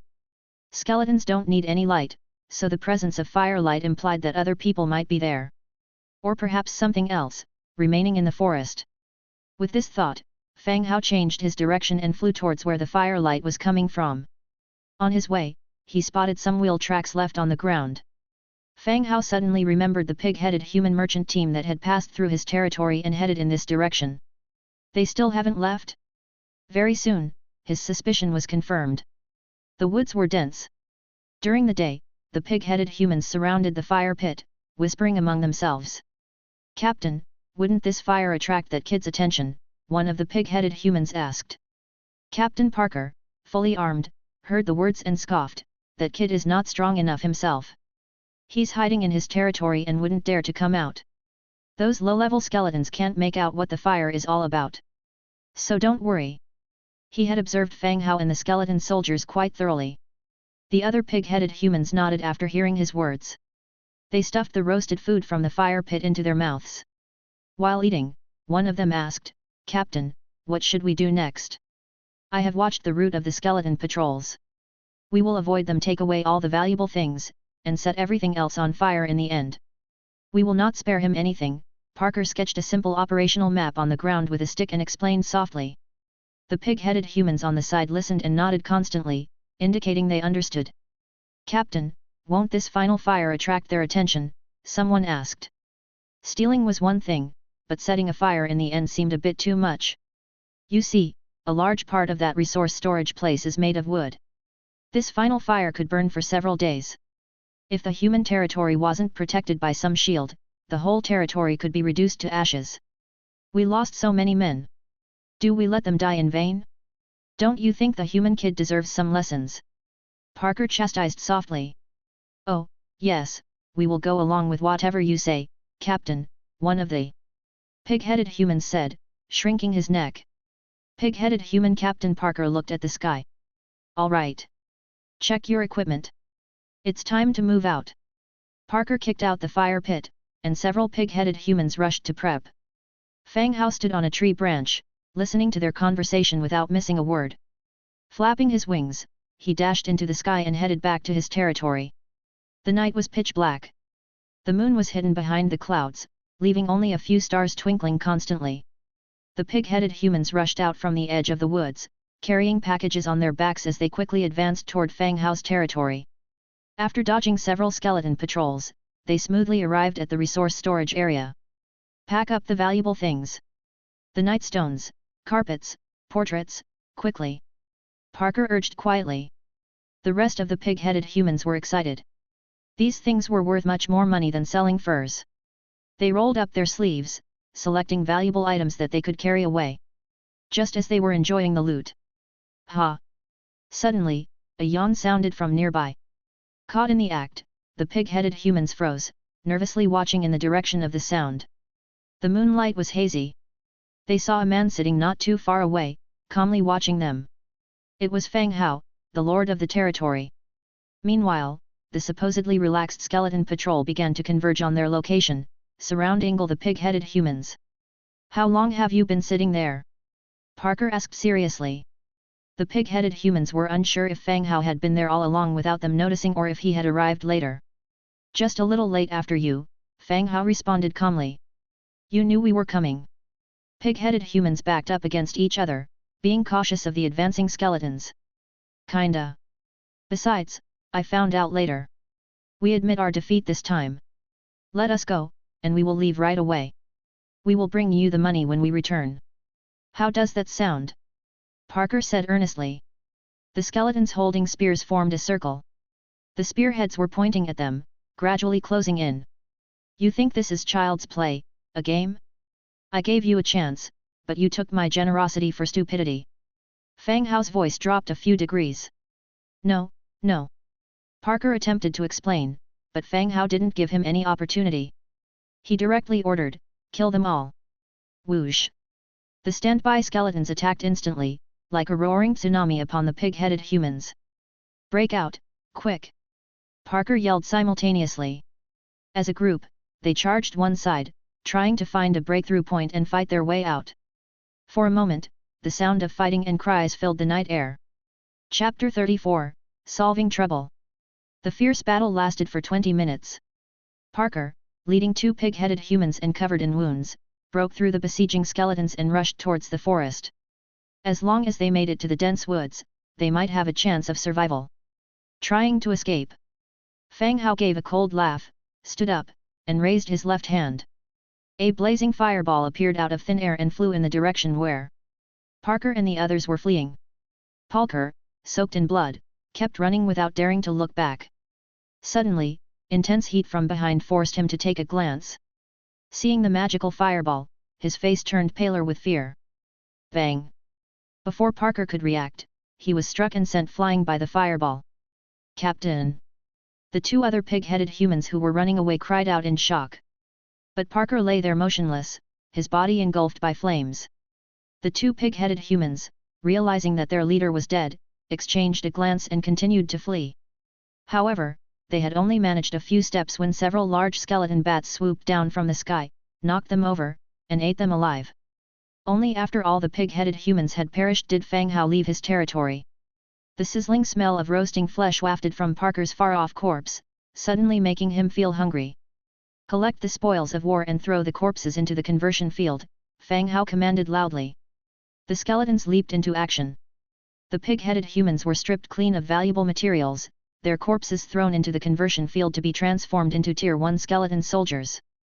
Acquired, Orc single-edged knife 27 pieces, wriggling spine 8 pieces. Restore all the goods to their original places, Fang Hao ordered. The skeletons promptly returned the items that the pig-headed men had scattered back to their designated area. Inside the territory, Fang Hao sat on a bench, watching the pig-headed man with an injured leg in front of him. He was left behind as a hostage. Now, he was the only one alive. All your members have just been killed by me. Have you anything to say? Fang Hao prodded. It was late in the day, and he was running out of patience for dealing with these pig people. I know, I heard Parker's shouts. They were still coveting your wealth. They brought this on themselves, the weak pig human managed. I'm curious, what's your relationship with them? Weren't they afraid I'd kill you straight out if they stole the goods? Fang Hao couldn't help but ask the nagging question in his mind. The pig-headed man coughed twice before continuing, I was originally the captain of this team, and Parker was my deputy. The injured pig human began his tale. They hailed from a pig human tribe in the north. Their mission was to transport several months' worth of supplies collected from the pigman village to the Manamork market for sale. En route, his deputy, Parker, suddenly led a mutiny, wounding him and placing him under house arrest. If he wasn't more familiar with the route to the Manam market than Parker, he would have probably been murdered and dumped in the wilderness by now. And now, the goods are gone. Parker handed him over to Fang Hao, conveniently using him to dispose of a threat. He then assumed leadership unopposed. Knowing Parker's intentions, why would you stay and wait for death? Fang Hao pressed further. There are too few people in the pigman village. If they all died here, the village would be in even more trouble. It's better that I stay and exchange their lives for mine, the pigman suggested. Quite the saint, Fang Hao muttered. Surprisingly, this elder pigman was willing to cooperate with Parker's charade and serve as the hostage due to this line of thinking. The pigman didn't understand what saint meant, yet he continued, "Sir, I apologize for Parker and his crew's actions toward you, but these were individual acts. Please don't take it out on our village." Fang Hao remained quiet, single-mindedly mulling over the old pigman's words. Manam market. With the Hundredfold Amplification boost, he gained the ability to mass-produce. An open orc market might just be what he needs to make a splash and earn warfire coins. You told a good story. I suppose I could spare your village, Fang Hao finally responded. Thank you, sir. Dragging his injured leg, the pigman knelt before Fang Hao and expressed his gratitude. But there's a condition. Stay outside my territory for the night. I'll tell you what to do tomorrow. Don't even think about escaping, or your fate will be far worse than your companions, Fang Hao warned coldly. Yes, sir. Fang Hao left the pigman a blanket and ordered the skeleton soldiers to keep an eye on him. He then returned to his room for rest. The following morning at daybreak, a light fog rose from the woods, shrouding the land. Fang Hao had rested well the previous night. He stepped out of his home and stretched himself. On the wooden board at the door, he marked down his 6th day in this world. Tomorrow would be the 7th day, when the newbie protection period would end. Each time he thought about it, he was overcome with a sense of urgency. He drew in a deep breath to steady himself. And then he started his morning exercise routine. First a few laps around his territory, followed by 5 sets of push UPS and sit UPS. After finishing all his exercises, he was slightly drenched in sweat. He commanded the skeletons to boil water for a bath while he prepared breakfast by the fire. He also remembered to supply food to everyone in his domain. Even though the skeletons were not efficient hunters, they still managed to butcher 5 or 6 beasts daily. This ensured an abundant food supply. Bring in the pigman from outside the territory, Fang Hao casually ordered. As he turned the meat on the spit, a skeleton promptly left to fetch him. Authorize non-territory resident Bolton to enter the territory. The protection barrier required the Lord's permission for non-residents to enter the territory. Authorize. Soon enough, the pigman from yesterday, with a spear pointed at his back and a grim expression, was brought in. Walking briskly to Fang Hao's side, he respectfully said, "Sir, you asked for me." Chapter 35, Fireblade Tribe. Sit down. I forgot to ask yesterday, what's your name? Fang Hao indicated for him to sit. My name is Bolton, sir. Bolton nervously sat down, starting to speculate why Fang Hao wanted him. Not killing him, but not letting him go either, what was the meaning of this? Fang Hao put the roasted meat in front of him and asked, "Is the Manam market only open for the orc tribes to trade?" Hey? Bolton was slightly stunned, and understood somewhat. He wasn't killed because he was interested in the Manam market. After a moment of thought, he quickly responded, "Not quite, there were humans and dwarves who used to trade here, but that was a long time ago. Now, it's only between the orc tribes." Fang Hao fell silent, his mind quickly working. When he went back to his room to rest the previous night, he seriously thought about the orc market. Today was the 6th day, and the protection shield would be gone tomorrow. Once their territory lost this protection, it wouldn't be good for them, the transmigrators. So, while the protection shield was still there, he had better go to the Manam market to observe, and see if he could trade some supplies. Therefore, he asked for Bolton first thing this morning to gain more understanding. What about the undead clan? One Fang Hao continued to ask. It would be best to go to the Manam market in human form, going as an undead might make things more difficult. Bolton hastily answered. Fang Hao nodded, noticing that the other had not touched the meat in front of him. Why? Don't eat meat. No, not the case. Bolton shook his head. Pig-headed humans are omnivores who eat everything. And their digestive system is very good, they are known as iron stomachs, naturally, they eat meat. Go ahead and eat, having a full meal can help recovery. I have an ample supply of meat in my territory. Thank you, sir. Bolton carefully looked at Fang Hao and picked up the roasted meat with his hands to eat. Fang Hao continued his inquiries, at the Manam market, what sells well? Slaves, weapons, food crops, they all sell well, then minerals, furs and such, Bolton explained as he ate. Orcs are not good at forging, nor are they good at farming. So weapons and crops sell very well. Oh! Fang Hao responded and began to eat his meal. The two ate quickly. When Fang Hao was full, Bolton also put down his food, indicating that he was full as well. He put out the fire and cleaned up everything. Fang Hao handed over an iron sword and hardwood shield from a passing soldier to Bolton. Can this equipment be sold for money? There were skeleton soldiers guarding all around, so he wasn't worried about Bolton doing anything with the weapon. Bolton carefully looked at the iron sword and shield. He said, such ordinary equipment wouldn't fetch a high price in the orc market, but it sells fast. If the quantity is large, it could be sold for a good price. Fang Hao nodded and stated his intention. Bolton, I want to go to the Manam market to sell a batch of goods, you will act as my guide. After selling the goods, I will let you go and also pay you a reward, what do you say? Fang Hao had a map to the Manam market, but it would be less troublesome if Bolton accompanied him. After all, Manam was an orc market. Hearing Fang Hao's words, Bolton's face was bitter. Did he have room to choose? They had captured him and interrogated him, it was just a more gentle command. But he still hoped that Fang Hao would keep his promise and not make it too difficult for him. I am willing to be your guide, sir, Bolton said.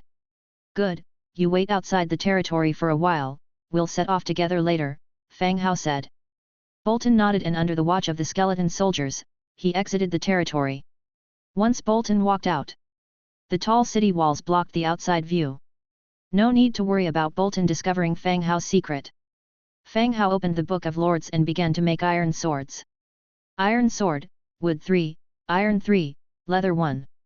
Set the quantity to 10 pieces. Start crafting. Hundredfold Amplification activated, acquired 1010 iron swords. A massive number of iron swords appeared on the empty ground in front of him.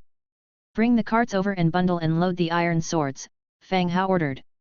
In a short while, the 5 carts left behind by the pig-headed humans were brought over. The horses were quite well behaved, and they didn't react excessively despite being surrounded by the undead. The carts were parked aside, and the skeletons loaded the iron swords onto them according to Fang Hao's instructions. Then, he went to the burial grounds, intending to recruit some soldiers. Hundredfold Amplification activated, recruited 10,100 skeleton infantry. Hundredfold Amplification activated, recruited 20,200 skeleton spearmen. From the previous war with the orcs of the Fireblade tribe, he collected 1,700 spines, which were still stored in the warehouse and not used yet. Now it was enough for him to squander. He continued to forge iron swords, iron spears, hardwood shields, armor, equipping the newly recruited soldiers. Getting everything ready. With over 30,000 soldiers, accompanying the 5 carts, they left their territory. Outside the territory, Bolton saw the tens of thousands of skeleton army emerging from the territory with his eyes wide, finding it hard to believe. He had just had breakfast with Fang Hao, and there wasn't such a large army in the territory at that time. Where did they come from? Bolton, get in the cart. We'll need you to lead the way from here, Fang Hao invited from atop the cart. The crowded skeleton army parted a path. Bolton, feeling apprehensive, climbed onto the cart, settling in at the back. Sir, so many undead might cause panic, Bolton quietly reminded. A small tribe only has a few hundred people. Only a large tribe could rival the population of 10,000. Mobilizing tens of thousands of soldiers to escort the supplies on these carts, only Fang Hao could do something like this. No problem, Fang Hao did not explain further. The cart advanced, heading towards the direction of Manam Market. At the same time, to the east of the territory, Fireblade tribe.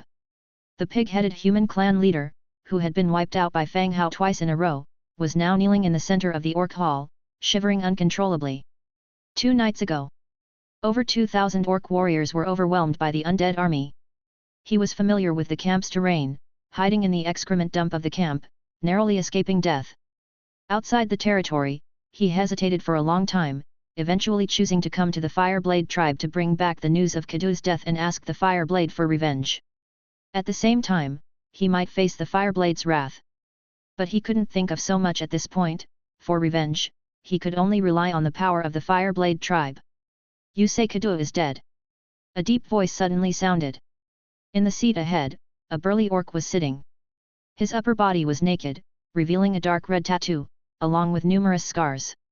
His beard was whitening, a pair of eyes filled with murderous intent, was staring dead at the pig-headed human clan leader. This was the clan leader of the Fireblade tribe, Kent. In the face of the overwhelming pressure that was flooding in like a tide, the pig-headed human's body began to tremble uncontrollably, trembling as he answered, Yes, Lord Kadu was killed by those evil undead, all other members also perished in battle.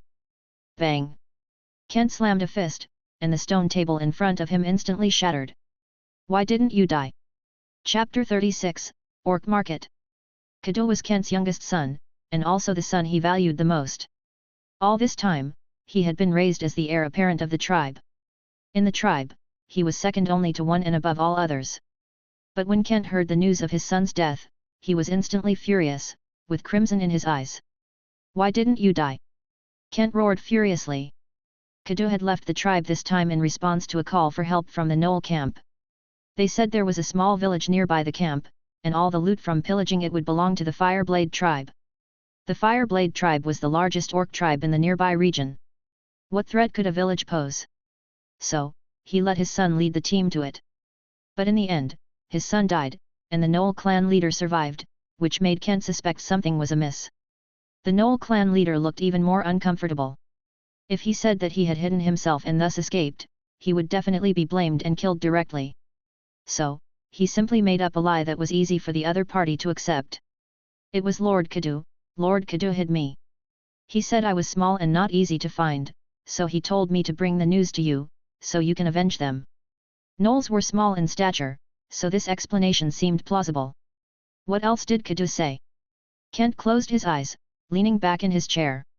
Kadu said you are a great father, a great warrior, and that you would avenge him, the Gnoll continued to shout loudly. Phew! Kent let out a heavy sigh, continuing, all right, talk about that undead village. Okay. Then, the Gnoll told Kent all about discovering the village and the human lord. You're saying, a human can command an undead army? Kent found it hard to believe. Yes, everyone saw it. The leader of the other side was a human, the Gnoll said loudly. Come here, Kent beckoned loudly. An orc immediately came in. Kent continued, mark the location of the undead village, I'll arrange for someone to investigate. Oh, okay. The Gnoll quickly drew a simple map. The orc soldier took the map and turned to leave. Kent thought for a moment, then continued, you are still of some use, I won't kill you, but Kadu and 2,000 warriors died because of the information you provided. At these words, the Gnoll's heart jumped. Kent continued, bring him out and flog him. An orc soldier immediately came in, grabbed the Gnoll and dragged him out. The Gnoll was startled and cried out, Lord Kent, I still have use, I know that village, I'll be useful for sure. This sentence was indeed of some use. Kent said to the departing soldier, don't let him die. Soon after, the sound of loud whips and the painful wails from the Gnoll could be heard outside the house. Meanwhile, the pig-headed Bolton had indeed served as a guide. Leading the caravan, he found a more easily navigable route, thereby avoiding several large beast lairs. You could say that just having a map of the Manam market was not enough, you also needed to know the optimal route to get there. Fang Hao lay in the carriage. Using God's presence, he incarnated into a skeleton giant bat, soaring into the sky and overlooking the land. And in the distance, he could already see the silhouette of a city. With caravans going in and out, that must be the Manam market. Controlling the giant bat to land on the carriage, Fang Hao returned to his own body and opened his eyes. Bolton, we're almost there, right? Fang Hao called out. Bolton was in the first carriage, while Fang Hao was in the third, so he needed to raise his voice to talk. Bolton's massive pig head looked back, and he also called out, yes, sir, it's just ahead, but I'm afraid your army won't be able to enter the city. This huge undead army. It would not just be an issue of entering the city, even approaching it could cause panic. If the other party was alarmed and a fight broke out, it would be difficult to retreat peacefully. You said Manam doesn't allow fights and looting, does this apply to humans too? Fang Hao asked. It applies to everyone, but it has been many years since a human caravan appeared in Manam Market, so you might attract some attention, Bolton said. Fang Hao nodded, let the army camp nearby when the time comes, you take me in. All right. Bolton nodded. Fang Hao had also considered this before.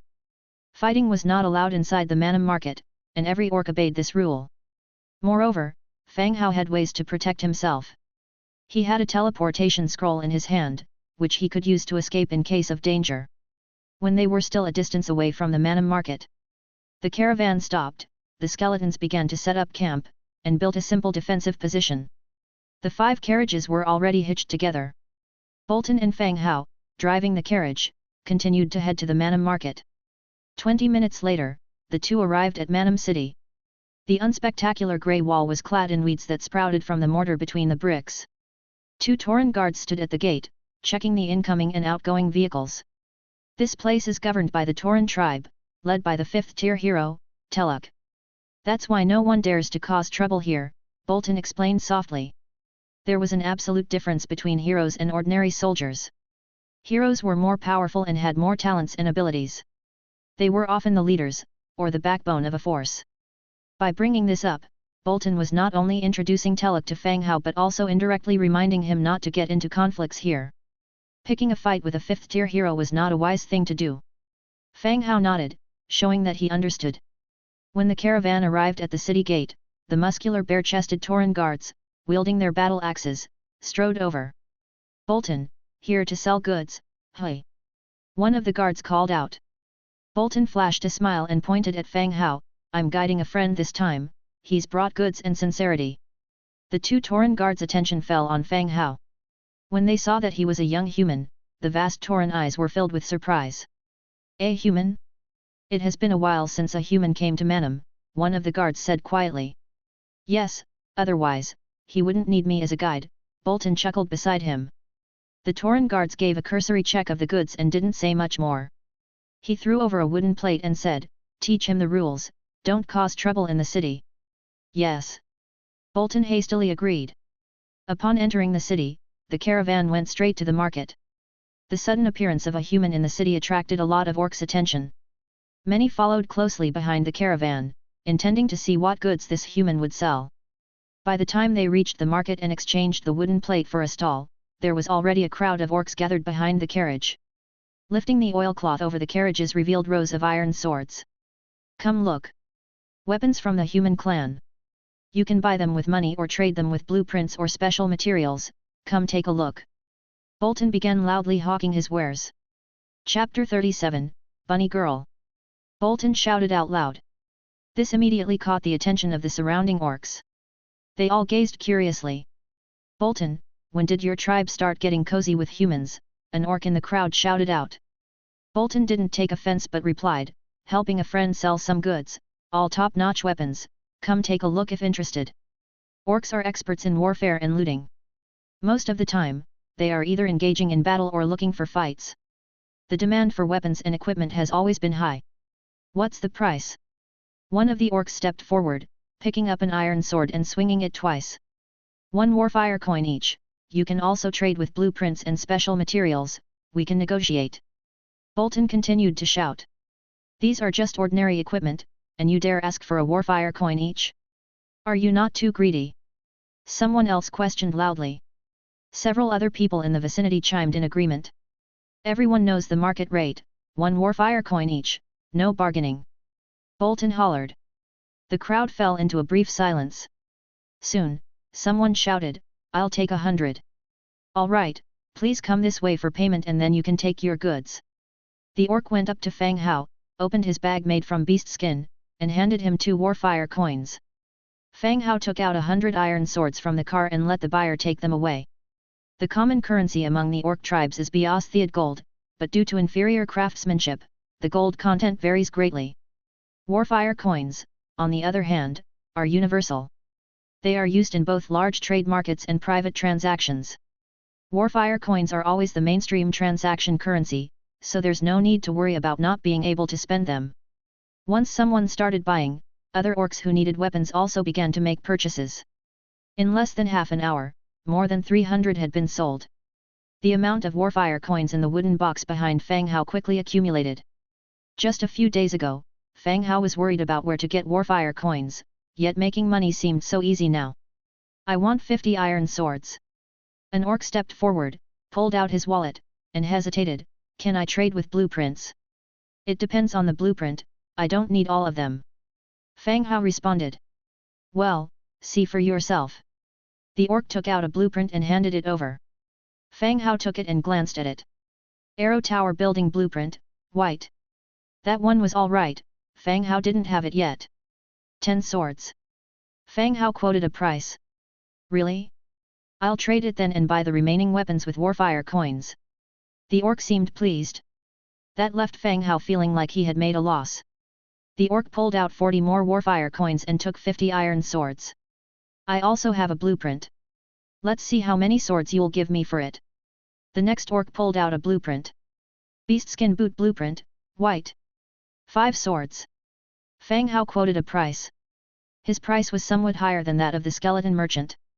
Fang Hao had his own plans for this. He could motivate more orcs to trade blueprints, thus increasing his own collection. All right. The orc traded for 5 iron swords. Another orc approached. See how much these are worth, he said, handing over some items. Essence of magic, a trace of spring water. Fang Hao frowned as he looked at the items in his hand. Both the essence and traces were very rare resources. For those in need, these were very valuable. 5 swords each. Fang Hao named the same price as for the white blueprints. The orc sunk into contemplation, evidently dissatisfied with the price.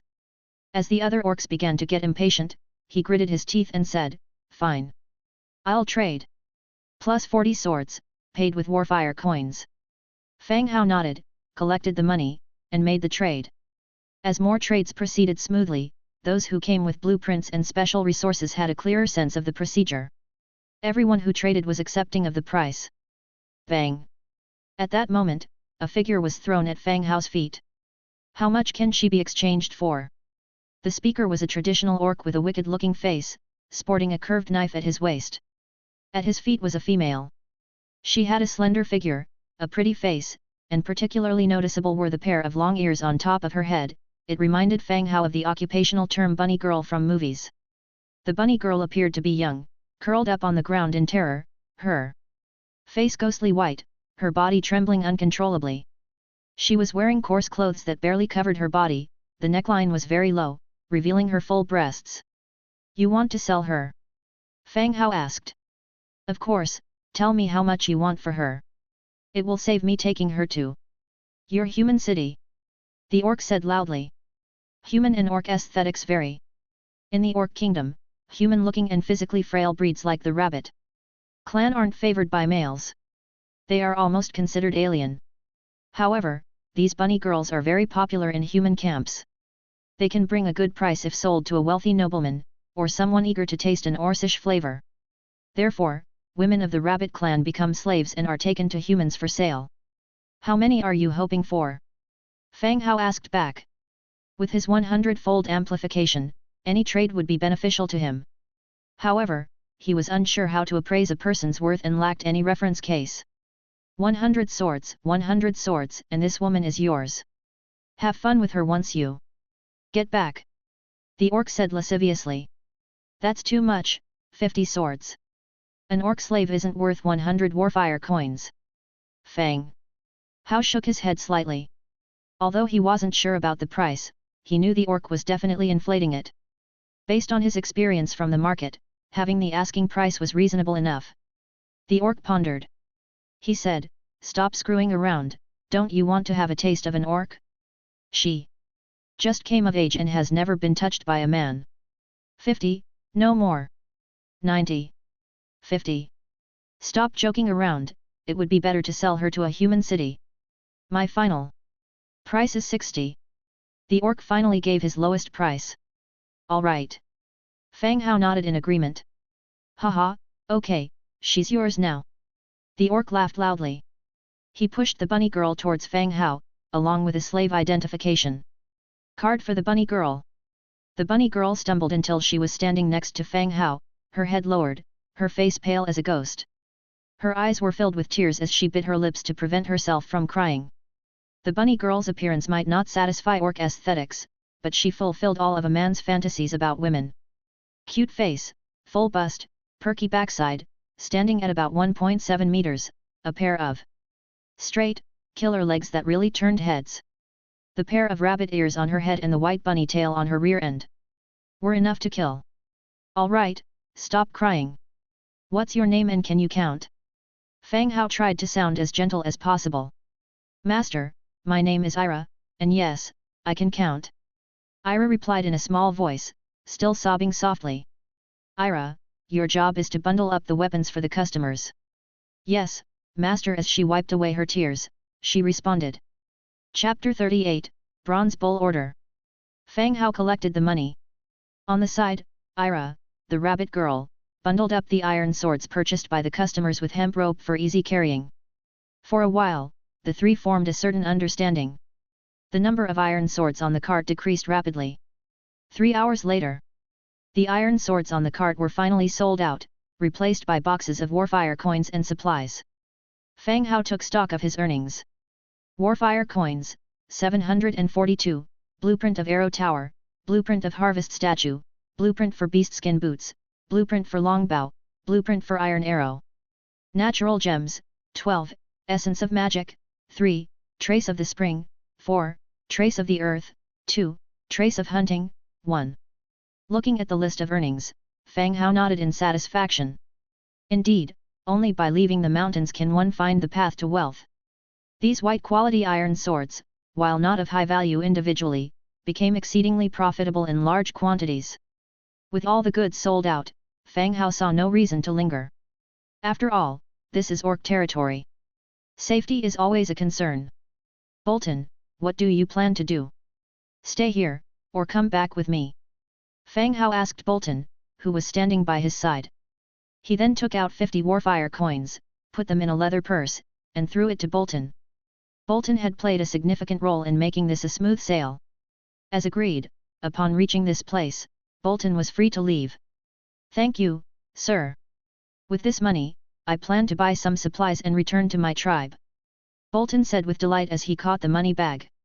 This money compensated for the lost goods. Good. Be careful on your way back. Fang Hao didn't insist on him staying. Bolton looked a little embarrassed. To him, a human who can control an army of the undead was more dangerous than anything else. He wished he could quickly please his master and then be allowed to leave. Yes, sir. I will be careful. Bolton said softly. Fang Hao nodded, driving the carriage, ready to leave with Ira. He planned to meet up with his undead army and return to his territory as soon as possible. Just as he was about to leave, an approaching squad of Tauren stopped his carriage in the middle of the road. This human guest, the chieftain wishes to see you. He awaits you in the chieftain's hall, said one of the Tauren. Fang Hao furrowed his brows, beginning to ponder their intentions. From their attitude, it didn't seem like they wanted to rob him of his money. But he didn't seem to have any contact with the Tauren chieftain. My goods. Fang Hao looked hesitant as he glanced over his shoulder to the goods on his cart. The wooden crates on the cart held over 700 Warfire coins and precious materials. Rest assured, we shall look after them. There will be no problems, continued the Tauren guard. Since they said this, Fang Hao didn't really have any good reason to refuse, and he was rather curious about these heroes. Fine, lead the way. Fang Hao said. The Tauren led the way into the innermost part of the city. The place truly looked like a city, with taverns, smithies, and busy orcs, each preoccupied with their tasks. He led Fang Hao further to a building brimming with tribal aura. Chieftain, the guest has arrived, reported the guard standing by the door. Let him in then. A deep voice rang out from inside the room. The Tauren guards cleared the path, allowing Fang Hao to stride in. The chief's hall was very spacious. At the head of the hall sat a gigantic Tauren. Standing nearly 2.5 meters tall, his bronze skin gave off a faint metallic sheen. His chest muscles, block-like in shape, exuded immense power. Fang Hao didn't doubt that this guy could kill him with a single punch. Bronze Bowl Talok, Purple Tier 5-star Hero. There was a brief silence in the hall. Fang Hao scanned the Tauren, while the latter similarly observed him. Talok certainly hadn't expected the human who arrived here alone to be so young and thin. Please have a seat. Talok said in a deep voice. Thank you. Fang Hao sat down on a nearby large seat. Human friend, my name is Talok, how should I address you? Talok's attitude was very friendly. My name is Fang Hao, nice to meet you, Chief Talok. Haha, I like you, intelligent human. Talok burst into laughter, his voice echoing like a resonant bell and somewhat ear-piercing. Fang Hao gave a faint smile. By the way, are these equipment you forged? Talok picked up an iron sword from the ground. Held in his hand, it looked more like a dagger. It happened to be one of the iron swords that Fang Hao had just sold in the market. Talok had also arranged for someone to buy one. Yes, Chief Talok. Fang Hao answered. So you mean to say, your territory has many blacksmiths, able to produce numerous weapons with similar workmanship? Talok continued to inquire. Well, Fang Hao found it hard to respond. As a lord who had traveled through time, he could use the Book of Lords to create weapons. Creating the same type of item meant that the quality was fairly similar, even identical in some cases. Indeed, I can mass-produce certain equipment. Fang Hao replied vaguely. Good, then I'll be straightforward. I want to place an order for a batch of weapons, and pay with warfire coins. Talok went on. Fang Hao was intrigued. So there were customers who took the initiative to come forward? Iron swords. No, these weapons are too light for us. I want to order battle axes, 3,000 of them. Fang Hao was suddenly in a dilemma. He didn't have blueprints for battle axes. Chief Talok, I don't have any suitable blueprints for the battle axes that you need. Fang Hao said, slightly embarrassed. A customer was giving you money, but you couldn't produce what he wanted. He wasn't being a competent seller. Haha, that's not a problem. I have battle axe blueprints here. If you're willing to take the order, they can serve as your advance payment. Talok let out a hearty laugh. Fang Hao's eyes brightened up. Could there be such a good deal? What's the price? What kind of price are you willing to offer for a battle axe? 8 warfire coins. When can you deliver? Talok's smile faded, and he fixed his gaze on Fang Hao. 3 days, I'll deliver the goods to you in 3 days. Is that acceptable? Fang Hao replied calmly. Hearing the 3-day delivery, Talok took a deep look at him. 3,000 battle axes can be completed in 3 days? Just how many blacksmiths did he have in his hands? Are you sure you can deliver them in 3 days? Yes. Fang Hao responded confidently. Good. Talok had someone bring the blueprint and handed it to Fang Hao. Battle axe, green wood, 3, iron, 12, leather, 2. A green tier equipment, it looked rather decent. Also, to suit the large stature of the Tauren, the iron consumption for this type of battle axe was several times that of regular ironwork. Then I'll be going back now, and have your weapons ready and delivered as soon as possible. Fang Hao said. Good. Don't forget about the schedule. Fang Hao exited the chief's hall. Ira was still sitting on the cart, waiting for him. Master. Ira whispered. Nobody has stolen our money, right? Fang Hao climbed onto the cart and casually inquired. No. Good. Let's go then. Driving the cart, they set off for the city's outskirts. Chapter 39, Orc Raid. Fang Hao and Ira, riding a horse cart, left Manam Market. To avoid causing panic and unnecessary troubles among the orcs. The camping spot of the skeleton army was a 20-minute journey from Manam Market. Now, they were on their way to the camping site to rendezvous with the skeleton army. On the road, Ira kept her head low, appearing cautious and careful the entire time. How did you become a slave? Fang Hao casually asked. There was indeed a lack of human presence in his territory. Being constantly surrounded by cardboard cutout skeletons was something Fang Hao had grown tired of, and this was also why he agreed to purchase Ira. Who could resist the addition of a charming bunny girl? Our village was attacked, the survivors scattered, I was captured and became a slave, Ira explained softly. The orc tribe only respects strength. All rules are based on power. For weak races like the Rabbitman clan, even if they were willing to become a vassal of other tribes, few powerful tribes would accept them. Once a village was wiped out, there would be people hunting for valuable folks, branding them as slaves. Slave masters would train their slaves to not resist against their masters, making them easier to sell. Do you have any family left or any kin? Fang Hao continued to ask. Ira shook her head, indicating that she had no family left. Being members of the Rabbitman clan, they were weak and not suited to the orc lifestyle. Interestingly, I'm alone too. No worries, we need to look forward. Fang Hao drove the horse cart and murmured. Only then did Ira lift up her head, looking curiously at Fang Hao before quickly lowering it again. The Rabbitman clan's Ira's loyalty to you has increased by 5 points, current loyalty is 75. A system prompt suddenly appeared. Loyalty? Right, the system had mentioned loyalty on the first day after Fang Hao's arrival. If loyalty was too low, farmers or soldiers would become unproductive or even desert. He had been dealing with not-so-intelligent skeletons all along and almost forgot about this matter. But, he didn't really say anything just now, yet her loyalty increased.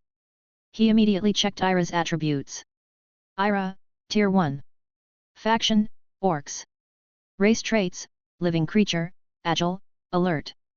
Skills, Half Moon Kick, Head Cook. Innate abilities, Basic Combat Mastery, Basic Sword Mastery. Living Creature, this type can be healed, affected by morale, emotion, etc. Is immune to bone manipulation technique and similar abilities. Agility, Agile Body, has far superior speed than average, capable of performing difficult moves. Alert, Rabbitman clan, naturally alert, can sense danger. Head Cook, familiar with cooking recipes, has capability to innovate in cooking, food can increase the morale of living creatures. Half Moon Kick, spins in mid-air, kicks in a half-moon pattern causing damage to the enemy. Description, Rabbitman clan differs from other orcs, they don't believe in strike first, think later, rather they prefer to think first. Not bad at all. Although only Tier 1, Fang Hao had no expectations of her participating in battles. The cart continued to move forward, they were nearing the skeleton camp. Once past the hillock ahead, they would reach the location of the skeleton camp. After all, undead creatures had a bad reputation, so they chose a rather hidden place when setting up the camp. At that point, Ira's pristine rabbit ears twitched suddenly. Her head jolted up instantaneously, her eyes filled with horror as she looked to the left. What's wrong? Fang Hao noticed Ira's action. Master, a crowd is approaching rapidly, Ira said anxiously. What? Fang Hao was taken aback. He hadn't heard anything. He looked to his left, but the forest blocked his view and he couldn't see anyone. However, Fang Hao knew that given Ira's character, she wouldn't joke around at a time like this, and her innate ability of alertness suggested that someone was indeed approaching. Watch me. Fang Hao said, then immediately deployed God's presence. Hey! Ira didn't understand what Fang Hao was saying, but the next second she saw him collapse weakly. She swiftly caught Fang Hao and took hold of the horse cart reins, continuing to drive it forward. A skeleton camp in the mountain valley. Blue flames ignited within the body of the skeleton giant bat. God's presence target, skeleton giant bat, compatibility 45%. The next second, Fang Hao, controlling the skeleton giant bat, soared into the sky. Looking down on the earth, Ira could be seen driving the horse cart, slowly approaching this place, and indeed, behind the forest on the left of the cart, dozens of orcs were rapidly closing in. And their target was his horse cart. Greed truly is a death warrant, Fang Hao muttered. These orcs were clearly coveting the wealth Fang Hao had acquired. Unable to make a move in Manam Market, they planned to stop Fang Hao's convoy on the road. After all, the party consisted of only Fang Hao and Ira. It was as vulnerable as a sheep. After clarifying the situation, Fang Hao descended and started directing the skeleton army, making preparations. The 5 horse carts moving together had significantly slowed their speed. Meanwhile, orc figures were now visible emerging from the forest on the left, running towards the direction of the cart. Fang Hao cancelled his god's presence, directed the cart away from the main path, and moved towards the front right. He charged into the mountain recess. However, the incoming orcs had blocked Fang Hao's route, surrounding the convoy. Looking at the mob of orcs, Fang Hao was not at all nervous and said calmly, "The rules of the Manam Market prohibit any force from looting. Are you planning to break the rules?" If we kill you too, who will know we did it? An orc sneered. His gaze, however, was continuously scanning the boxes on the horse cart. The convoy was surrounded by the orc party who blocked Fang Hao's way out. They knew that the dilapidated wooden box was filled with warfire coins. If they could rob it, they would amass a fortune. How could they not be tempted? So, no room for negotiation. Fang Hao unflinchingly asked. Haha. Interesting human, you think you could still make it out alive? The orcs laughed arrogantly. We will skin you alive, chop you to pieces, make a stew out of you and share it among ourselves. The orc licked his lips. You won't even have a body left, who would know how you died? The orcs chuckled and laughed, as if they were teasing their prey. Remember to throw away his brains, he's a dumbass. Eating it might affect our intelligence, another orc loudly added. On the main road, the orcs were somewhat cautious. But they didn't expect this human to be an idiot, driving the horse cart into this recess of the mountains. What a good place to kill and loot. While the orcs were discussing their menu, deciding how to cook the two of them, Ira asked with a trembling voice, Moss Master, what should we do? She thought to herself how unlucky she was. She had just been sold to a human being and had run into such trouble. Don't worry, they are merely sacrifices. Fang Hao said with a smile. The noisy surroundings suddenly went silent. Anger surfaced on the faces of the orcs. They found this human incredibly arrogant, they considered his insults towards them even while facing death quite outrageous. Kid, you're asking for death, let's get him. The money will be equally shared amongst us, ordered the leading orc coldly. The rest of the orcs, roaring angrily, prepared to slaughter this presumptuous human. Creak, creak, creak. Then, a series of intensive sounds, like the rubbing of bones, echoed around them.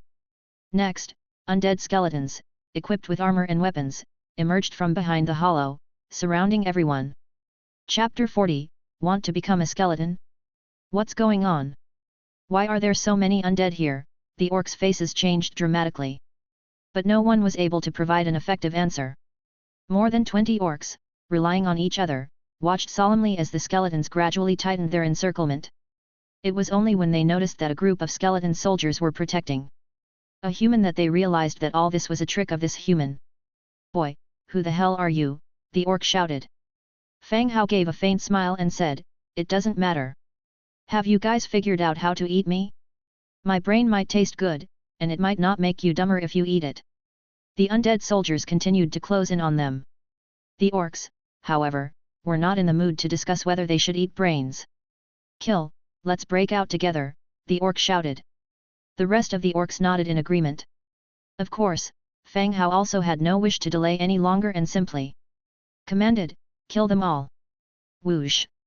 The moment the command was issued, the skeletons launched an attack, flooding the orc forces instantly. After less than 5 minutes of battle, the world returned to calm. Collect the loot, bury the bodies, Fang Hao ordered indifferently. This sort of thing happened too often. To him, these 20-something individuals were merely a one-sided slaughter. Soon, the bodies were buried, and the spoils transferred onto the cart. Rewards: 8 wriggling spines, 22 orc weapons, 15 orc armor, 43 warfire coins. Well, it counts as a small harvest. The orc weapons and orc armor weren't of much use to Fang Hao. The most useful things were the wriggling spines and the warfire coins.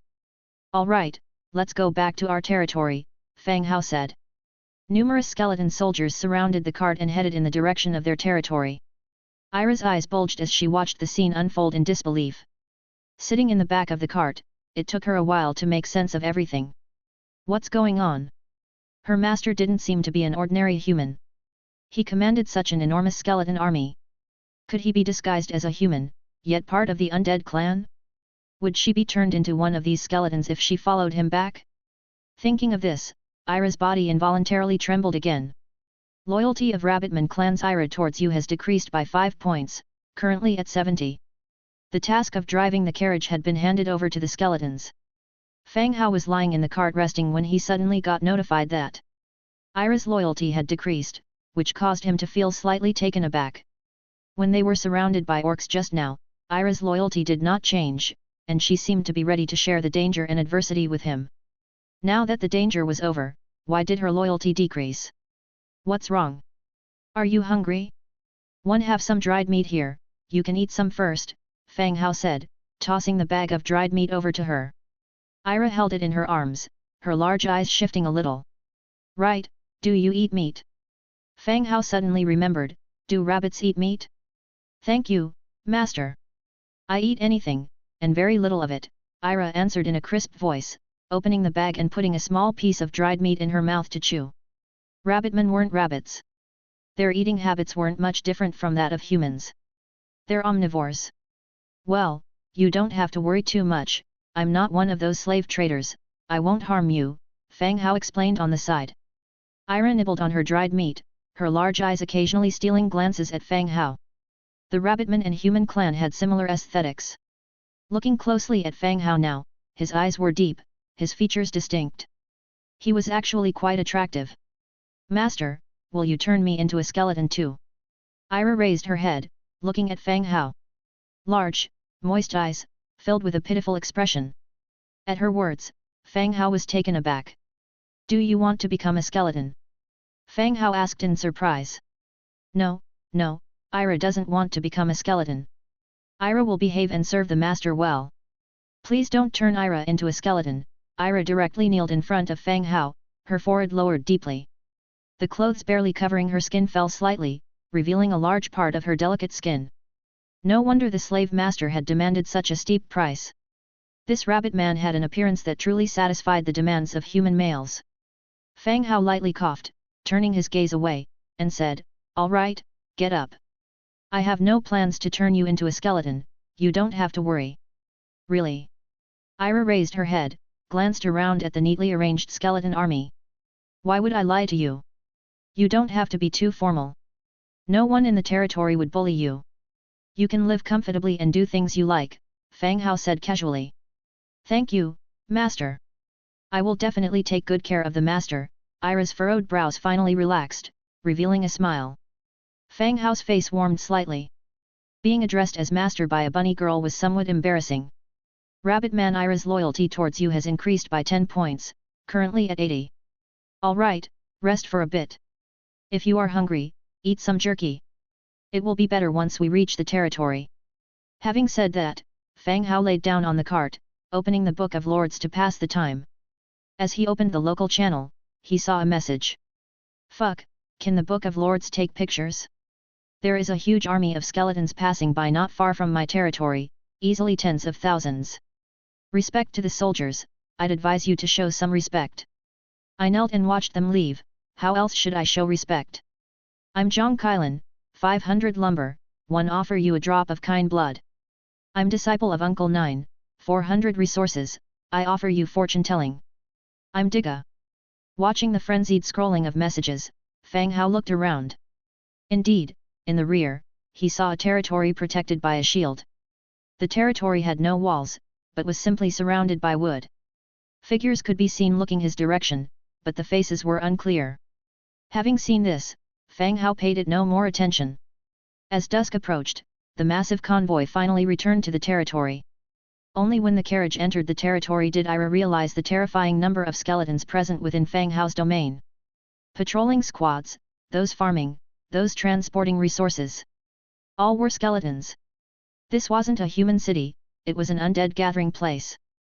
Move all these into the hall, be careful not to break them, Fang Hao pointed to the crates holding warfire coins. The crates weren't large, and it was safest to keep them in the Lord's wooden house. The remaining resources were sent to the warehouse for storage. Ira. Master, your orders, Ira immediately approached, replying respectfully. There's meat in the warehouse, prepare dinner. It's just for the two of us, they don't need to eat, Fang Hao said. Yes, understood master, Ira replied immediately, busying herself with the task. She began to light the fire, preparing dinner. And Fang Hao, after drinking a sip of water, began to continue building with the resources he obtained today. Level 1 Arrow Tower, Lumber 500, Stone 350, Thatch 280, Hemp Rope 200. Description: the Arrow Tower is one of the important parts of defending a base. It can be placed within the castle for early detection of enemy movement and also conduct ranged firepower attacks against enemies within its range. Chapter 41, Harvest Statue. Arrow towers should be set up on the city walls. After looking around at his territory, he finally chose the four corners of the city walls as the positions to place the arrow towers. The Lord's cottage had just reached level 3, and the area of the city was about the scale of a larger village. It was not like a giant city where one side of the city wall extended for hundreds of meters. Building 4 arrow towers was enough for now, the number could be increased after the city wall is upgraded and expanded. After choosing the location, he directly chose to build corner of the city walls. One after another, their radiance lit up. 4 arrow towers were successfully built. About 5 meters tall, it has a stone base and a wooden platform at the top. Archers could be stationed there for guard duty and long-range attacks. Level 1 Arrow Tower. Placement, 0/3. Materials needed for upgrading, wood 750, stone 600, straw 150, hemp ropes 330. He then upgraded all 4 level 1 arrow towers to level 3. Level 3 Arrow Tower. Placement, 0/4. Materials needed for upgrading, wood 1500, stone 1300, hemp ropes 800, bricks 400. Description: the arrow tower is one of the important parts of a base's defense. They can be placed within the castle to observe the enemy's actions earlier and also provide firepower attacks against enemies within the range. The level 3 arrow tower's height was close to 7 meters, standing towering high. Ideally, you can place 4 archers on each tower to scout the enemy outside the territory and attack. But Fang Hao had no archers, so he had to assign skeleton soldiers temporarily as crossbowmen. You guys, go to the warehouse and switch your weapons to crossbows. Fang Hao selected 16 skeleton soldiers and asked them to change their weapons. The skeleton soldiers patrolling mechanically stopped their steps. They turned and headed towards the warehouse. Fang Hao took this opportunity to open the Book of Lords and start crafting iron arrows. Among the blueprints exchanged from the orc market, there was a blueprint production for iron arrows, which had been recorded in the Book of Lords. Iron arrow, wood 1, iron 1. Quantity selected was 10. Produce. 100 times amplification triggered, obtained 1010 iron arrows. Just as the production was completed, the 16 skeleton soldiers appeared with crossbows in their hands. Take the arrows and get to the arrow tower.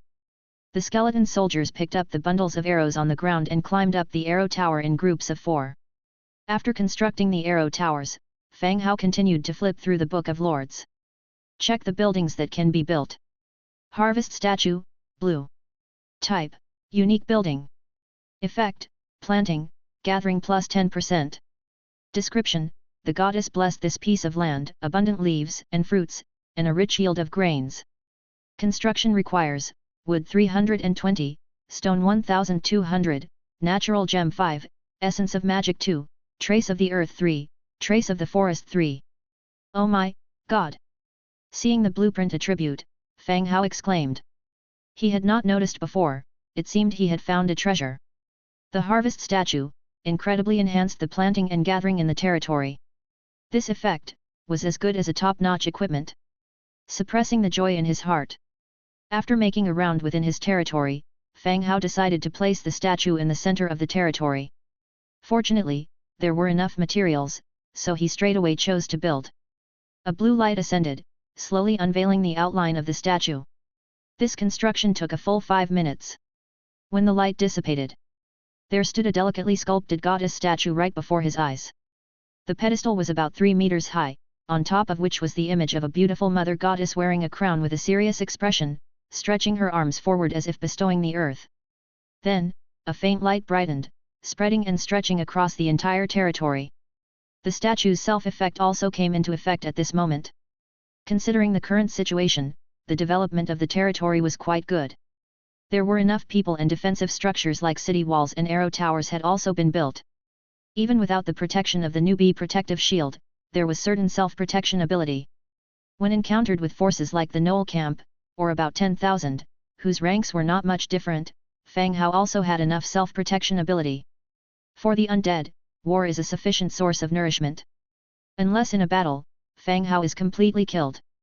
Otherwise, with the wriggling spine, combined with the ability of a hundredfold amplification, it would be like a snowball, the more people, the stronger, the stronger.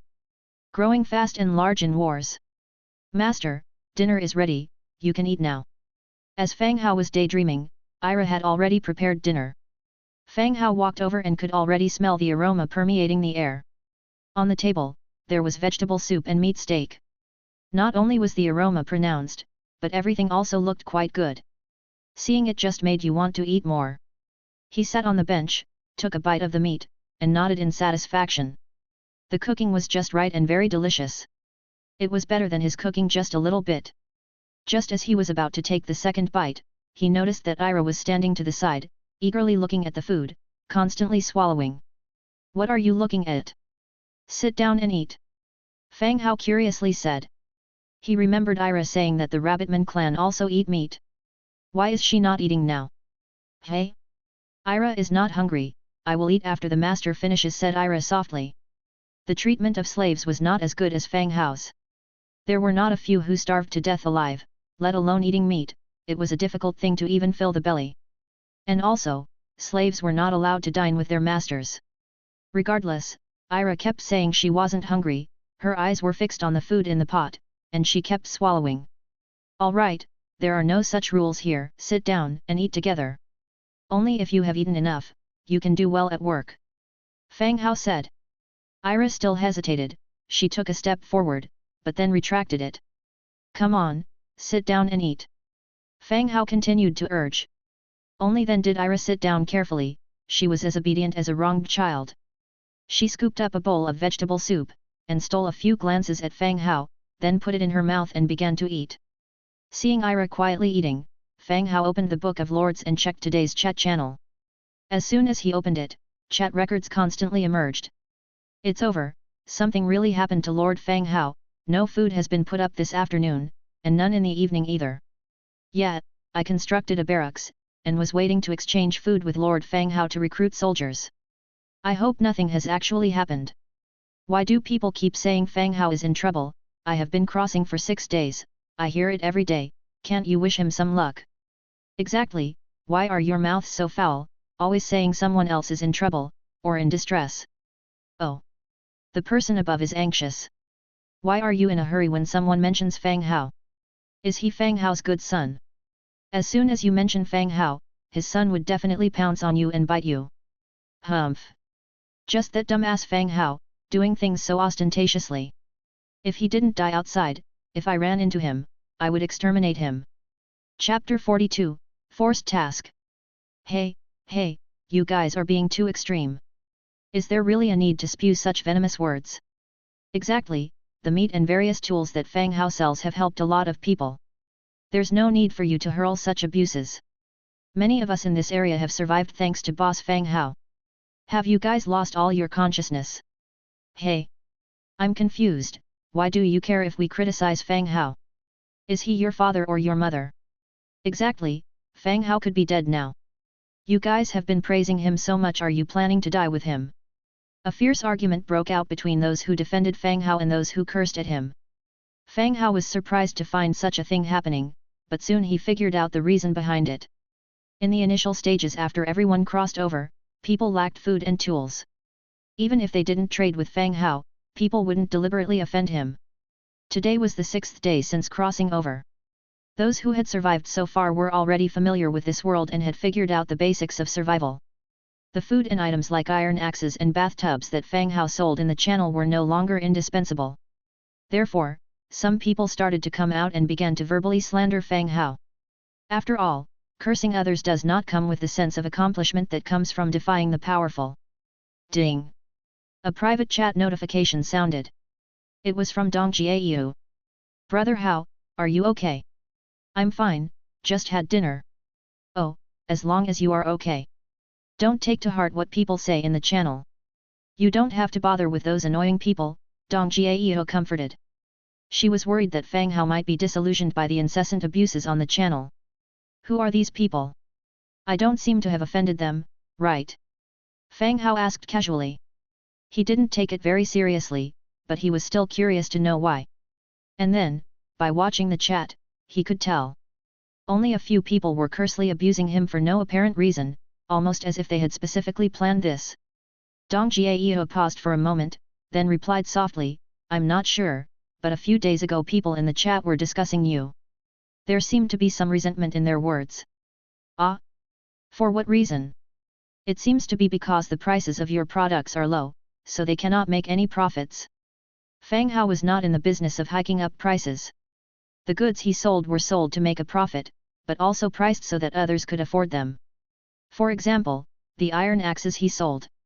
Typically, making an iron axe would cost 2 iron and 2 wood, while Fang Hao sold them for just 3 iron.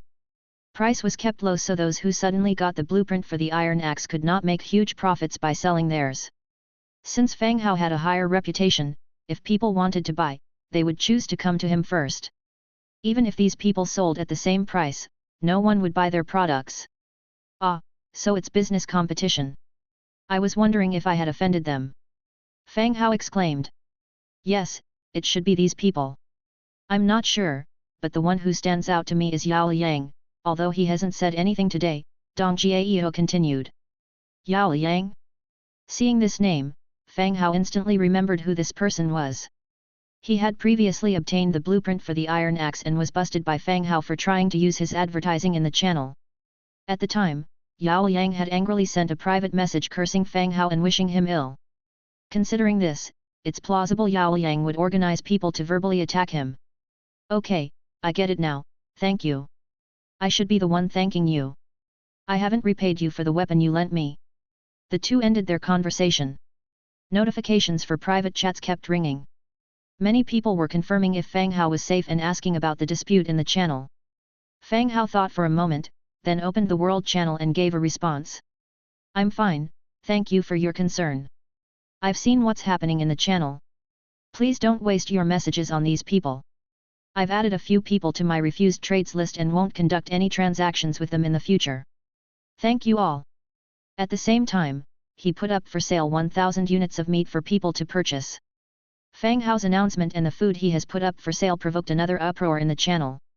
See, Fang Hao is fine. If you're so tough, don't buy Fang Hao's meat. Oh right, you can't even if you wanted to. People were saying Fang Hao is in trouble, looks like the real trouble is with all of you. He's not in any trouble. Whoa there, he's just selling some food, look how riled up you all are. You bunch of sycophants. The moment Fang Hao passes gas, you all celebrate like you've won the lottery. You must be used to being sons. Fang Hao made a statement. Instead of calming people down, the channel grew even more chaotic. At this stage, food was no longer an absolute necessity. People could build barracks, recruit soldiers, and go hunting. Perhaps they didn't have enough to sell, but they had enough to feed themselves and the villagers. So, even if Fang Hao blacklisted these people, they weren't afraid and continued to mock him. When the channel started arguing again, the long-awaited system prompt rang in everyone's ears. Congratulations on surviving. The newbie protection period lasts for another 10 hours.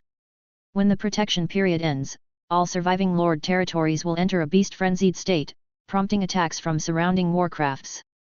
Frenzy of Beast, all wild beasts will enter a bloodthirsty state, all attributes increase by 30%, duration is 24 hours.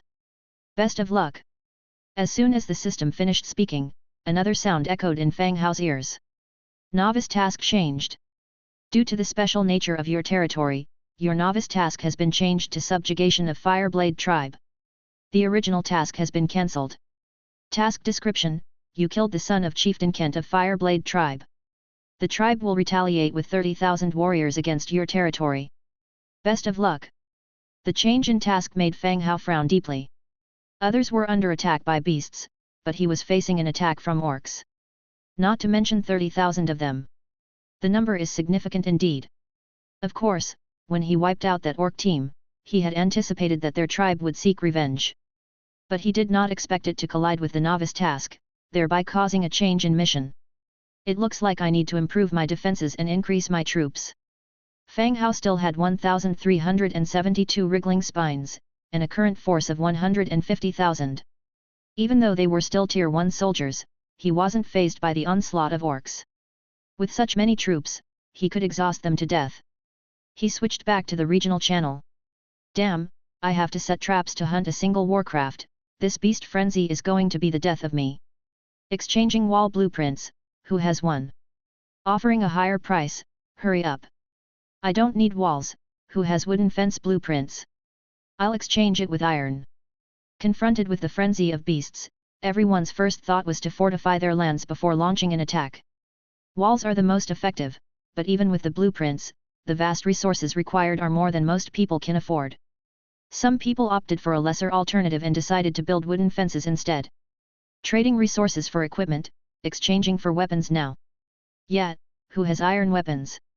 I'm still using a bone spear. I remember a few days ago, someone exchanged a blueprint for an iron spear from a beast he caught in the river. Anyone remember who he swapped with? Oh right, I think that happened. I remember, he used a hardwood shield blueprint to exchange weapons from Fang Hao. Should be an iron spear. Damn, so that means Fang Hao has got iron spears and hardwood shields. Chapter 43, Selling Weapons. The territory has a protective shield, and the conscripted militia can hunt to get food. It gives people the illusion that they've adapted to this world. They assume that as long as there is enough food to satisfy the farmers and the militia, they can steadily develop. But all these are mere human assumptions. The emergence of a mandatory task and the beast horde attack that will occur in 10 hours have harshly brought everyone back to reality. This time, with the protective shield gone, the attacking beast horde will benefit from the beast's blood boiling, a 30% increase in all attributes. Once again, people realize the danger of life and death they will face. The most effective way to improve their combat power is to change their weapons and equipment. A brave warrior, wielding only a stone axe, can hardly show his true strength. Once they remembered that Fang Hao had once sold iron spears. All the conversations are once again redirected to Fang Hao. Is brother Fang Hao here? I want to order some equipment. Big brother, it's urgent. Please sell some weapons. The heated argument just now instantly quelled. Everyone is calling out to brother Fang Hao, asking him to sell some equipment. The threat of death hangs over everyone's head. Fang Hao watches the channel, saying nothing. This mandatory task provides a good opportunity for Fang Hao to sell the equipment in his warehouse. There are mainly two types of equipment backlogged in the warehouse. Some of them are made using his own blueprints and were replaced in the process of equipment upgrade, while others are spoils from several battles. There are weapons from the orcs, as well as weapons that fell when zombies in the castle were killed. These equipments generally have low durability and are old. After a quick sorting out, weapons were promptly put up for sale. Assorted weapons 1142 pieces / wooden shields 4212 pieces, each piece required, wood 300, stone 150, iron 5, special resources 2. Any kind. Assorted weapons include a variety of spoils, such as broken single-edged swords, broken spears, and orc weapons. The wooden shields are from one of Fang Hao's earliest blueprints. Long ago it was considered obsolete and has been piled in the warehouse. These weapons still have lethality, but their durability is not high and the degree of damage varies. Then, Fang Hao gave skeleton soldiers new weapons to replace the damaged ones. He also puts those replaced weapons up for sale on the channel. The mandatory task tomorrow is like a sword hanging over everyone's head. Even those who are greedy will choose to spend all their savings to replace a batch of equipment for survival in the imminent battle. After all, only surviving now can talk about the future. If you die, having lots of resources will be useless. So, Fang Hao has the right to set the price for weapons. Not to mention that his prices are reasonable, even if he doubles or triples the price, these people have to grit their teeth and buy them. This is to increase their chances of survival. Big brother is awesome. These weapons can save many people. Why are there so many more wooden shields than iron spears? Stop talking nonsense, there's a lot of wood in storage, of course, there will be more made. How much iron ore can there be? You're right. Brother Fang Hao, did you mistake me for someone else? I didn't say anything bad about you. I've been banned from trading. I am innocent, more wronged than Doi. Stop acting, you were the worst with the snide remarks. Now you're playing the victim. Doi, very unlucky. Brother Fang Hao, I was wrong, I was just messing around. I beg for your forgiveness. Please remove the trading ban. Brother Fang Hao, you're my biological father, I was wrong. I'm slapping my own face. The beasts are coming tomorrow, please let me buy some weapons. I beg you. A complete reversal of the situation occurred. People are praising Fang Hao for being awesome.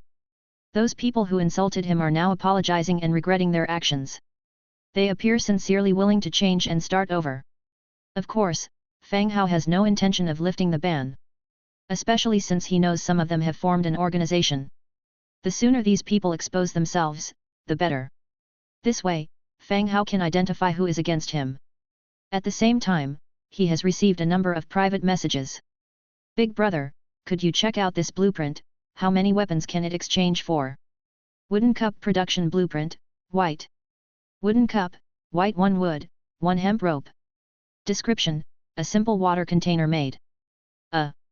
This seems to be of not much use, said Fang Hao. The cup Fang Hao uses for drinking is also made of wood. It was made by carving a groove into a block of wood and was used for drinking water.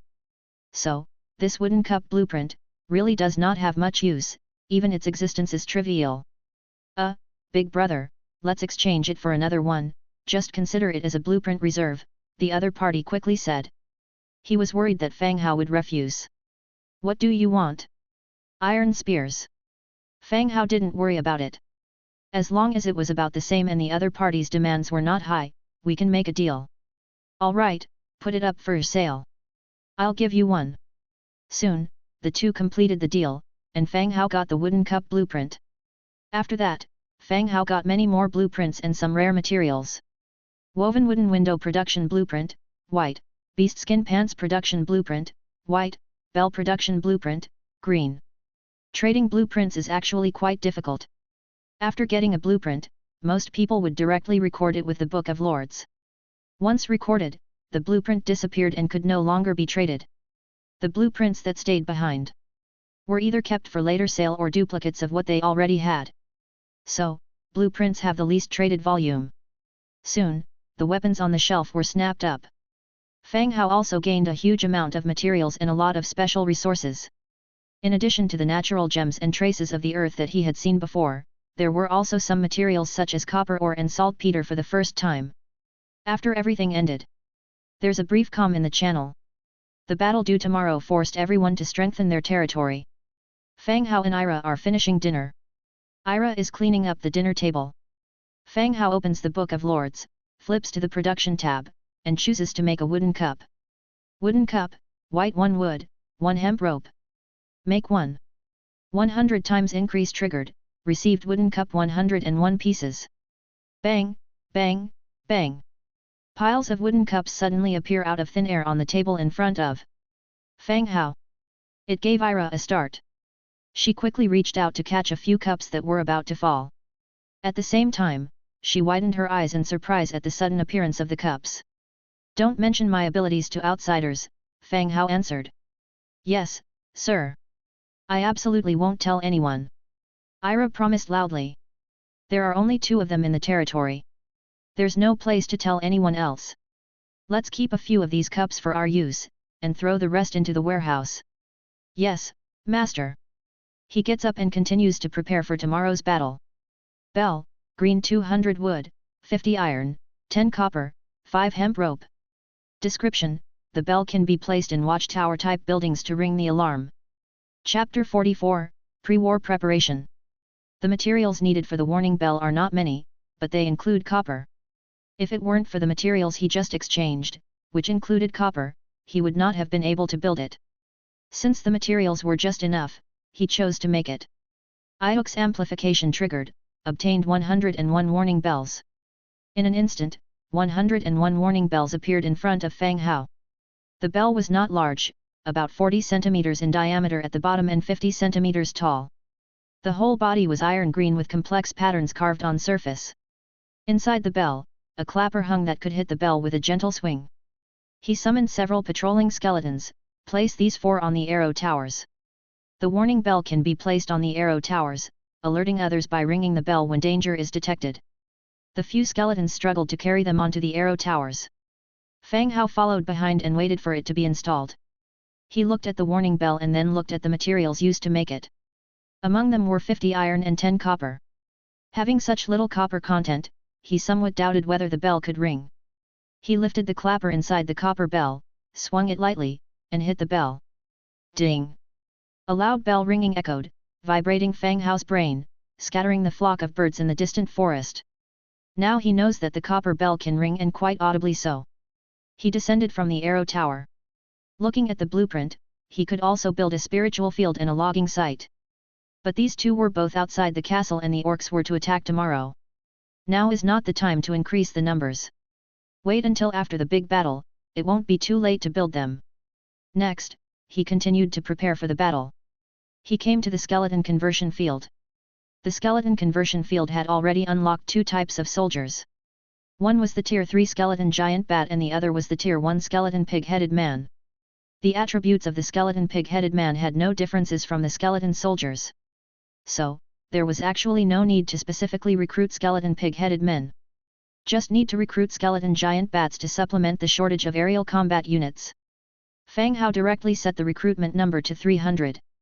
Confirm recruitment. The system's prompt sound rang again. Looks amplification triggered, successfully recruited 30,300 skeleton giant bats. In an instant, 30,000 skeleton giant bats emerged in the light and landed all around his territory. Go and stand by outside the territory, said Fang Hao. The skeleton giant bats soared into the sky, flew out of the territory, and landed on the open ground to stand by. After consuming 300 wriggling spines, there were still 1,072 wriggling spines left. According to the prompt, there were 30,000 orcs attacking. And the number of troops he recruited with Lux amplification was enough to crowd out and tire out the enemy's 30,000 troops to death. Next, he came to the burial grounds again to continue recruiting soldiers. Available recruits: skeleton soldiers 500, consumption, 500 wriggling spines, recruit. Recruit. Lux amplification triggered, recruited 50,500 skeleton soldiers. Available recruits: skeleton landsmen 572, consumption, 572 wriggling spines, recruit. Recruit. Lux amplification triggered, recruited 57,772 skeleton landsmen. Shua shua shua. Countless skeletons appeared. The number of over 100,000 skeletons had already far exceeded the capacity of the territory. So, the skeletons stood still in the same spot, stacked upon each other, like a human pyramid. Seeing this, Fang Hao promptly began to make equipment for them. He crafted 55,000 sets of sword and shield, and 58,000 sets of spear and shield. He also made 110,000 sets of leather armor for all the newly recruited skeletons to wear. They then remained standing by in the open area outside the city. Now that he had acquired the beast skin boots from the orc market, he finally managed to collect all the pieces of protective gear. Ira, Fang Hao called softly. He looked around, only to find Ira hiding in the Lord's wooden house, with just half her head peeking out, looking terrified. Summoning hundreds of thousands of undead soldiers had scared the timid rabbit girl significantly. She was cautiously observing the outside world, her face full of fear. Only when she heard Fang Hao call her did she hesitantly come out, saying, "Master." "Change your boots," Fang Hao said. Ira's shoes were worn out but clean. They didn't fit, and it was clear they were discarded by someone else. Beastskin boots crafted from the Book of Lords might not be the most comfortable footwear, but they were far superior to Ira's shoes. "Oh, thank you, Master," Ira responded immediately. She took off her old shoes with holes in them, revealing her fair, small feet. Her toes were as white as tender lotus sprouts. She slipped on a pair of beastskin boots, lightly stepping on the ground. Apparently pleased with her new footwear, a content smile crossed her face. "Wear these for now. I'll get you a better pair later," he said. "Thank you, Master, these are great," Ira replied hastily, clearly satisfied with her new boots. This world did not have sneakers or basketball shoes. Even the orcs wore leather boots. Having endured a long period of enslavement, Ira was quite content with the boots. The sky was gradually dimming. "Come, I'll show you your room," Fang Hao continued. There were no ordinary houses in the territory, and neither was there a blueprint for constructing housing. The only residential building was his own wooden lord's house. Fortunately, the wooden house had 3 rooms. Fang Hao occupied one was the study. The remaining room could be allocated to Ira. He took Ira to the room and said, "Ira, I'll make a single bed for you in a while. From now on, this will be your room." Ira, who was following behind him, now stood there with her eyes wide open, staring in surprise at what soon would be her room. She had never dared to hope for a room of her own. It was enough for her not to be caged anymore. But now, not only did she have her own room, it was also incredibly luxurious. The floor was covered with a beastskin rug, Thick and heavy silk curtains hung at the windows, a table and chairs were set up against the wall, and a huge wardrobe with beautifully carved designs was also present. Even when she was not enslaved, she had never lived in such luxury. "Get used to this place while I make your bed," Fang Hao said, slapping his forehead. The furniture in the room had all been moved from the castle. The castle had several rooms, all with tables and wardrobes, but no beds. Luckily, he had a blueprint for a single bed, so Ira would not have to sleep on the floor. After finishing his instructions, Fang Hao went out to make the single bed and wooden grid window. He had just exchanged for the blueprint for the window. He could now install one in every room of the Lord's wooden house. Within a short time, the single bed and wooden window were done, and he instructed 2 skeletons to carry them in.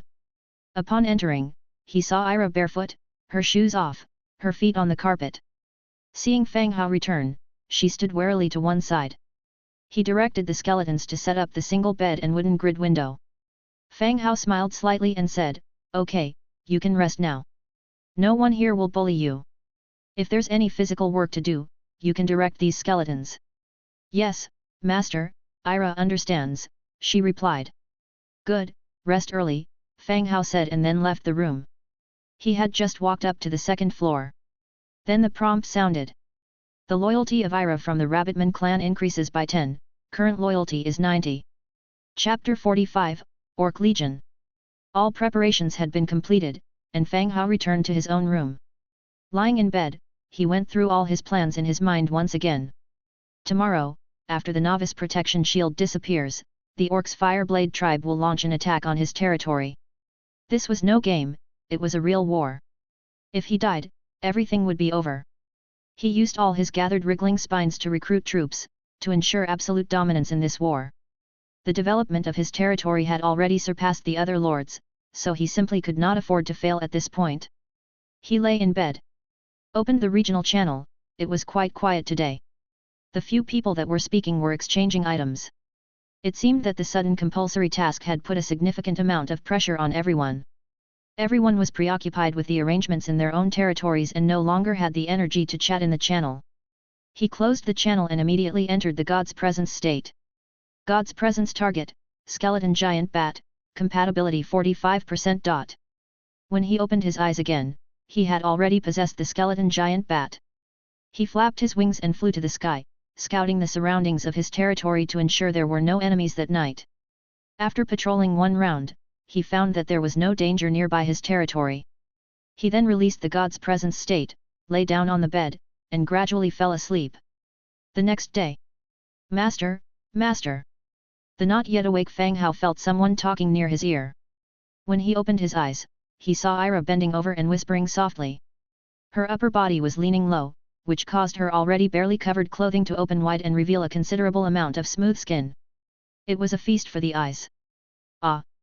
Fang Hao replied instinctively. "Master, didn't you say you have an important thing to do today and that you wanted to get up early?" Ira explained softly from the side. "Right, today was the day when the orcs would attack." "Yes, yes." Fang Hao immediately sat up and put on his clothes. After quickly freshening up, he walked out of his room and climbed up the city wall to look into the distance. The Knoll camp was to the east of the territory, so the Fireblade tribe would also come from the east. Standing on the arrow tower, he saw nothing. The territory outside was still covered by a large forest, possibly hiding the opponent who could be on their way. Fang Hao directly sat on the ground of the arrow tower, activated the God's Presence. God's Presence target, Skeleton Giant Bat, compatibility 45%. Outside the territory, in a place where troops were gathered. A skeleton giant bat, with pale blue light emanating from its eyes, flapped its wings and flew to the east. Flying over the mountains, he indeed saw a large group of orc troops approaching. He estimated that in about an hour, they would reach the foot of his city. Fang Hao let the skeleton giant bat perch on a big tree. He continued to use the God's Presence to monitor the movement and types of troops of the orcs while deploying his own forces. Fireblade Tribe. Last night, the orc scout relayed back the news about the enemy territory. Indeed, there were undead troops patrolling near the territory, but it was not as exaggerated as the Knoll clan leader had said. He roughly estimated there were 5,000 or 6,000 in total, and they were all Tier 1 skeletons. Chief Kent, after hearing the information brought back by the scout, directly ordered to execute the Knoll clan leader. Early in the morning, the entire tribe set off, hastily marching towards the undead territory. They aimed to flatten this territory before nightfall, to avenge Kadu, and to loot all resources from the village. "Chief, we can see the enemy territory now," a wolf-mounted cavalry whispered to the chief's chariot. Chief Kent of the Fireblade tribe, on a chariot pulled by 2 wolves, was meditating. Hearing the report from his subordinate, he barely opened his eyes. "Did we spot their human lord?" "We didn't see their lord, he must be hiding within their city walls, but their forces have increased since yesterday, they have also built walls and defense towers." "Are they still those skeleton frames?" "Yes, these are all the lowest grade of undead troops." "Humph! Speed up, we want to bring back the resources of this territory to our tribe before dark," Kent ordered. "Yes," the cavalry answered, and passed on the chieftain's order. The Fireblade tribe was a nation of warriors, more so now than ever before. Pedestrians were 20,000, spearhand were 7,000, wolf riders were 3,000. With such a strong combat force, they were not afraid of those inferior skeletons. Kent held his chin, a trace of coldness flashing in his eyes. He was already thinking, once he caught that human lord, what kind of torture he should use on him. He couldn't just let him die easily, he'd torture him until the very end. Then chop him into pieces, and feed them to the wolves for food. The team rapidly approached and could see the skeleton army arranged under the enemy's city when they drew near the local territory. The skeletons were shining white, wearing armor, with weapons and shields in their hands. The number was not small, around 2,000. "Prepare to attack." After secretly laughing at the enemy's self-defeating move, Kent ordered loudly. On top of the city wall, Fang Hao looked at the orc army below the city with a serious look on his face. Even though he had made full arrangements and calculated countless times in his heart. Yet, with the major battle approaching, he felt nervous, depressed, and all kinds of emotions were rising in his heart. Fang Hao looked at the countdown on the Book of Lords, waiting for the enemy to initiate the attack. When the countdown reached 0, the system prompt also sounded again. "The novice protection period officially ends. Wishing you all good luck." The protective shield above the territory gradually disappeared like a burst balloon. The orc army in the distance also blew the hum of attack. "Wow!" the horn sounded. The orcs, as if they were injected with chicken blood, became quite crazy. They shouted loudly and initiated the attack instantly. There was no particular strategy to speak of. All types of soldiers rushed forward together, but due to different speeds, the ranks were broken up. The ones who rushed to the front were the wolf riders. They wanted to use their rapid movement to launch the first wave of charge attack. "Archers can attack now." Fang Hao issued the command. On the city wall, Fang Hao had placed 1,000 light crossbow-holding crossbowmen, who lifted their crossbows to aim at the advancing wolf riders when they heard Fang Hao's command.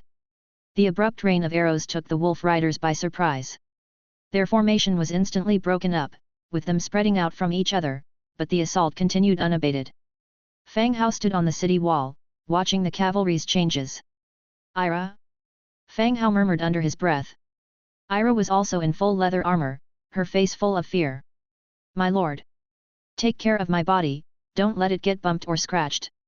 Fang Hao sat down on the ground. "Hey!"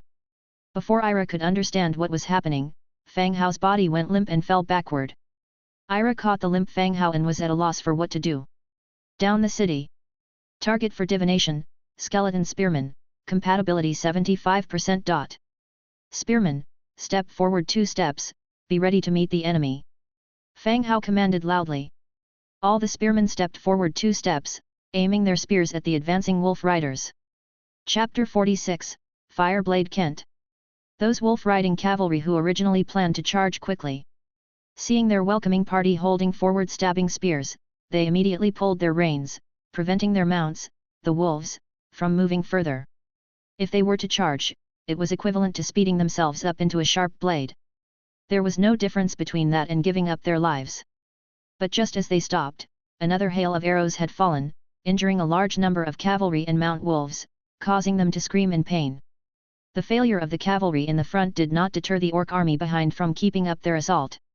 The dark mass of orc infantry, roaring angrily, continued to charge forward. When the orc spearcasters were 400 meters away, they stopped, took out the short spears from their backs, and threw them into the skeleton troops. After Fang Hao had finished arranging the setup of the skeleton spearmen, he deactivated the god's presence state. He got up from Ira's arms and looked at the movements of the orcs under the city again. Before Ira could say anything, he slumped and fell again. God's presence target, skeleton giant bat, compatibility 45%. 30,000 skeleton giant bats, hidden by Fang Hao in the woods. When 30,000 skeleton giant bats, like dark clouds, appeared in the sky above the battlefield, a large shadow quickly moved. Then, they flew over the orc spear casters. With wings folded, the 30,000 giant bats dive-bombed like bullets into the ranks of orc spear casters, starting a battle. The nearby orc warriors rushed to aid, but the mobility of the skeleton giant bats was higher than that of the cavalry. After one wave of attack, they flew high, not staying long. This boy had arranged ambushes. Watch out for these skeleton bats, speed up the attack. Chief Kent commanded loudly, urging the attack pace. The orcs charged even more crazily. Fang Hao woke up again, ignoring the soft touch of Ira's body. He looked at the overall battle situation under the city again. It was like playing a real-time strategy game on a computer, but instead, he needed to repeatedly activate God's presence, which wasn't as convenient as a simple mouse click. By then, the orcs were already at the city gate, just 300 meters from the wall. It's time to close the net, Fang Hao said, and fell again. Ira held Fang Hao in her arms, watching the battle in the city nervously. The furious roars from the orcs in the city made her trembling involuntarily. Just yesterday, she was thanking her luck for being sold to a good master. She was fed well and given a comfortable room. But today, they were attacked by orcs. She knew about the brutality and fighting style of the orcs, and reckoned that this city would hardly be able to withstand their attack.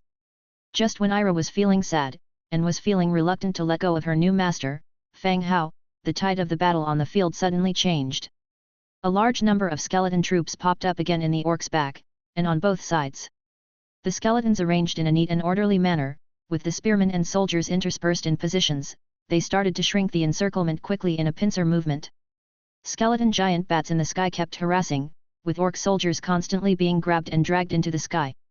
They were ripped apart by a cluster of skeleton giant bats. The sight of countless undead troops caused chaos among the roaring orcs. Morale began to plummet. The fierce and warlike orc army began to suffer heavy casualties upon encountering the undead army who knew neither life nor death nor pain, their numbers quickly reducing. Chieftain Kent stood on the wolf war chariot, his face an extremely grim sight to behold. The number of enemy undead was dozens of times larger than the intelligence he had received. This kind of battle that traded life for life could drain all his warriors. He pulled the reins of the wolf war chariot tightly, and yelled, "Everyone rally tome!" Kent wore an iron armor, wielding a long blade. Each swipe brought out a flaming sword light, killing a large number of skeleton soldiers. Fang Hao also noticed Kent at this time. After all, looking down from the wall, whether it was the wolf war chariot or the void surrounding him was too noticeable. Flame Blade Kent, blue tier 3 hero. So, he was Fire Blade, and a tier 3 hero at that. In the orc market, Fang Hao had encountered his first orc hero. It was the Tauren chieftain, Bronze Bull Talok. Unexpectedly, the chieftain of the Fire Blade tribe was also a hero. Just of a slightly lower rank compared to Bronze Bull. Nevertheless, he still demonstrated a combat power far beyond regular troops. Bang! Seated in his wolf chariot, Kent broke through a barricade made by a squad of skeletons. Hordes of skeleton soldiers were knocked down and crushed by the chariot. Breaking through the skeleton blockade, he rushed straight to the city gates, lifted a battle axe, and slashed with all his might. A solid crimson blade glow marked the swing of his axe, and the next second, it directly chopped down on the city gate. Boom! The whole city wall shook violently, leaving a massive crack on the gate. Such a level of attack, the level 4 wooden gate wouldn't hold up for long. Watching the Orcish hero prepare for another hit, Fang Hao's expression immediately darkened. We must delay his breaching of the city. The skeleton army on the battlefield had already gained an advantage, wiping out the Orcish force was now a matter of time. We had to prevent the Orcish hero from breaking open the gates until there were enough skeletons to swarm and kill him. Fang Hao hid on the city wall, peering through the cracks at the enemy. Seeing that he hadn't been spotted, he extended his left hand immediately. A scorching fireball began to form. It was the flame fireball, a skill brought by the flame ring. Burned to death. He gave it a gentle push, and the fireball whizzed out towards the Orcish hero. Kent was gathering his strength. Just as he prepared to strike again, a surge of heat descended from above. Without any hesitation, driven by his dangerous intuition, he swung his blade upwards, casting a bloody red blade glow. Boom! The blade glow collided with the fireball, creating an explosive noise. It was enough to make one's head swell. Swoosh swoosh swoosh! Meanwhile, the archers on the wall, under Fang Hao's command, attacked Kent. All 2,000 archers focused on one single target. The black tight-lying arrows were like a dark net cast down from above. Kent swiftly waved his blade, knocking down the incoming arrows, but the wolves pulling his chariot weren't as lucky. Under such a dense attack of arrows, they instantly became porcupines. Filled with arrows, they fell to the ground, lifeless. And so, the distant, non-stop harassment continued. It continued until the end of the battlefield skirmishes. The skeleton soldiers, using their sheer numbers, filled in the gap in tiers, killing every Orcish soldier. Both injured and intact skeleton warriors were left, totaling 50,000. Nearly 200,000 troops were reduced to just 50,000, truly a deadly battle. The upcoming battle did not require any further direction from Fang Hao. The only one left was Orc Chieftain Kent. Without the mobility of his wolf chariot, he was surrounded by the skeletons. Even with his amazing combat power, even with his savage attacks and all. After 30 minutes of being besieged, he let out a final roar of unwillingness before being completely submerged by the skeleton sea. The intense war finally came to an end, with the undead victorious. Chapter 47, Victory over Orcs. The air was thick with the scent of blood. The battlefield was a mess. A dense collection of carcasses and white bones blanketed the whole battlefield. Severed limbs and flowing blood. Droplets of blood seeped into the soil, staining the ground black and red. Standing on top of the city wall, Fang Hao and Ira quietly observed the sight before them. They remained silent for a while. Fang Hao descended from the wall, and the broken city gates swung open once again. Clean up the battlefield, collect all the spoils of war, and toss the bodies into the skeleton conversion field. Fang Hao stepped out and issued the order loudly. The skeletons which had previously stood motionless once again sprang into action, stripping the bodies of all their equipment and throwing them into the skeleton conversion field. The transformation of the bodies in the field took some time. As more and more bodies were placed inside, the conversion time kept stacking up. Soon all the spoils of war had been collected. The Orc chieftain was also given special treatment by Fang Hao. The skeleton soldiers stripped him bare, even prying open his mouth to check if he had any gold teeth or such items. Gains: 35,720 Orc weapons, 27,420 sets of Orc leather armor, 8,300 sets of Orc iron armor. Additionally, 18,867 wriggling spines, war horn, bloodthirsty blade. War horn, blue tier. Category: horn. Attribute: when blown, boosts allied units' morale by 5%, movement speed by 10%, and attack by 2%. Description: the art of war depends on the initial momentum. Not bad. The boost to morale is useless for skeleton troops. As soldiers of the skeleton faction, they feel no emotions, they do not know fear or death, so naturally, there's no concept of morale boosting. But increased movement speed and attack are still very valuable attribute enhancements. No wonder the Orc army seemed to be injected with adrenaline when the horn sounded, rushing from afar. Especially the wolf riders, their speed was incredibly high. Other than the mobility of the cavalry, this horn also greatly improved the movement speed. Bloodthirsty blade, purple tier. Category: giant sword. Damage: level 4 damage. Set effect: Berserker, for each enemy killed or assisted in killing, increase strength by 1% for 8 seconds. This effect can stack up to 50 times. Description: the thick, fresh blood compels you to commit heinous acts. Fang Hao was all too familiar with the bloodthirsty set. Previously, when he killed Kadu, he had obtained part of the bloodthirsty armor set.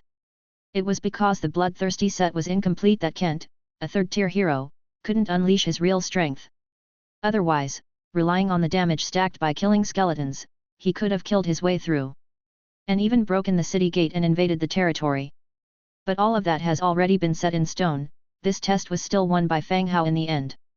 He has collected all pieces of the bloodthirsty set, though he can't wear them now. Lastly, there were 18,867 wriggling spines. Compared to the orc equipment he collected, the number of spines excited Fang Hao even more. If he wished, he could summon a massive skeleton army again, to continue fighting for him. Self-sustaining through warfare was his best strategy. After cleaning up the battlefield, Fang Hao began to regroup his forces again. After the battle, there was a more important task at hand. Scouring the opponent's territory. Since the enemy had thrown everything they had, there probably weren't many soldiers left in their domain, perhaps it was even an empty city now. If Fang Hao didn't seize the resources in the orc territory soon, other nearby lords could take advantage of it. By then, transporting resources would become a big hassle. Ira, I'm going to lead troops to these people's territories and transport back all useful resources. I'll leave some forces with you, but don't open the city gate for anyone other than me, Fang Hao instructed Ira. Fang Hao had considered using God's presence, possessing a skeleton to go there. But the deployment of God's presence has a distance requirement between himself and the troops. The farther the distance, the more spiritual power it consumes, growing exponentially. Moreover, in the recent battle, Fang Hao frequently used God's presence consecutively, which left him in a state of exhaustion. He could not undertake the task of leading troops to the orc territory. After some consideration, he decided to go there himself. Ah? Oh. Okay, I understand, Master, Ira replied in a small voice. Her heart raced when she heard Fang Hao was leaving her alone to command a group of skeletons to guard the city. But her obedience to her master as a slave made her grit her teeth and agree to it. Wait for my return, Fang Hao patted her shoulder gently and left with his troops. The moment Fang Hao departed with his 30,000 troops, the gates of the territory sealed immediately. Ira stood on the city wall, watching Fang Hao and his troops disappear into the distance. Fang Hao did not know the location of Fireblade's territory. But the orc army had left obvious traces along the way as they advanced. As long as he followed these traces, it would not be difficult to find their location. The undead army advanced swiftly while Fang Hao lay on a cart, not daring to recklessly consume his spiritual power through God's presence. He simply opened the Book of Lords to check everyone's battle situation. As expected, it was not as lively as usual. My territory soon can't be defended, I've lit the signal fire, are there any nearby brothers that can save me? I'll give you all of my resources. Brother, I see you, can you come and reinforce me, and then we can take back your territory together. Damn, I'm trapped with my soldiers in a hut, how can I reinforce you? Help! I'm so scared, I want to go home. Red. I don't know if you are here in this world, but if you can see this, I want you to know, I love you. Wang Shui, I love you, I hope you can be happy in the end. Yang Meng. What the hell? The chat group instantly turned into a large-scale confession scene, with men and women's names appearing one after another. It seemed that everyone had a partner, someone they liked. Damn it! The battle just now did not wound him as deeply as this. All the blood he transported here, yet he had to watch these people indirectly showing off their love. Inwardly cursing, Fang Hao sat up and glanced around. He did not see any signal fire, so it seemed he was still far from the others. He had been on the move for several hours. Fortunately, only he needed to eat, drink, and relieve himself. The skeleton soldiers did not require these, which saved time. The Fireblade camp had exceeded the village boundary, it would be more appropriate to describe it as a small city. The tall stone walls stood high, through the open city gates, he could see the buildings inside. The orc territory was not an empty city like Fang Hao imagined, as more than a dozen orcs were left there. Go, take over the city directly, Fang Hao commanded and then sounded the war horn. Hoo! The clear sound of the horn rang out, and various attribute enhancements were applied to the skeleton soldiers. They rushed towards the territory at a fast pace. The orcs who remained in the city changed their faces when they heard the horn and saw the skeletons rushing towards their territory. Closing the city gate could not stop the invasion of the skeleton army. Like a towering formation, they stormed the city wall and seized the city. When Fang Hao arrived from the rear, the city gate was slowly pushed open by the skeleton soldiers, welcoming his arrival. Collect all that can be taken, Fang Hao issued the looting order. Chapter 48, Sweeping the Territory. Fang Hao issued a search order, and all the skeleton soldiers immediately dispersed. They began to gather any resources that could be taken away. Fang Hao surveyed the entire territory. When he saw the chieftain's hall in the central position, his eyes lit up. In general, the chieftain possesses the greatest wealth of the tribe, so some valuable items were bound to be unearthed. Moreover, this kind of territory, home to tens of thousands, undoubtedly had some high-quality treasure chests. "You guys don't need to search anymore, stay with me," Fang Hao called over a few skeletons. It was uncertain whether there would be any special dangers inside, so it would be better to be cautious. 6 skeletons immediately stopped their work and quietly followed behind Fang Hao. The chieftain's hall was still a combination of ordinary stone and wood, not like the stone brick construction of the castle. This left Fang Hao feeling somewhat regretful. If this place was also a stone brick construction, he would have arranged for people to dismantle it and obtain the stone bricks. Stepping into the hall, it was spacious and bright. "Take down all these curtains and lamps, but be careful not to damage them," Fang Hao started ordering as soon as he entered the house. The skeletons got to work. The orc camp was obviously not as wealthy as the vampire castle. Antler chandeliers bearing candles burned halfway were hung around, not the nightstones found in the vampire castle. Of course, Fang Hao wasn't discriminative and planned to take them all. The skeletons began to carry the furniture out of the room, while Fang Hao sat in the chair in the center, scrutinizing it from left to right. This chair was undoubtedly Chief Kent's. Orcs were robust in size, but when Fang Hao sat down, it seemed somewhat oversized. "All right, carry it out," Fang Hao rose and instructed for the chair to be carried out as well. No matter whether it could be used or not, it would be transported back first. The hall was soon emptied. Fang Hao then continued to raid a few bedrooms. All kinds of furniture, ornaments, curtains, and quilts were moved out, waiting to be transported away collectively. Inside the master bedroom, while the skeletons carried the goods, Fang Hao's gaze landed on a golden treasure chest placed against the wall. This was the second golden treasure chest he had seen. His heart felt a strange sense of excitement. Heavens above, earth below. As the decree of the venerable Lord Taishang says, "Evil be gone, fortune come, and great wealth to the entire household." 1. After silently chanting for a while, Fang Hao directly opened the treasure chest. Obtained, Cavalry Training Camp Blueprint, Fine Single-Edged Blade Blueprint, Green, Quarry Building Blueprint, Leather Saddle Blueprint, White, Warfire Coin plus 320, Beast Tooth N35. The harvest wasn't too bad. Even though there weren't any particularly surprising items, there were a Cavalry Training Camp Blueprint and a Green Equipment Blueprint. Once cavalry units were recruited and green single-edged blades produced, the overall strength of the territory would be greatly enhanced. Beast Tooth. Category, Or. Description, a rare ore required for building construction by the Orc clan. It was shaped like a crescent moon, like a beast's tooth. Fang Hao had collected a fair amount of ores from different races. Shadowstone from the Undead clan, Bloodstone from the Blood clan, and now Beast Tooth from the Orc clan. All the blueprints were added to the Book of Lords, and the Warfire coins and Beast Tooth were packed into the bag. He then got up and left the chieftain's hall. Inside the hall, except for the house, all the furniture and utensils had been moved outside. The skeletons were still sweeping through the territory.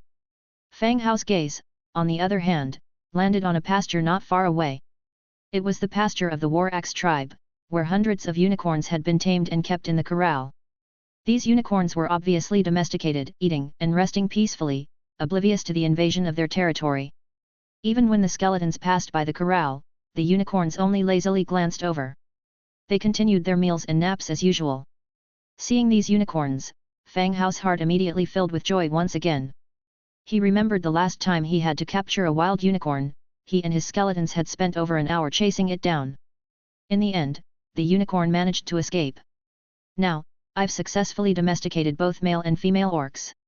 Take all the sheep away," Fang Hao instructed the skeleton, and after a thought, he added worriedly, "I want them alive, all tied up, and brought back to my territory." The skeleton entered the sheepfold and began to tie up the unicorns one by one. When all the resources were transported out, Fang Hao started to tally them up. Resources: 3 wriggling spines, 51,208 wood, 28,503 stone, 8,575 thatch, 111,850 leather, 842 iron, 520 copper, 524 warfire coins. Miscellaneous: 442 baskets of fruits, 95,520 units of meat, 1,120 units of salt, 324 unicorns. Furniture, 20,000 simple wooden beds, 8,000 various cabinets, 4,000 sets of tables and chairs, 4 antler chandeliers, various pots, bowls, spoons, and pans, assorted curtains and fabrics. The amount gathered this time was quite substantial. If it wasn't for the limited number of soldiers he had brought with him, Fang Hao would have wanted to dismantle the doors and windows of the orcs' dwelling and take everything away. Fang Hao brought out the Book of Lords and immediately used the Hundredfold Amplification to create 30,000 carts, onto which he secured all the acquired materials. However, he soon realized that even so, this batch couldn't transport all the resources back. It seemed a second trip was needed. Luckily, it was still early, and there was plenty of time. He picked several carts of important materials for the first trip and decided to return to his territory. Let's go, back home. Leaving the gates of the Battle Axe territory slightly ajar, the team majestically returned to their own territory. From a distance, watching Fang Hao leading the team back, Ira ordered the skeleton soldiers to open the city gates and welcome them. Master, Ira called out joyfully. It was far better to stay with Fang Hao than with these skeletons. Thankfully, she was no longer as scared as she initially was when she realized the skeleton soldiers wouldn't hurt her. These are all the spoils from the orcs' territory. Replace your bed and look around to see what else you need and arrange them yourself, Fang Hao said while directing the skeleton soldiers to unload the goods at the designated spots. Ira's eyes widened as she looked at the piles of items on the carts of the skeleton troops. And the hundreds of unicorns grazing leisurely. It was as if they had raided a house. How did they bring back so much from just one trip? Oh, okay, Ira responded. Fang Hao nodded, ordering the skeletons to lead the unicorns into the paddock. Because of its first-level status, the paddock was immediately crowded with more than 300 unicorns. With ample resources, he immediately upgraded the paddock. Level 2 paddock, 1,500 wood, 1,200 stone, 800 thatch, 400 hemp ropes. Level 3 paddock, 2,200 wood, 1,800 stone, 1,600 thatch, 800 hemp ropes, 200 leather. The paddock was upgraded to level 3 and instantly became twice as large, in no way inferior to the orcs' paddock.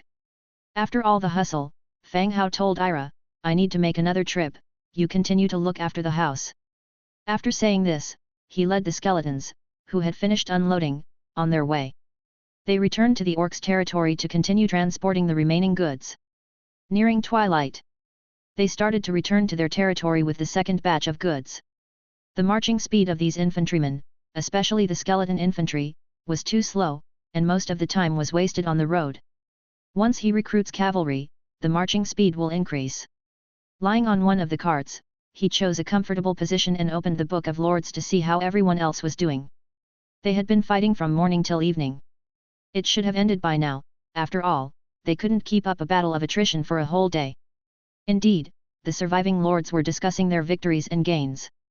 As long as they survived, the meat from the slain beasts was enough to feed their territories for several days.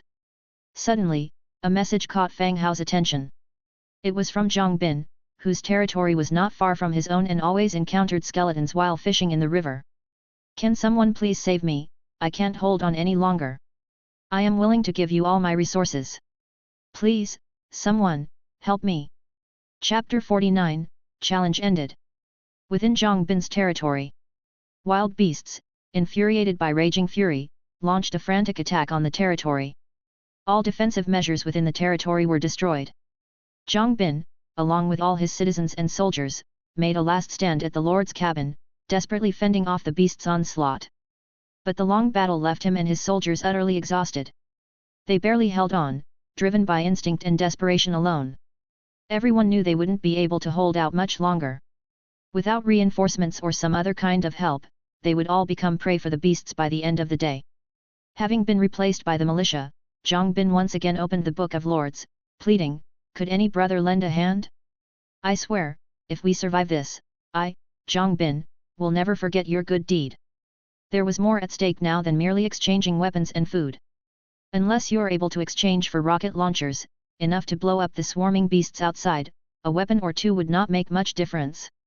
They could only hope that some nearby lord, who had already completed their defenses, would have the time to come to their aid. However, Zhang Bin's plea did not elicit much of a response in the channel. Such pleas had become all too common that day, and hardly anyone paid them any mind. Even the lords who had been victorious in the great battle had their own losses. Where would they find the resources to aid him? Zhang Bin was glued to the Book of Lords. As he failed to elicit any sort of response or aid, his spirit instantly wilted. Sunken in defeat, his energy and focus depleted substantially. What use was their desperate clinging to life now?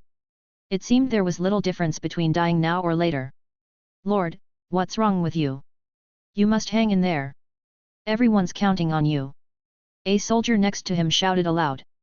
The soldier was clad in simple leather armor, with an iron spear in hand. He was drenched in blood, looking akin to a blood demon. The blood came from the beasts, but also from himself and his fallen comrades. No one wanted to die, not even the recruited villagers and soldiers. Ugh! It's all over, it's all over. Why did I come here? Why did I come here?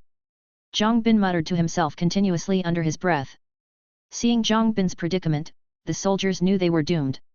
The Lord had already lost his will to fight, how could they continue combat? The morale of every soldier and villager plummeted in an instant, crushing any remaining determination to continue their stand. The beasts launched an even more ferocious attack. Just as Zhang Bin and the villagers braced themselves for death, there came a flurry of rapid footsteps from outside the room. The sound of these footsteps was crystal clear, sounding akin to a rumbling horde approaching. Lord, there's a troop fighting with the beasts. A soldier guarding the door cried out in joy. Zhang Bin's spirits lifted. Perhaps a nearby lord had come to their aid after all. He got up and came to the door, peering through a crack. But one look at what was happening outside immediately replaced his joy with panic and fear. Indeed, a formidable army was battling the beast horde, but it was not composed of humans. Instead, it was an array of skeletons, each decked out in armor, brandishing weapons. These skeletal soldiers, whether in movies, novels, or games, have always been antagonists to mankind. This was like jumping out of the frying pan and into the fire. Everyone squished against the windows or crevices, staring out. The skeleton horde clashed fiercely with the beasts. But the number of skeletons was simply overwhelming. Against their sheer multitude, which looked like a vast skeleton sea, the several hundreds of beasts stood no chance.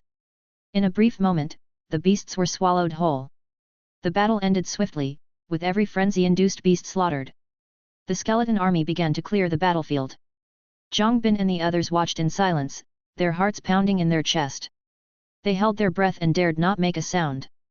They were afraid that the slightest noise would draw the attention of these skeletons and prompt them to attack.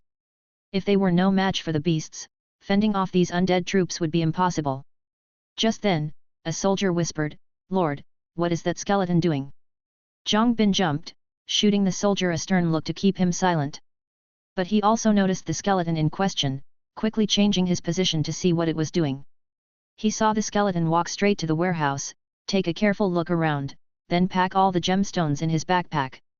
Seeing the rare materials he had gathered being placed into the skeleton's backpack, didn't bring much reaction from Zhang Bin.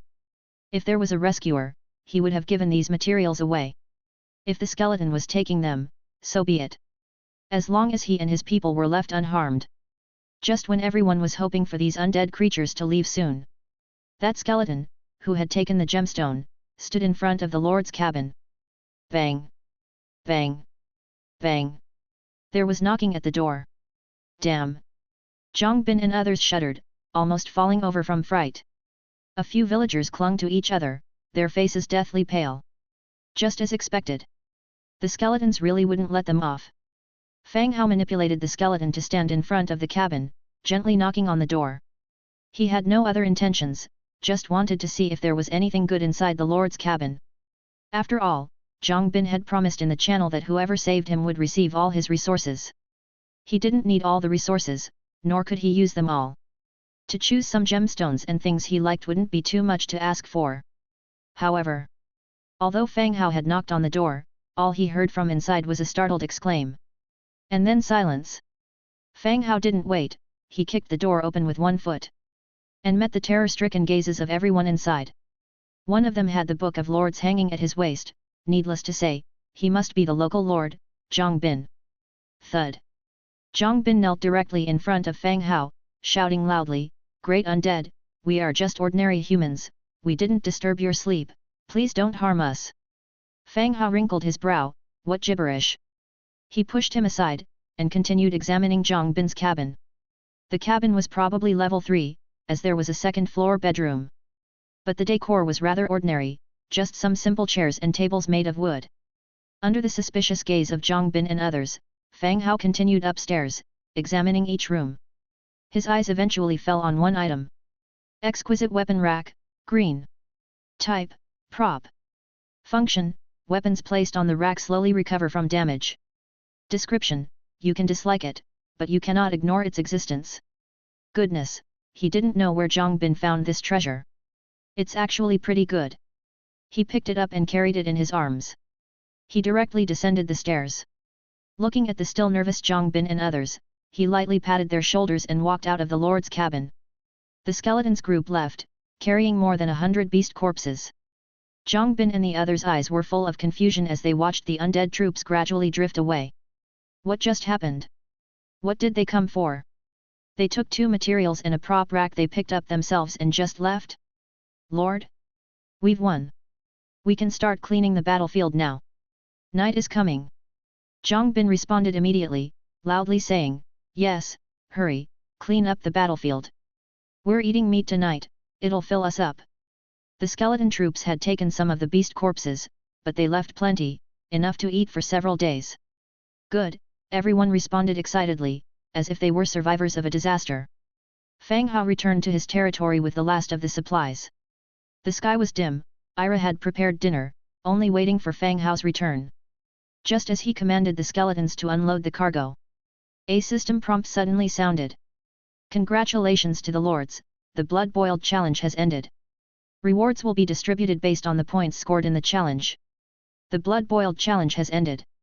The beasts, still in attack mode, lost the blood-boiled state and automatically retreated back into the forest. Chapter 50, The Best in the World. Before everyone could let out a sigh of relief, a system notification sounded again. World announcement, congratulations to Lord Fang Hao for ranking first in this round of points accumulation. Reward, influence on all factions plus 100, influence on affiliated faction plus 300, 1 hero recruitment scroll, 1 special building blueprint, 1 item crafting blueprint, and 300 warfire coins. The system announced it 3 times consecutively. Whether you wanted to hear it or not, it kept broadcasting. As expected. Once again, Fang Hao is the world's number 1. The Book of Systems private messages started to ring out. Brother Hao, you're still the most powerful. Great Lord Fang Hao, you are truly formidable. Congratulations, Grand Lord, on becoming the world's number 1. Those who had exchanged blueprints and materials with him all sent congratulatory private messages. Fang Hao thanked them all one by one. Meanwhile, the regional channel was also filled with exclaimed surprise. Our region's big boy is the world's number 1. Lord Fang Hao is outstanding, not only is he the number 1 in our region, but also the world. Thanks to Lord Fang Hao's weapons I survived. If anyone dares to speak ill of the big boy, they become my enemy. The channel was filled with conversations about Fang Hao's achievement as the world's number 1 player. Meanwhile, Fang Hao, after eating dinner, started checking his received rewards. Hero Recruitment Scroll, your faction. Category, Recruitment Scroll.